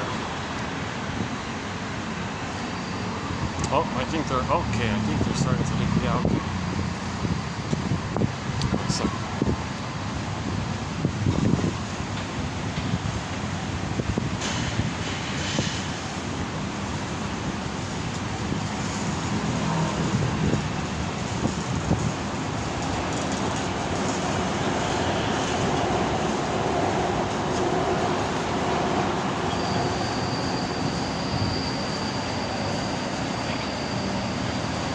Yeah, there's some fragrance, sort of a vanilla, a slight vanilla smell to it.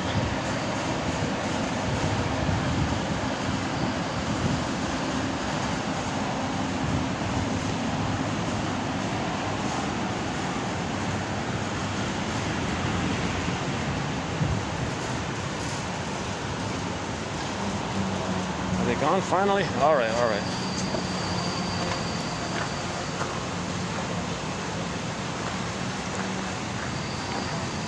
Just right in front of you.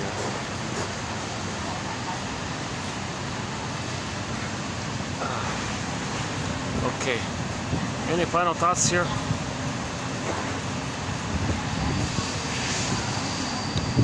So the story, the interpretation, even the joke are an attempt to contain, validate, identify, name, so to speak. Oops.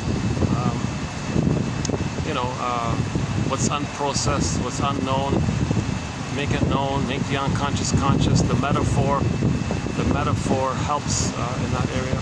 The story helps in that area. So that's one of the self-help exercises. She said to the guy, you must have very good reasons for saying this. So if your friend says something and you, whatever it is, just say, and I mean it, I mean feel it. Feel it. You must have a very good reason for saying this about yourself when clearly that's not the case. So one example was the guy said, oh geez, I'm such an idiot. Right? So the friend can reply, you must have a very good reason for telling yourself this when clearly that's not the case. So there's a tendency to not say that you did something idiotic under immense stress. You label it, oh I am, no you're not it, you did something, you're normally intelligent but you made a mistake. So distinguish between the being like you're somebody who made the mistake. Don't say you're an idiot, just say I did it, I made an idiotic decision. Well, you must have a very good reason for saying this. Okay, and then you go on from there. Or likewise, if the more severe case, the guy says, I'm such an idiot. You must have a very good reason for telling yourself this when clearly that's not the case. Martha Stark does a thing called empathy statements, the ego and the id statements. The ego and the id statements. So the ego is the reasonable mind, and the id is you find yourself with the emotionality of the past coming up. You're triggered, that's the id, right? So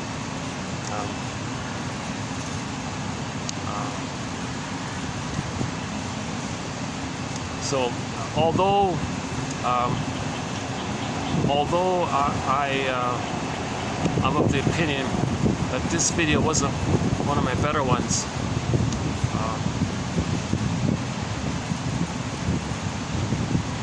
nevertheless, and I feel a little badly about that.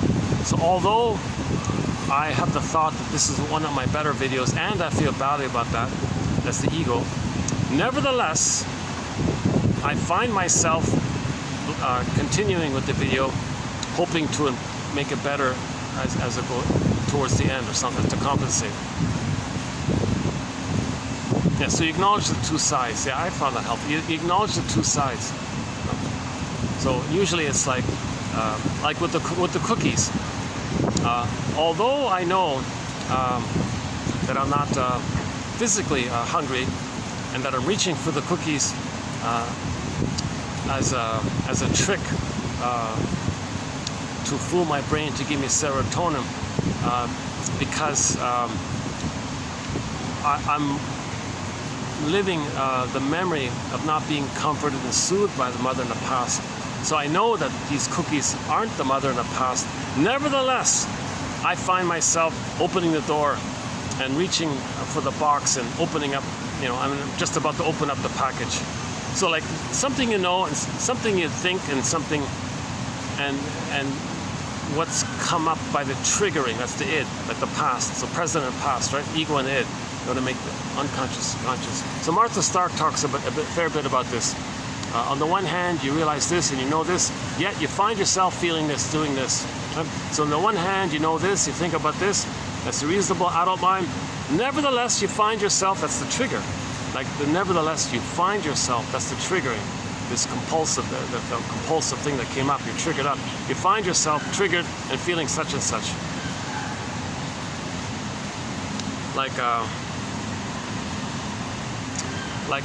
I know I don't really like coffee.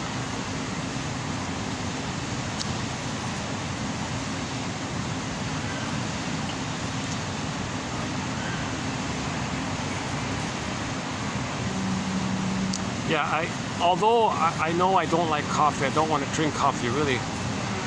Nevertheless, I find myself ordering it, giving myself the excuse I could use the little boost of energy to speak more quickly to compensate for my anxious delivery. So I have this fantasy that I can compensate for my anxiety. If I can give more information, if I can cram in more information, maybe that compensates for the disappointment and the annoyance of all my ums and ahs and stops and starts and a little bit jumping around a little bit, sometimes forgetting where I was before. So at least if I can provide more good quotes, good theories, maybe it kind of giving back something like that. So I'll take the coffee for that end. So I find myself making an excuse that it's okay to drink coffee, although another part of me doesn't like coffee.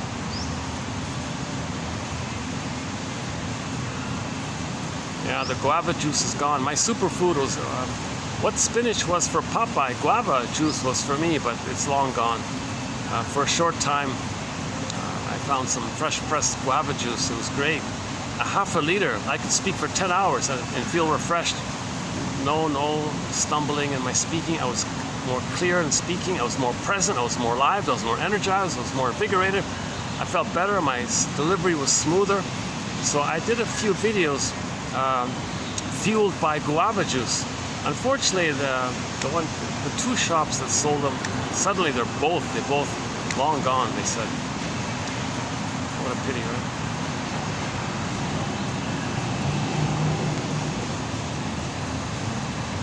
So the next best thing is the tangerine juice. So by the way, those are two of the companion beverages. Just a little fun little thing I'm doing on the side here, the companion beverages. We got guava juice, tangerine juice, Egyptian licorice mint tea, herbal tea by the Yogi Tea Company.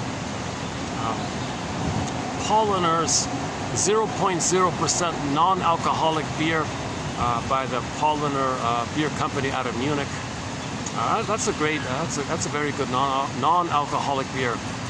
if beer is liquid bread, that was what I was thinking. If beer is liquid bread, then this is liquid, fresh from the oven, organic, smelling. It's very fresh, good bread. It's a fresh bread from the oven. It's liquid, fresh bread right from the oven.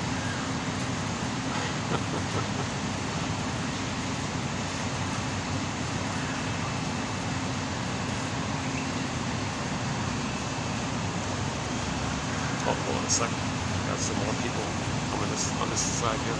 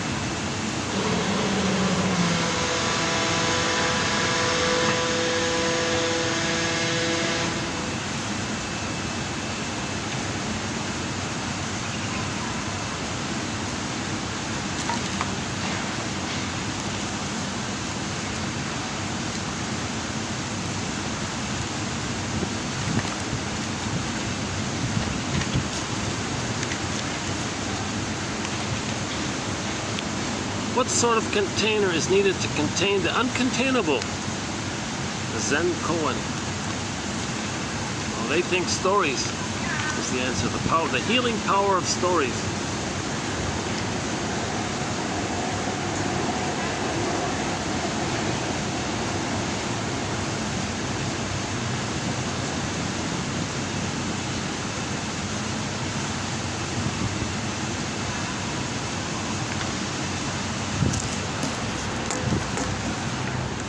Yeah, so here's not a bad definition of relational trauma. Relational trauma, okay, interpersonal trauma, attachment trauma, is defined as exposure to chronic misattunement, mother's daily soul blindness, daily rejection of the baby as a person with feelings, that babies are feeling beings. The rejection of this, she can't see it because she only sees her past. She projects the past, she only sees the past. She has immense unmet needs from the past, she only sees that. So that narrows her perceptual apparatus. So that makes her soul blind to the child's needs. Therefore, the child is going to be exposed to chronic misattunement and prolonged states of dysregulation. The mother's never soothing the child properly. The child says, I'm physically hungry. No, we follow the schedule. The child's not hungry. Eat now. No, I don't want to eat now. And it force feeds the poor kid in the context of an early attachment relationship. This leads this leads the child's soul to be disassociated, emptied out, and he calls it here the hungry self. So he feels like a hungry wolf, in other words. And this may come out in eating, with binge eating and overeating. And while he's overeating, he's in a trance. He's in a food trance, back with the blissful state with mother, using food as a synthetic ruse, trick.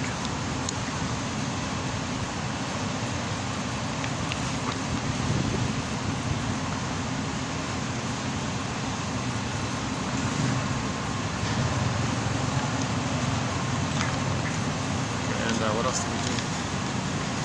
Now, too bad I didn't bring the BPD quotes. There were some good quotes. Oh, Janov quote. Jesus Christ, I gotta bring my laptop. Okay, I got, you know what, maybe if I can find another budget phone or like an electronic reader, like a small electronic reader, and have 1001 Windmills on it. Then, when I have free time, like I do now, I can refer to the encyclopedia and run through some of the great quotes.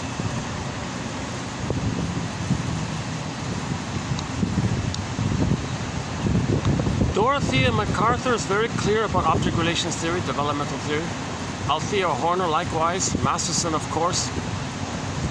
Klein and Fairbairn, a little bit jargony, but that's okay. So go to Masterson and Althea Horner and Dorothea MacArthur and James Grosstein and Thomas Ogden and a little bit this Mr. Guntrup, a little bit with him, not fully, but Masterson students help, like Candace Orchid. She's sort of his star student, I think, Candace Orchid, and the other one is Ralph Klein. I guess those two are his main stars there. Again, the 26 Janoff videos are excellent, 2745 to 70. That's a crash course in psychology. Janoff himself kind of synthesized all of psychology in his way. And from that synthesis, I plucked out the best top 300 quotes of his, of the books I was able to access. So I think that's a good introduction to psychology, those 300 quotes. Again, 2745 to 70. Your mission, should you choose to accept it.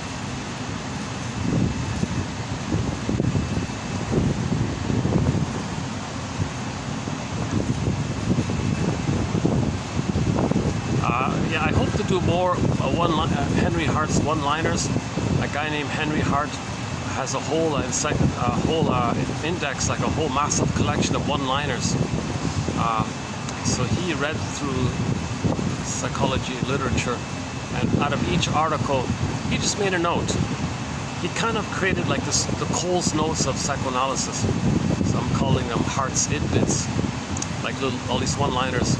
So I plucked out already 100 of them. I think I'll be able to post another 200 in the coming future. So stay tuned. But that was fun to discuss. His one-liners were fun. He writes clearly. He's a good synthesizer himself. He can capture the main idea of an article very well. It's a little bit laborious. He's got like over 1,000 pages of it, and a lot of it's kind of vague, and a little bit too vague. A lot of it's too vague. But once in a while, you read about 100 of them, you might get one. No. You read about 100 of them, you might get one. He's got like 10,000 one-liners. I'm thinking 3% of them.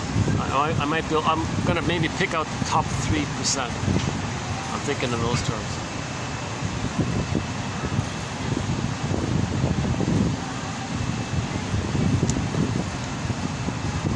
Now that the quotes are over and all my anxiety, I ran through all my anxiety. Now I feel like I should start the video.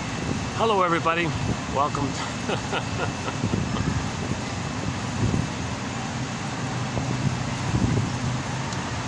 My name is Marcus. I'm the. How are we doing here? How's the battery? Battery's holding up. 439. I've got about an hour and a half of sunlight left, but that's okay. I'll wrap this video up in a few minutes. I think. I don't feel any jokes coming on or any kind of stories to tell.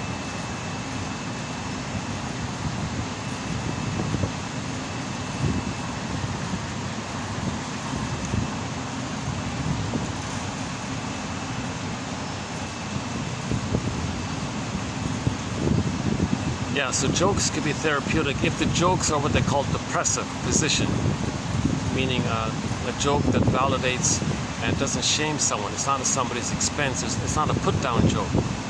People who like put-down jokes, that's a clue that the trauma took place prior to 18 months, where the mother shamed them, so they want to shame others. Others being them, they're the shaming mother, so they feel relief being reunited with the mother, kind of thing. You shame them. So they get a relief because there's mother again. You shame someone else. I'm with mother. Haha, I feel safe. But trauma post 18 months, the humor is more humanistic, let's say. It's more about validating. You must have very good reason for this. That makes sense what you're saying. Given what you said, that makes sense. And that's how you learned what you learned back then. And so that was your experience. And created a map on that, and that's how you're seeing things. I can relate to that. So I see things based on my experience too, you know. anyways, like jokes that are in the area of seeing the ego and the id of a situation, seeing the two sides of a situation. On the one hand this, okay, and at the same time on the other hand that. It's like a both and. A joke that's a both and. The stinger personality is either or. Me good, you bad. Like a simplistic, a good breast, bad breast in the brain. Goddess and demon in the brain.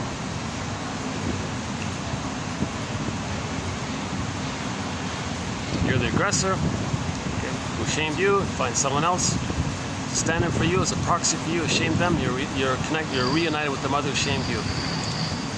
So a lot of these put-down jokes, that's a clue or an inference that the trauma was before 18 months. Okay, or to use Grotstein's theory, these jokes come from the paranoid schizoid mode of experiencing, the paranoid schizoid mode of operating. Melanie Klein's theory about the positions.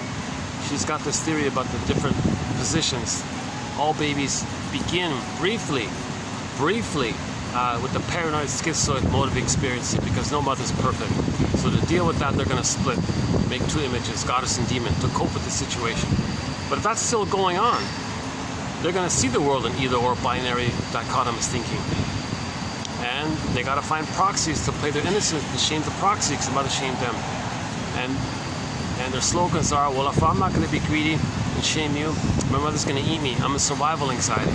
No apology, no empathy, no regret, and all the songs in that area. Shatter is there. If the trauma is post that phase, called the depressive position, the humor is going to be more inclusive, more about ambivalence, more about the complexity, more about the three-dimensionality, more humanistic, more heart-based, more empathy-based, more I understand you based, more I get that you're trying to heal based, that kind of thing. Whereas the stinger mode, the prior mode, that's more about blowing off steam. Yeah, me good, you no good, haha, you know, this kind of simplistic, overly simplistic attitude. So trauma in the brain early on leads to overly simplistic kind of things. And it's concrete, they say, and it's stubborn, and that's survival anxiety. Because that's how the baby survived with the abusive mother. Okay? Mother is a monster, deny it.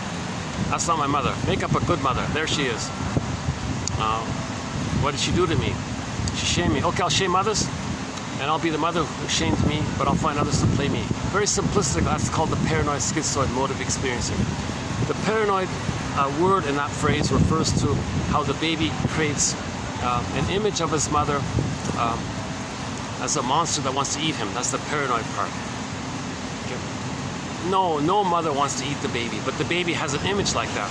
But that image is created by the baby's own hungry wolf feelings. He makes an image of that, but he projects it out and puts it onto the mother, blames the mother. Mother, you're like that. No, the baby's like that. He projects it.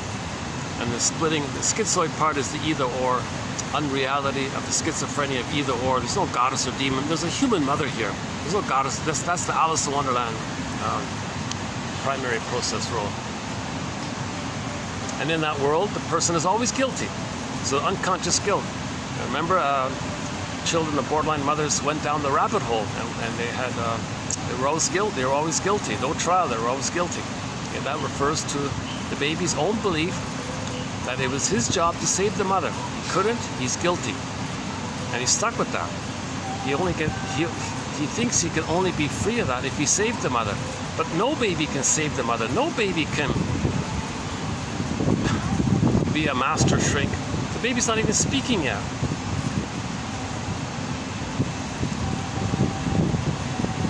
Now it's funny, some people who are traumatized by their mothers grow up to be shrinks. And they say the reason they became a shrink is because they're still trying to save the mother, you see. That's what Janov said. Oh, I became a psychologist, you see, because I want to save my mother. I'm still in that mode, and I'm still trying. So I see mother onto everybody. I'm trying to save everybody. I'm trying to save my mother. If I can figure out a way to heal a lot of people, maybe I can heal my mother. He thinks he's still trying to save his mother. So he's conscious of it, accepts it, and then sublimates that energy to the more socially acceptable idea of writing books. And he wrote 16 books, which are very helpful. Primal Healing was a good book, I thought. And Beyond Belief was good. And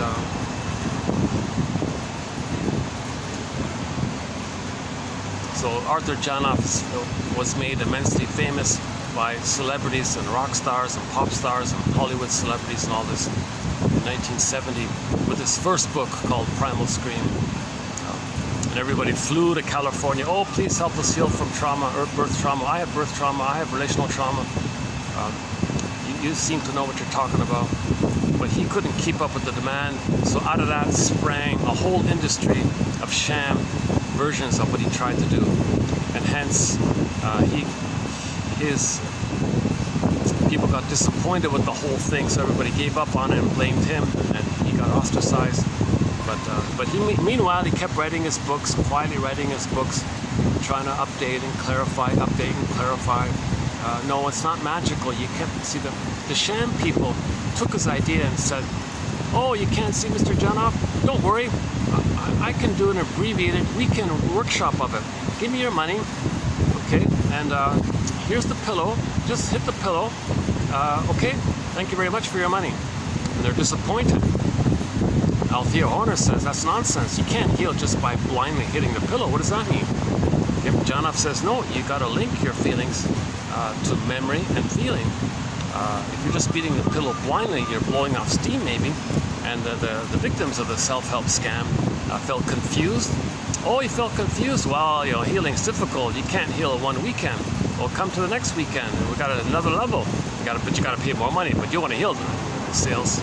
So, and then a famous used car salesman got into the scene and made billions apparently, billions or billions, I don't know, doing this scam. So a whole industry of people came on the scene called weekend workshops. Pay your money, beat the pillow, say you're angry. Okay. No, Althea Horner says, understand that if you're angry, that anger, at the very least, understand that your anger is in relation to your unmet need for a secure attachment style. If your need for a secure attachment style wasn't met, then anger appears on the scene. Anger is not primary. Anger is like the reaction of the survival of the baby not feeling safe with the mother. If the baby doesn't feel safe with them, it's going to be angry, right? So at least be aware of that. These self-help people say, oh, forget all that stuff. You don't need that. Just beat the pillow. Oh, there's the nicely dressed person. Oh, but they're smoking.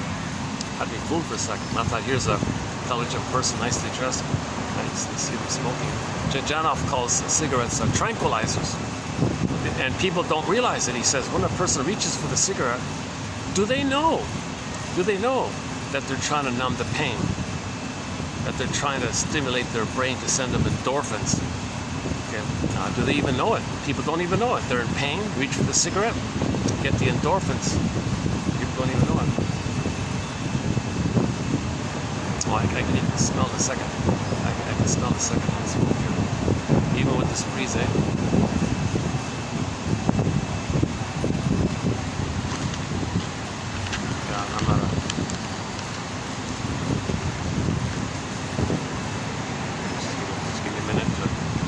Wait till she moves.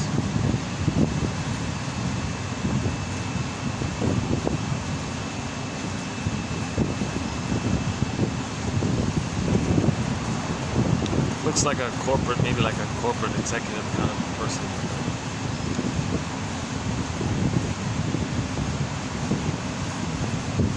Why would somebody be in a garden like this and not just enjoy the garden and the fountains and the paper rabbits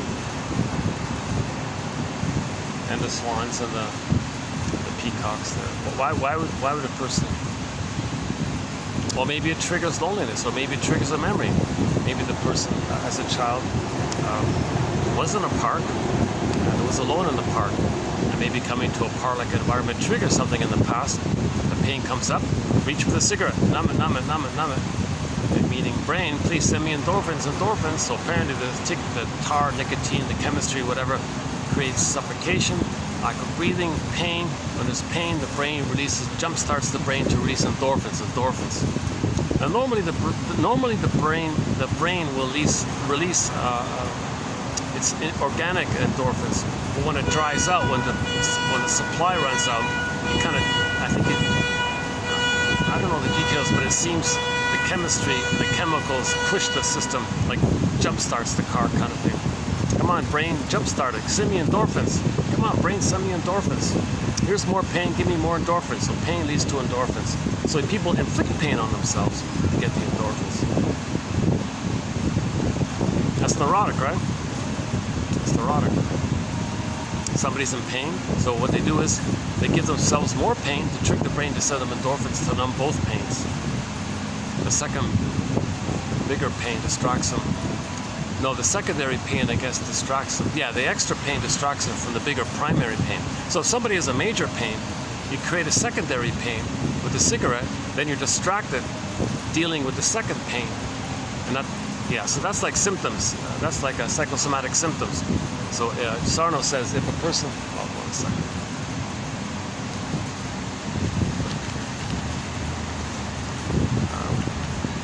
Maybe they heard me. Okay, 1 second. Maybe I was talking about her, wasn't I? And then she turned around and stared at me. Maybe she heard me. Well, I'm not talking. I'm not going to identify her. I'm just a person who smokes. That's all it is. Yeah. So Johnny Sarno makes a big point about this. That we create psychosomatic symptoms to have an opportunity to distract ourselves from the emotions that cause those symptoms. So you don't focus on what caused the symptom, you just focus on the symptom. Like Roger Gould says, it's not about the symptom, it's not about the food.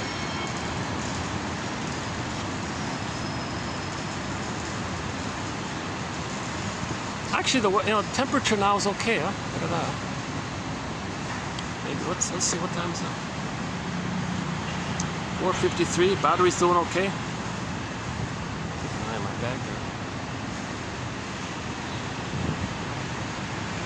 Yeah, Jonoff says if a woman's pregnant and she smokes, that baby is suffocating inside.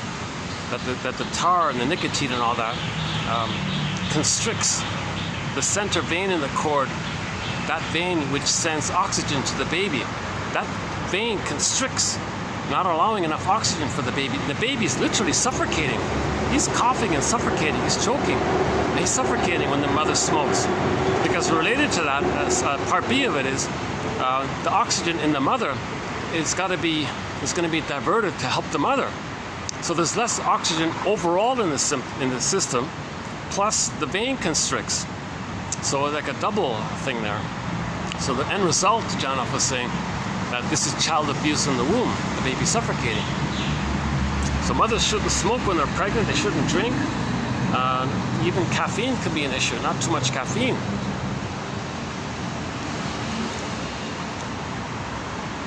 And no Tylenol with no pills of any kind. So she's got to be in a good mood, relaxed. The baby needs a welcoming womb. The baby needs paradise in the womb. The baby needs a welcoming womb. That's called the Garden of Eden. Some mothers are robbing their babies of their own basic Garden of Eden. Then the baby's universe, then the famous question, the baby will think the world's not a friendly place. If the uterus, if he was experiencing prenatal distress syndrome, his world around him wasn't friendly. So he'll later on say, oh no, the world's not a friendly place. Hostile place and all this stuff. Well, that's the prototype. You create the stamp, and then you see things by that stamp. That etching. Yesterday's quote, 2 days ago, yeah, etched in that one. She finally go. Oh, she got. Yeah, that's about 5 minutes. That was about 5 minutes, right? But I never noticed that. Jonoff said the average cigarette is 5 minutes. Yeah, I never noticed that before.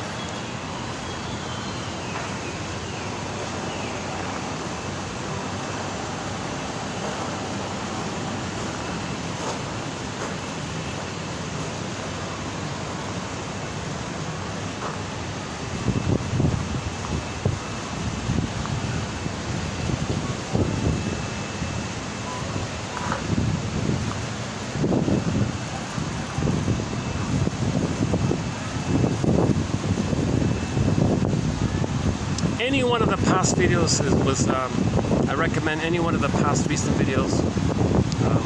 This one, as mentioned before, is I feel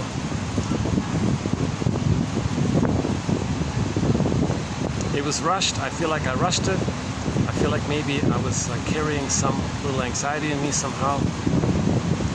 Maybe I was carrying a little annoyances in me somehow. So I got off topic.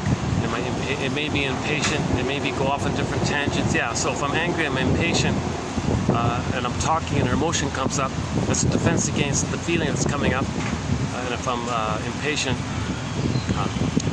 like if I'm carrying a little frustration, then I'm going to be more easily, feelings will come up more easily, so I'll change topics, and I'll change topic again. I went down another topic, so if I keep doing that, that means I'm carrying some kind of little annoyances, maybe coming here or yesterday or something. Something is seen in the newspaper and all that.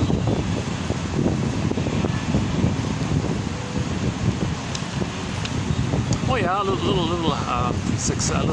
good news. Some local news. Some tourist fell down.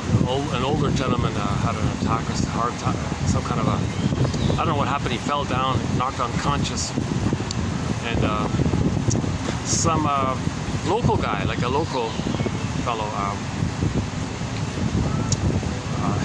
revived him with CPR and all this, and he was saved. So there's a local hero saved the man's life here. He said, yeah, he learned it. He learned CPR in his school or something. So that's one story there.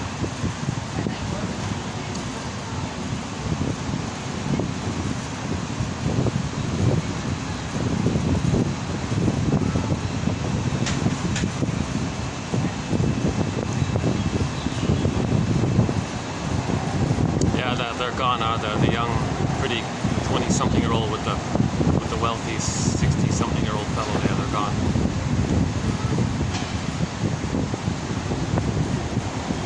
I imagine for him, it would feel a little. It would bring back his youth. He would feel youthful. Maybe he felt successful this time. If he is a teenager in his brain, let's go with Loretta Bruning's theory, that it's always high school in our brain. So if he's still in his high school in his brain, and he's still, whatever, 16 or 18 or something, and she's a pretty 20-something-year-old, he would feel like a success, right? So maybe now, finally,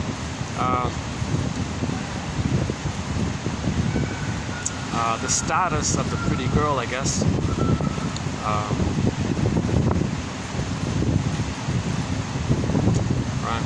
maybe he feels more important by the vicarious identity with her, where he's a part of, or he's a part of her, and he projects her as the great mother, and he's one with her, so he's in a special blissful union with the mother, so he's in paradise again.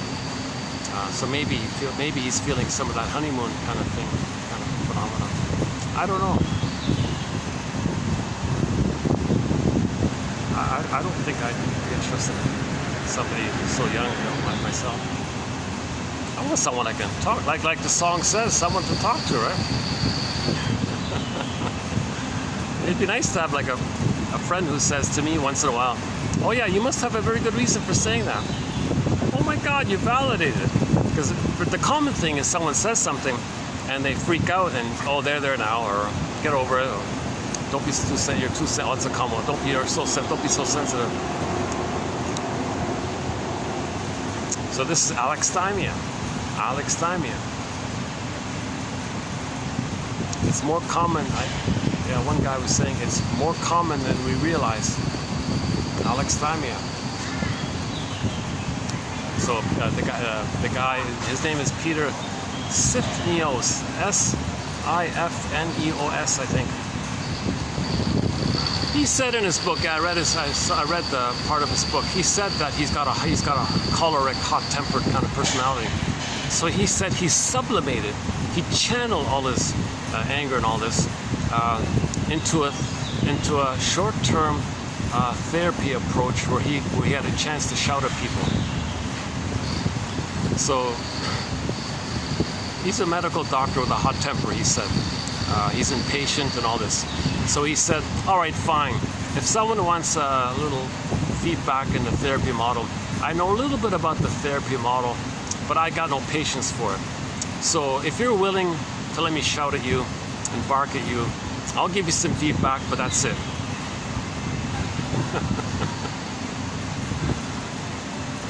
So he invented a new short-term therapy model called short-term anxiety-provoking something or another. So sure enough, he doesn't waste time. He meets somebody. Tell me about your childhood. So your father wasn't around, right? So you're stuck with the mother complex.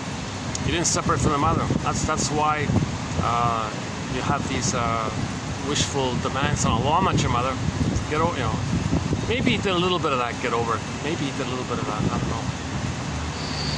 I didn't really get into. Yeah, I can't comment further. I didn't really get into his material.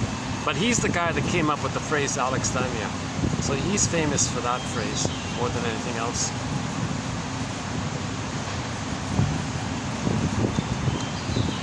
Yeah, I think the fault with him was as a defense against his own unresolved issues with his mother. He would transfer that. He would deny it, that he has it. Want to create the opportunity to shout at people that come to him, because those people are his mother. So maybe that's the trick. Yeah. Therapy isn't about shouting at somebody. So the requirement for him to accept somebody to shout at is, well, are you stable in your life? Can you handle me shouting at you? Like, are you not too vulnerable? Are you confident already yourself? Do you have a job? Did you have friends in school and all this? Is you a little stable like that? Good, okay. So now I'll discharge my tension on you. Maybe, I don't know.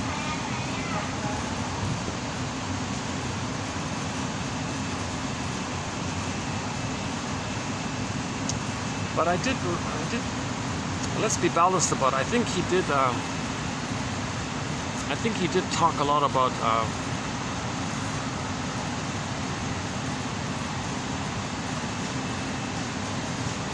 I think he did point out this issue that some people haven't really left the home psychologically when he himself is in that place. So maybe he's trying to push himself out of his own psychological memory template where he's stuck at home in the nursery in his brain, and is wanting to help others out of it, thinking he can help himself out of it. Maybe he's always angry about it. I don't know about this guy. One of these, maybe there's something valuable, and I don't know why I got off on this tangent. But anyways, he's the guy that came up with that phrase. But yesterday, I found a quote I'll post tomorrow about another version, not words without feelings, this made up one that he came up with. He said, why not use the original already existing term that's been around for thousands of years, okay, which is words without feelings. And why did he twist it like that? No, his way is not so bad. I have no words for my feelings. That implies you have feelings, but you don't have words for it. So it's positive like that. But the Greeks said, no, it's not. You capture the problem when you say, I have no feelings for my words. Like, you're making words, but your feelings aren't there. Your feelings aren't linked with it. That sort of captures it more. Like, that's closer to the bone, right? That captures it more deeply, right? No feelings for words.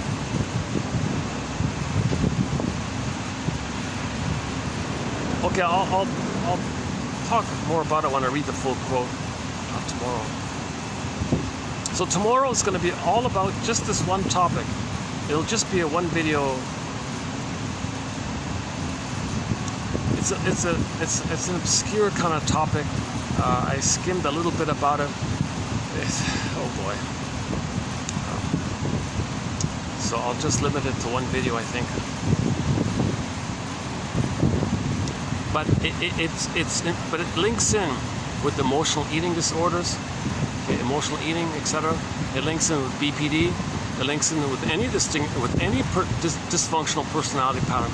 All dysfunctional personality patterns are affect regulation disorders, or affect intensity disorders, or which then those two lead to impulsive behavior out of the inability to soothe your emotions. So the impulse behavior comes from your inability to soothe your own emotions. And then the emotions are squelched, because when the feelings come up, you want to detach yourself from your emotions, so you're freezing them up, putting your feelings into cold storage. You open up the freezer and you put the feelings back in there, so to speak. When a feeling comes up, nope, open the freezer, put it back in. So I have no feelings for words. I don't want my feelings. Mother never soothed me. I don't know. I don't have any safety to find a story around this. So the safety needed is the caring witness. Ultimately, one needs to face-to-face talk about it with somebody. I don't know if it's gonna. I don't think it's gonna work with a hologram. You know, like you have a therapy hologram there, right? You design your own therapist or something. You got a hologram in front of you, and it'll say everything it says will be validating.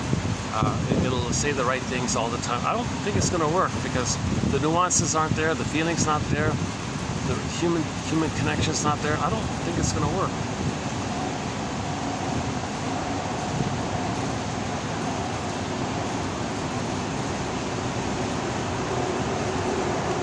Yeah, what's her name? Napier? Is that? Napier? Is that? What's her name again? Nicole something. Nicole? Yeah, she said that she doesn't believe in the future there will be a Freud bot. That's her line, right? Like artificial intelligence shrink. But ironically, wouldn't that be great if all of the energy out there could be devoted to creating an AI therapy pack model or something for people? At least it would teach people psychoanalysis. At least it would make people aware that there's such a thing as a traumatic theme, that they experienced a traumatic strain with the mother called a traumatic theme. Mr. Woolridge's phrase, traumatic themes. So name the traumatic theme, identify the traumatic theme. What was the traumatic theme?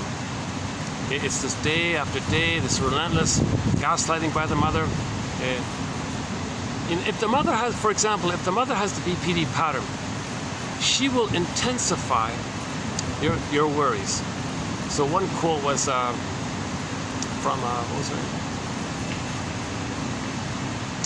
I forgot which self-help author, but in the BPD quotes, there's one good one in there, where the kid said to the BPD mother, "Hey, no, mother, I'm worried about my school here. I'm not sure if I'm going to pass the grade here. I might have to redo the grade." She freaked out and shouted at him and said, "Yeah, then this is going to happen, and this is going to happen. Why didn't you study hard?" And she exaggerated the fear, intensified the fear, and blew up the worries about it. That child said, "I always feel worse when I turn to my mother for comfort. I always feel worse." And later, when she grew up, if I ever call her and talk to her, I always get a headache talking to her. So that's the BPD mother, because she has identity diffusion. She can't soothe her own feelings. The child has feelings, she has those feelings. So now she's got double feelings to deal with. She can't process her own feelings, let alone the extra feelings that come up, induced in her, I guess, by the daughter having feelings because of the merging. So she freaks out, panics, and shames the child, attacks the child, and the mother's doing it to soothe herself. The child comes to her for soothing, and the mother shames the child because that's her way to soothe herself. So the BPD mother, they don't nurture and hold their children.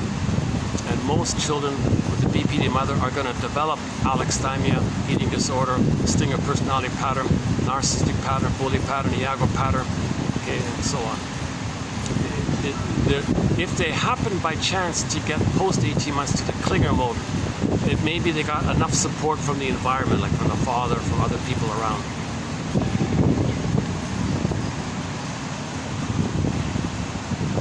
If that's the case, then they're healthier than the mother. Right?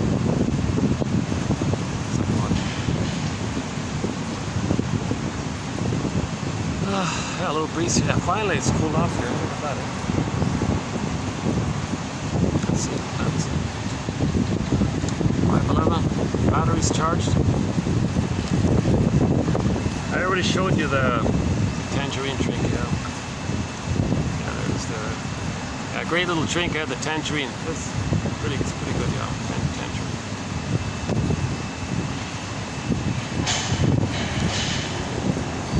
For the price of a little juice like this, one can get this encyclopedia of insights. Pretty much, yeah. All right.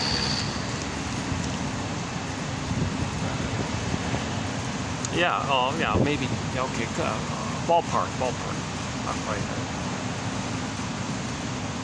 For the price of maybe 2 of those little juices, I guess. Yeah. It's closer to that. Yeah. It's closer to that. For the price of 2 of those little mini juices, you can have an encyclopedia on your iPhone. 10,000 of the greatest hits from psychoanalysis. Now, these are from soul doctors. Do no harm. These are medical doctors who specialize in the talking cure. And the best things that they've said, that's what you're getting.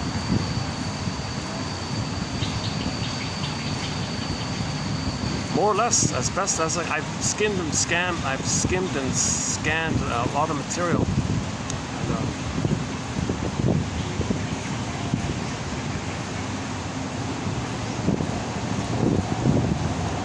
obviously, I didn't read everything. I didn't see everything, obviously. But there's some good stuff in there.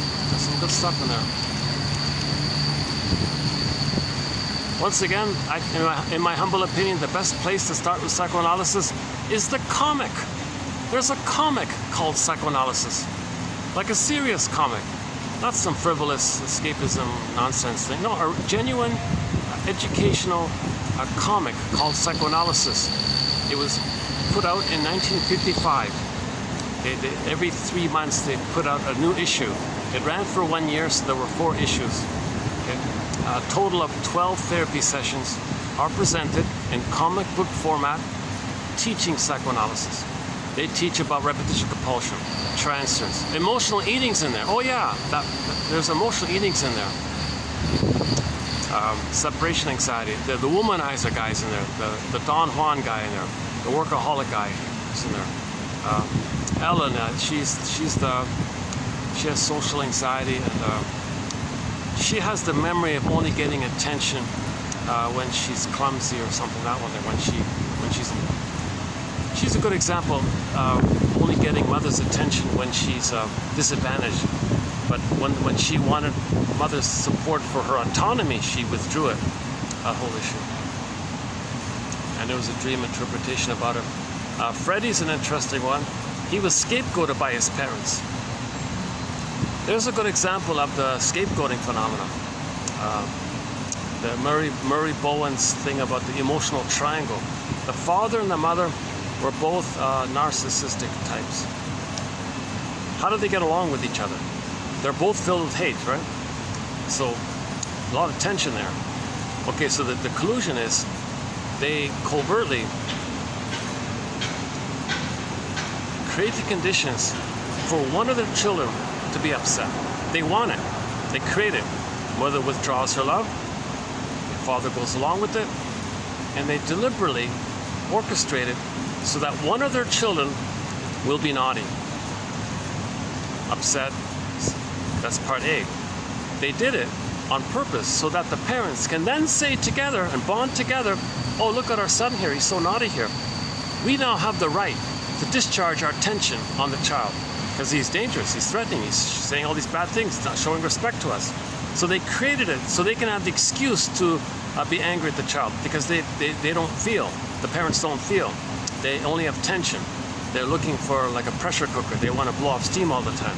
So they scapegoated the child. Freddie was scapegoated. Okay? And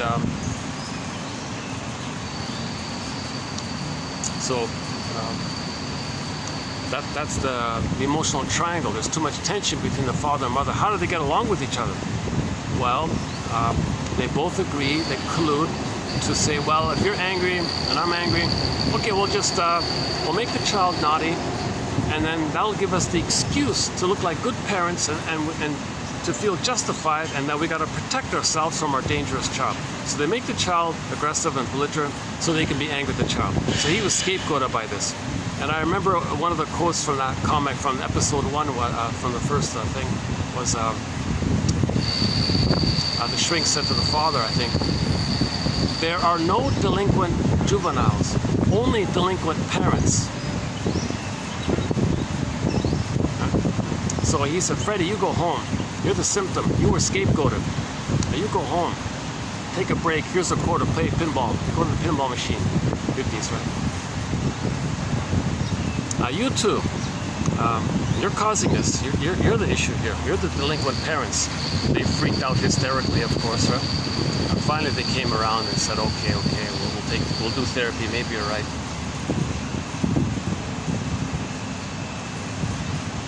So usually, when two stingers get married, they scapegoat one of their children, and the other child, they get all the support, and they serve as a narcissistic display, exhibitionistic voyeur.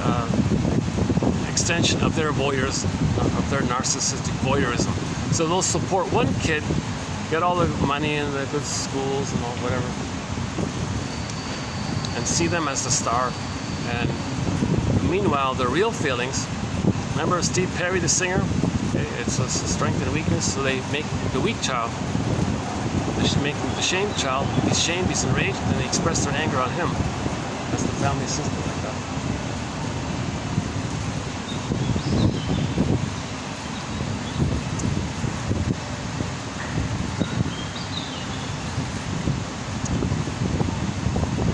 These guys have to do a lot of lifting and carrying ladders, and the guy moved the fan for me, things like that. That's good exercise. You're working outdoors.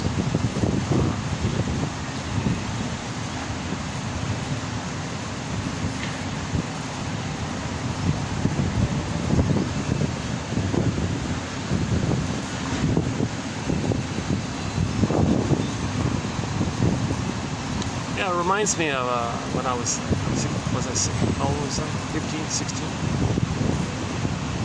My first summer job, I was 15, I think I worked as a busboy at Ontario Place, yeah. Yeah, it was an outdoor, on the water, it was nice, it was on the water, yeah. It was an outdoor restaurant. They even had a little band there. The song, their signature song was Bus Stop. Bus stop, bus goes, she say, please share my umbrella. I still remember, can you? All that summer, wind and rain. About a guy meeting a lady at a bus stop and share my umbrella, and they met under the umbrella at the bus stop. Yeah, they were pretty good, I remember. And they were on this tiny little stage. Oh my God. They're like three guys like squished.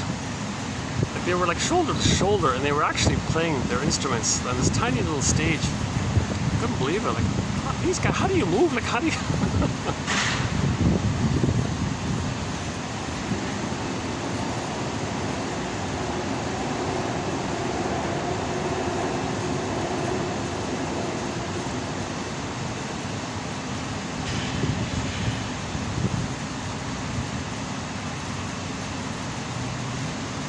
Yeah, that was the main perk of that job. Yeah, that band. Yeah, watching the band. I look forward to seeing them play. Yeah. Well, it was all covers. Yeah, it was all covers.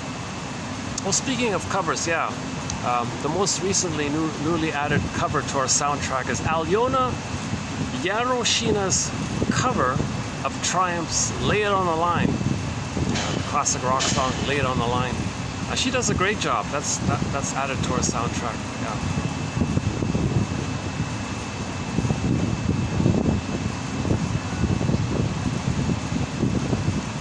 Another very good cover is HSCC. A guy named Jordan is the lead singer of it. He does a very good cover of "What a Fool Believes" by the Doobie Brothers. That's our signature. That's our tie-in song to our topic on transference love. See, somebody in the present reminds you of the mother. The wiring you originally laid down with the mother gets flared up. So now you're back in the blissful oneness with the mother. That bliss you forgot as a baby, you got it up again. And now as an adult, it's coming to you. So now, wow, this is amazing. So the person in the present, you don't love them. They just triggered the bliss you had with the mother, the nursery. Of course, now you transfer the mother to the person in the present and say, oh, you're the one. You're my first, you're my last, you're my everything. You're the one, you're it. So you're talking about the mother. Like, how do you love? Love at first sight. So this is puppy love, infatuation love, love at first sight, spellbound, bedazzled. You see them for 1 second, like, whoa, all the chemistry comes up. Because you see them for 1 second. That's because you recognize, your unconscious recognizes that person in the present that you see across the room or whatever, that they have the same mind as your mother. That means the wiring. Okay? It links to the wiring you lay down with your mother. The person, so it all flared up. So now you're spellbound with that person and say, you're the one, but could you please invent a time machine, take us back and change the past? She'll say, I can't do that, sorry. Then you say, oh, you're a heartbreaker, I'm so angry, you cheated me, you're a Fluschwieger, German for heartbreaker. Don't be so cruel and all this. Okay, those emotions that you're having towards the person in the present who you think hurt you and disappointed you, betrayed you, just lied to you and all this. Okay, that's for you to know how you originally felt with the mother but forgot. You recreated, you brought it up in the present to know the past, to get your story. Okay? So, plus, with that, now you know what your mother was like. The person you're spellbound with, now that's just like your mother. Now you're getting part of your story.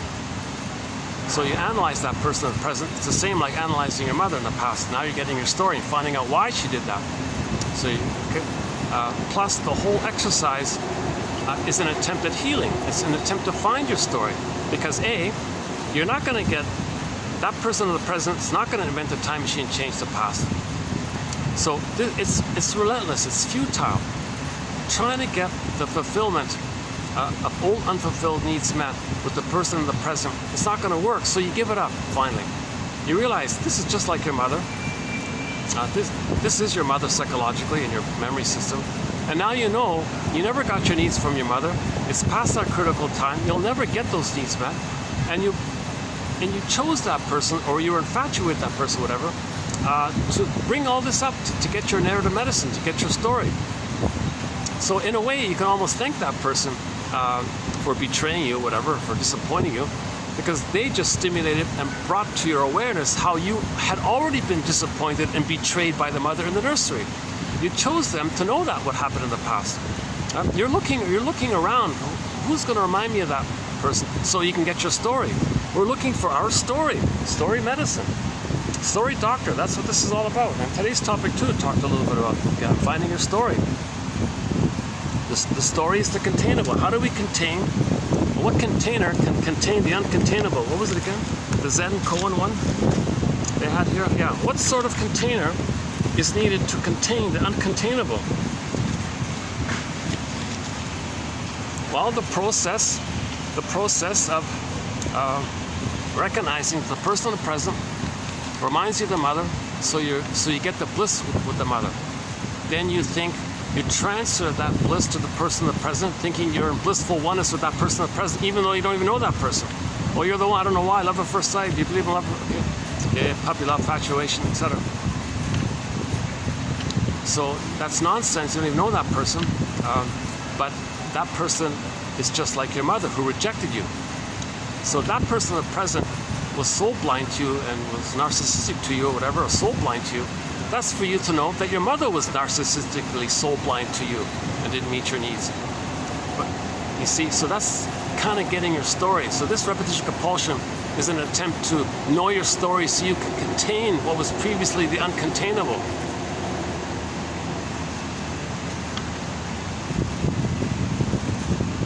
I guess the caffeine is starting to kick in. Amazing. One coffee makes me a little edgier, right? Steve Perry said that, yeah. When he's not on tour, he feels edgy. You know, he feels antsy. He said.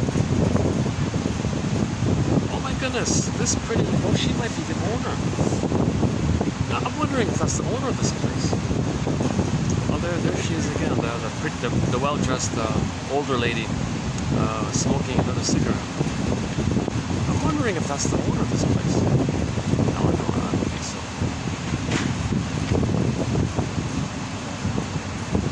Is that? No, it could be. Yeah, maybe.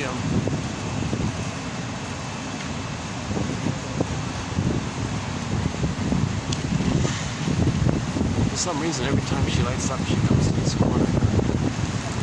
And I hate secondhand smoke, so let's go for a walk here. Or let me yeah, why don't I just pack up? Yeah, okay, let's just go for a walk here. Hold on a second.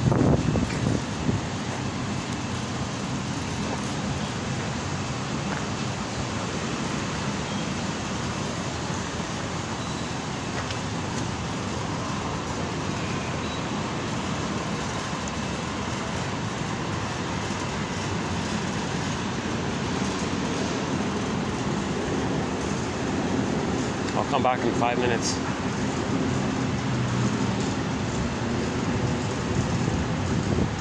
Oh, there's another smoker. Oh my God. You know, I mentioned I was in Germany about 2 years ago. And my God, smoking was everywhere. Smoking, cigarette vending machines were everywhere. Real surprise for me.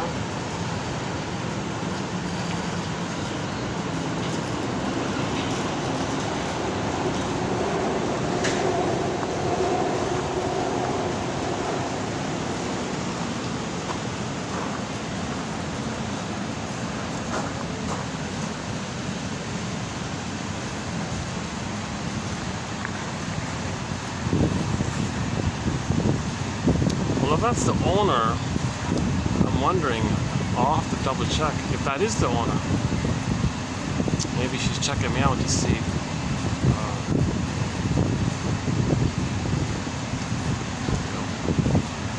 Trying to decide whether or not to keep tolerating my using this place on one coffee. The staff said fine. In the afternoon during the week, it's quiet, so it's okay. I don't know. Yeah, I'm curious. When I shut the video, I'll go find out. I'll ask the staff if that's the owner. Oh, hopefully it isn't.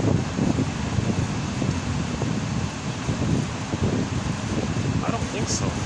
The owner wouldn't be that well dressed, right?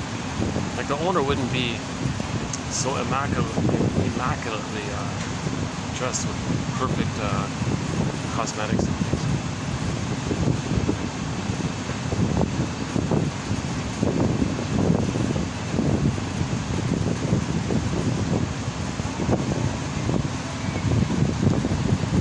Yeah, so I was mentioning the song "What a Fool Believes," right?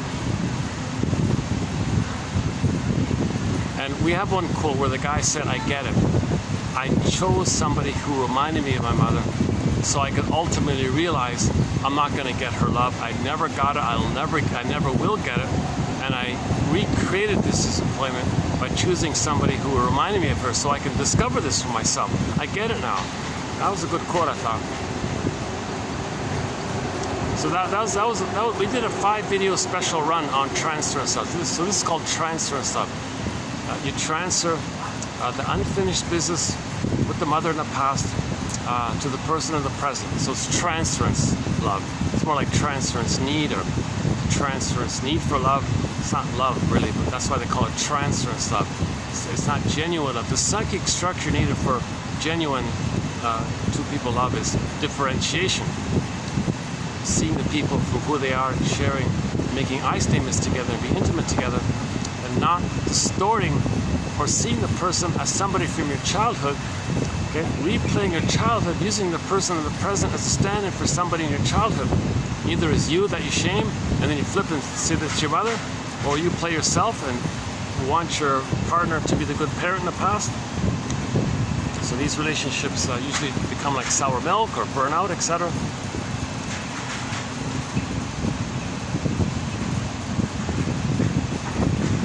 Yeah, that's 2 covers, right? Actually, that song by the band Elton Gun, they have a very good cover called Rakia Su Kataman. Rakia, that song was done in the 80s, but they did it by somebody else. But that band, Elton Gun from Turkey, they did a cover of it. Very good cover. Yeah, so those are 3 covers so far. Oh, another cover is More Than a Feeling by the Glee cast. Very good cover. Also by the Glee cast is the I Will Survive / Survivor song, a combo song. And a third Glee one is Rumor Has It / Someone Like You, is that it? Somebody Like You? That one. Yeah, so we have 3 Glee covers on our soundtrack, those 3 there. What other covers do we have? Oh my god, yeah. I've never talked about covers before. So yeah, so Alyona Yaroshina, okay, that HSCC one, 3 by the Glee, okay, 1 by Elton Gun, Rakia, that listen to the opening, it'll catch you right at the opening notes with like that bassy kind of squawky, bassy kind of sound. What other covers do we have? Ann Wilson from Heart does a cover of Love Hurts. She's the only one that can do a cover of that song. No one else can do it, right? In my opinion,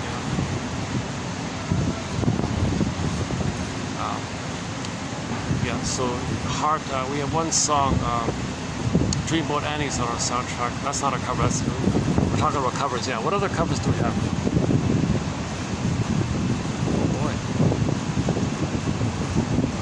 Prism, the band Prism, starring the original with Ron Tabak, the original. Ron Tabak sings a cover of April Wine's song called Soul Surgery. I need soul surgery. I have a guess that was his cry for love, that maybe he was saying, someone help me.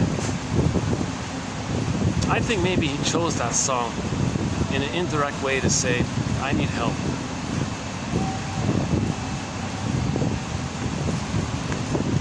Great singer, yeah, we have a lot of songs by the Prism on our soundtrack, including that cover. What else? Oh, Streetheart, oh my god, Streetheart does a very good cover of Nature's Way. The last song, Kenny Shields, the original lead singer of Streetheart,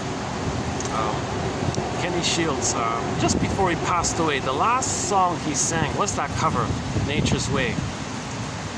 Maybe a tribute and a sign of support to what happened to Randy. I don't know his real name, but he called himself Randy California, who was the lead singer of the band Spirit. They were sort of a one-hit band. The Spirit band had a song called "I Got a Line on You," which is on our soundtrack. Oh no, and their Nature's Way is also on our soundtrack. And we have two covers of Nature's Way, Street Hearts and what's his name, Christopher Cross. Yeah, he does a cover. He does a very good cover of Nature's Way. And the funny thing about that, you can't find it on YouTube. Someone pulled it down. So the only cover that I found of Nature's Way is the Street Hearts one. Oh, there's a pitiful live version that Christopher Cross did. Not that one. I mean the studio one, the original studio one. It's funny because even that studio album of Christopher Cross's, that includes that cover. And that's the only cover they said he did, that guy. I'm not a fan or anything, but I love his cover. He did a great cover. Check out Christopher Cross's cover of Nature's Way. Street Hearts. He was a little fatigued, but it's okay. Kenny Shields' cover is tolerable. It's okay. It's nice to hear the song, so it's good that way. And of course the original by Spirit. Nature's Way. It's Nature's way of telling you. Nature will send you its bill, huh? You keep plundering the planet, you'll get the bill eventually, right?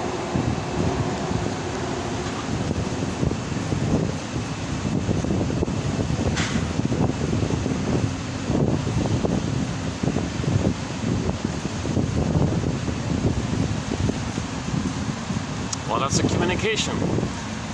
The short people doing this, investing in this, profiting off this, are saying, well, my body's going to pay the bill. My mother plundered my soul, and I got psychosomatic symptoms. My body's giving me a bill by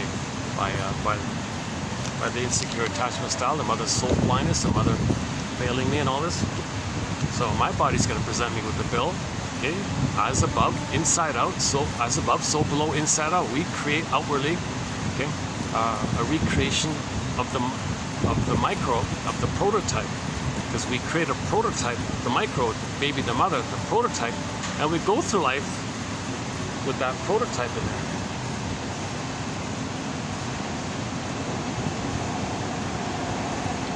It's getting darker already. Let's see, what time is it?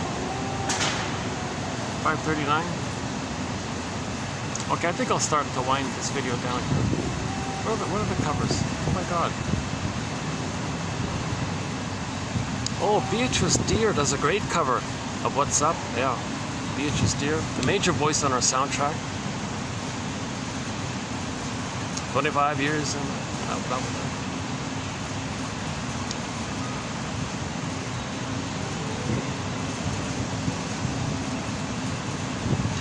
hang on. Both songs are original, right? Any other covers? I'm sure there are more other covers on our soundtrack.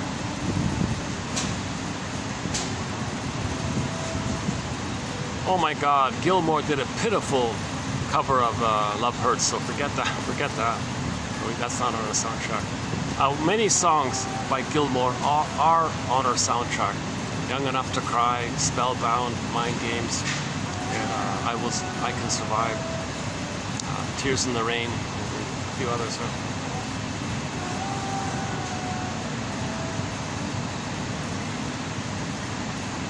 Actually, Rick Emmett does a cover of his own song. Like when Rick Emmett was the co-lead singer of Triumph, he sang a Triumph song called Lay It on the Line. But then a year ago, as a soloist, he sang a cover of that song, like an acoustic, soft, mellow, just him and the guitar. Very good. So in a way, we could say Rick Emmett covered Triumph's Lay It on the Line. So we've got two covers of Lay It on the Line. Rick Emmett's and Alyona Yaroshina.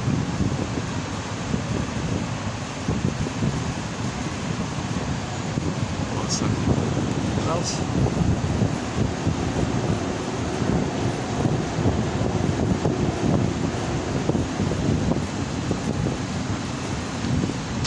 Oh, of course, Dan McCafferty. Oh my God, yeah, this flight tonight, yeah, for sure. That's Joni Mitchell's song, This Flight Tonight. Dan McCafferty of Nazareth, yeah, for sure. It's a great song, right? Actually, there's another one on there, isn't it? Actually, Dan McCafferty, that's a cover of Love Hurts. Someone else did it.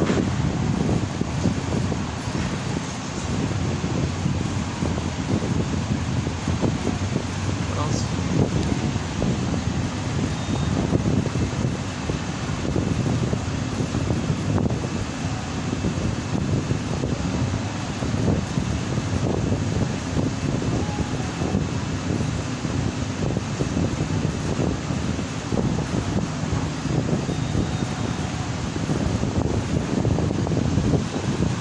I'm not a big Gordon Lightfoot fan, but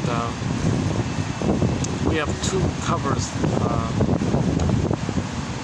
The Drifters, that one by a guy named Ron Sexsmith. And I'm not a fan of the Cowboy Junkies, but they do a good cover of The Way I Feel. Those two are covers. The Way I Feel. It's like a robin whose nest was no longer in the nest. He flew away from the nest or something like that. Oh, Ketcha Epstein. Oh my God, Ketcha Epstein. How could I forget it? Our theme song is actually a cover, yeah. Our theme song to 1001 Windmills of the Mind is Ketcha Epstein's German cover of the song Windmills of the Mind. And that's our theme song. I'd love to close up our video.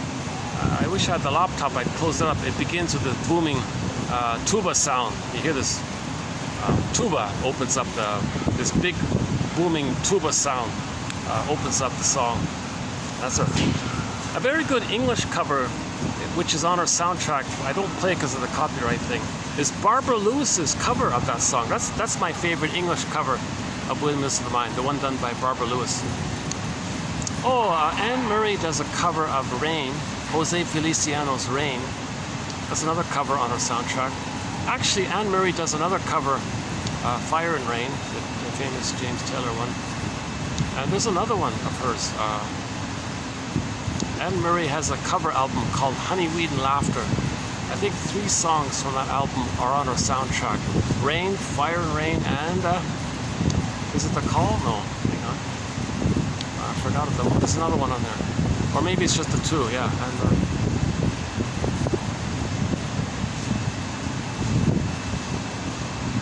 well, okay, I'm sure there are more if we think about it, but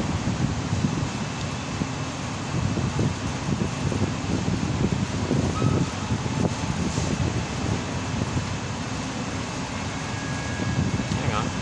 What else?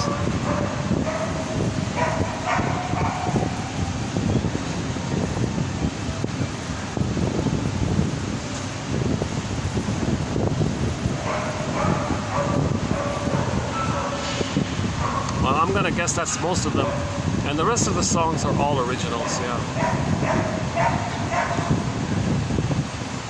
Oh, another cover song by Ketcha Epstein is Fluschwieger.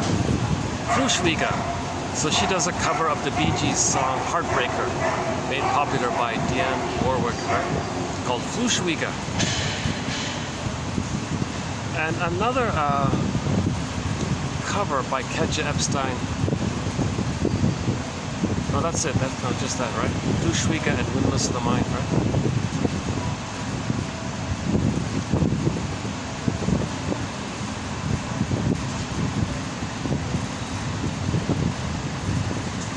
That Beatrice Deer cover is an excellent one.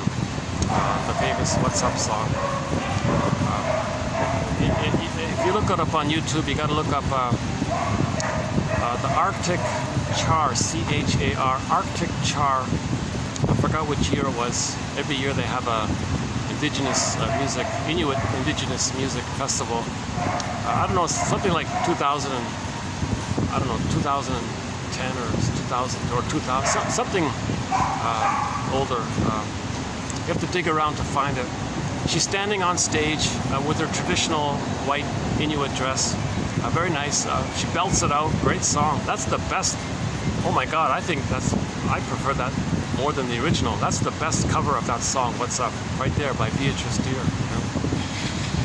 She's a major musical voice in our soundtrack. One of her albums is called My All to You. Several songs from there are on there. The Fox song, the couple from that Fox one. Na Lu Ni Rama, that's an unrecorded song that's on there. Na Lu Li Rama, is that right?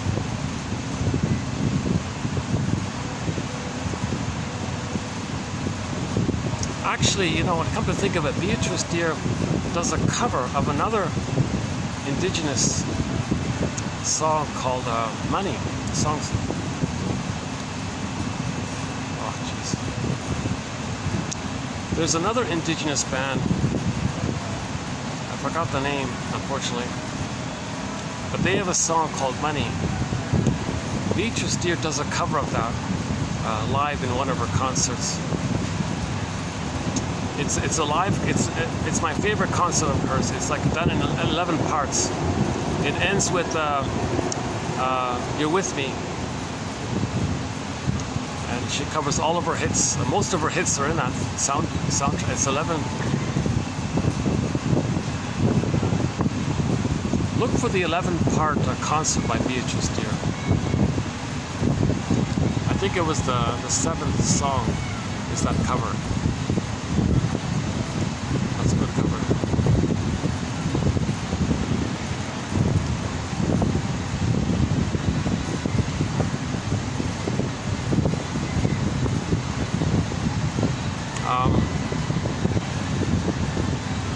Ziana's, all of her songs are original, right? Ziana saying.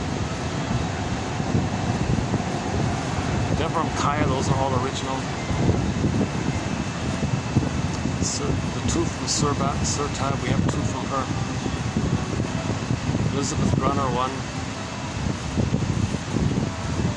Eastern Owl, I think we have 2 songs of theirs on Eastern Owl. Cashton, a couple of theirs.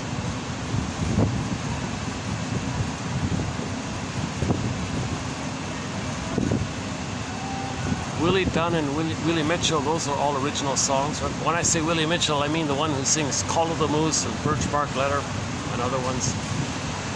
Willie Dunn, of course, the famous Mi'kmaq singer. Son of the Sun, Children of the World, Ballad of Crowford, and many others. Crowford, Crowford, why the tears?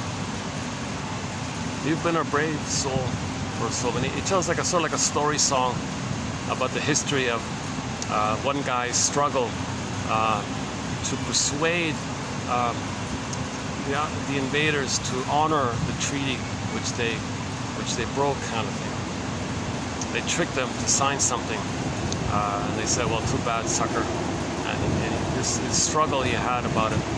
No, sorry, maybe I got it wrong. Anyways, the story's in the song. But generally that's true, right? Generally, all the treaties were broken.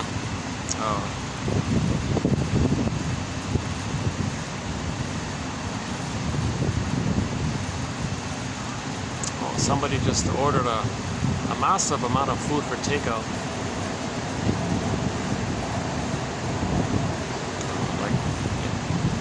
It's probably like for like a whole family, at least for a whole family. She's got like 4 bags filled with food. Must be pretty good at that.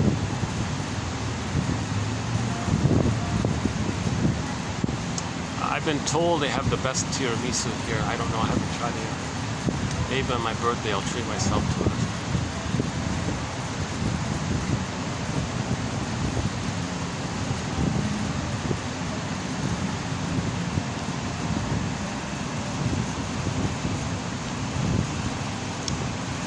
Okay, yeah, I guess I'm winding down here. So let's wind down the video here.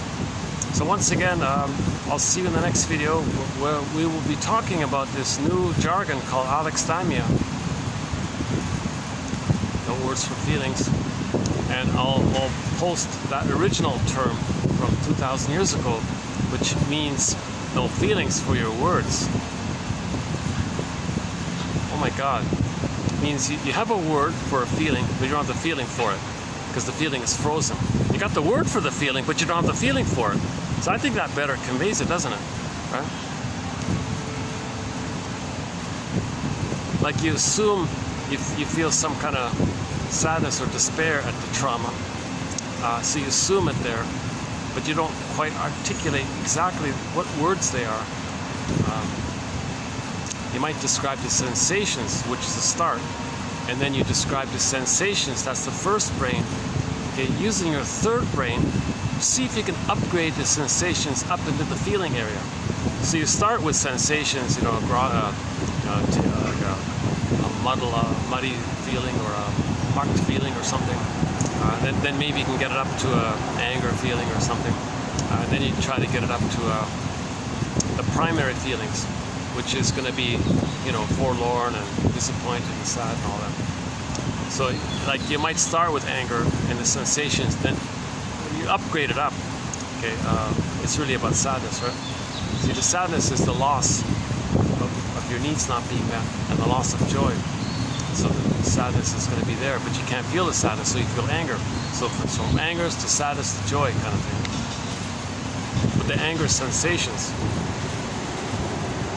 So you can describe the sensations, put a word to it, but it's still sensations. You want to get from the first brain to the second brain. The second brain, you got to get into the primary feelings. So put words to why the anger's there. You couldn't admit the loss of something. There was a loss, and there's a sadness there. So you want to get to that sadness place. So you want to make that transition from anger to sadness, right? That'd be like finding a, a second. Oh, some people coming in. Let me do this. Hold on a second.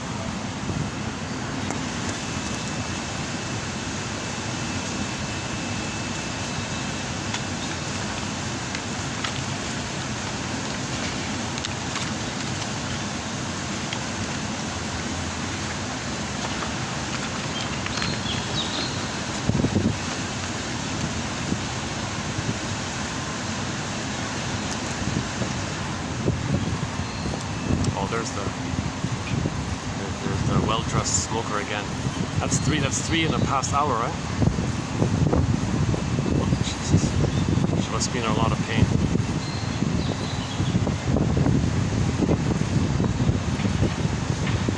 Remember the ad, right? The trick in the 50s or whatever it was? Torches of freedom, right?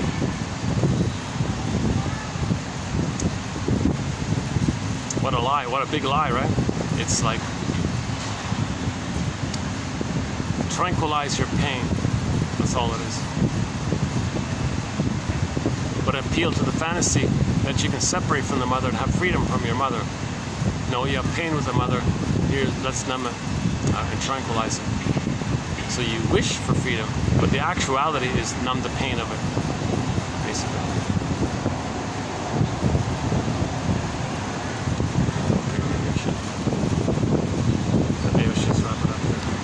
Let's keep this under 6 hours. Yeah, okay, this is well under 6 hours. That's okay. Okay, I think I'll wrap this up here. Let me make sure I'm not bothering you.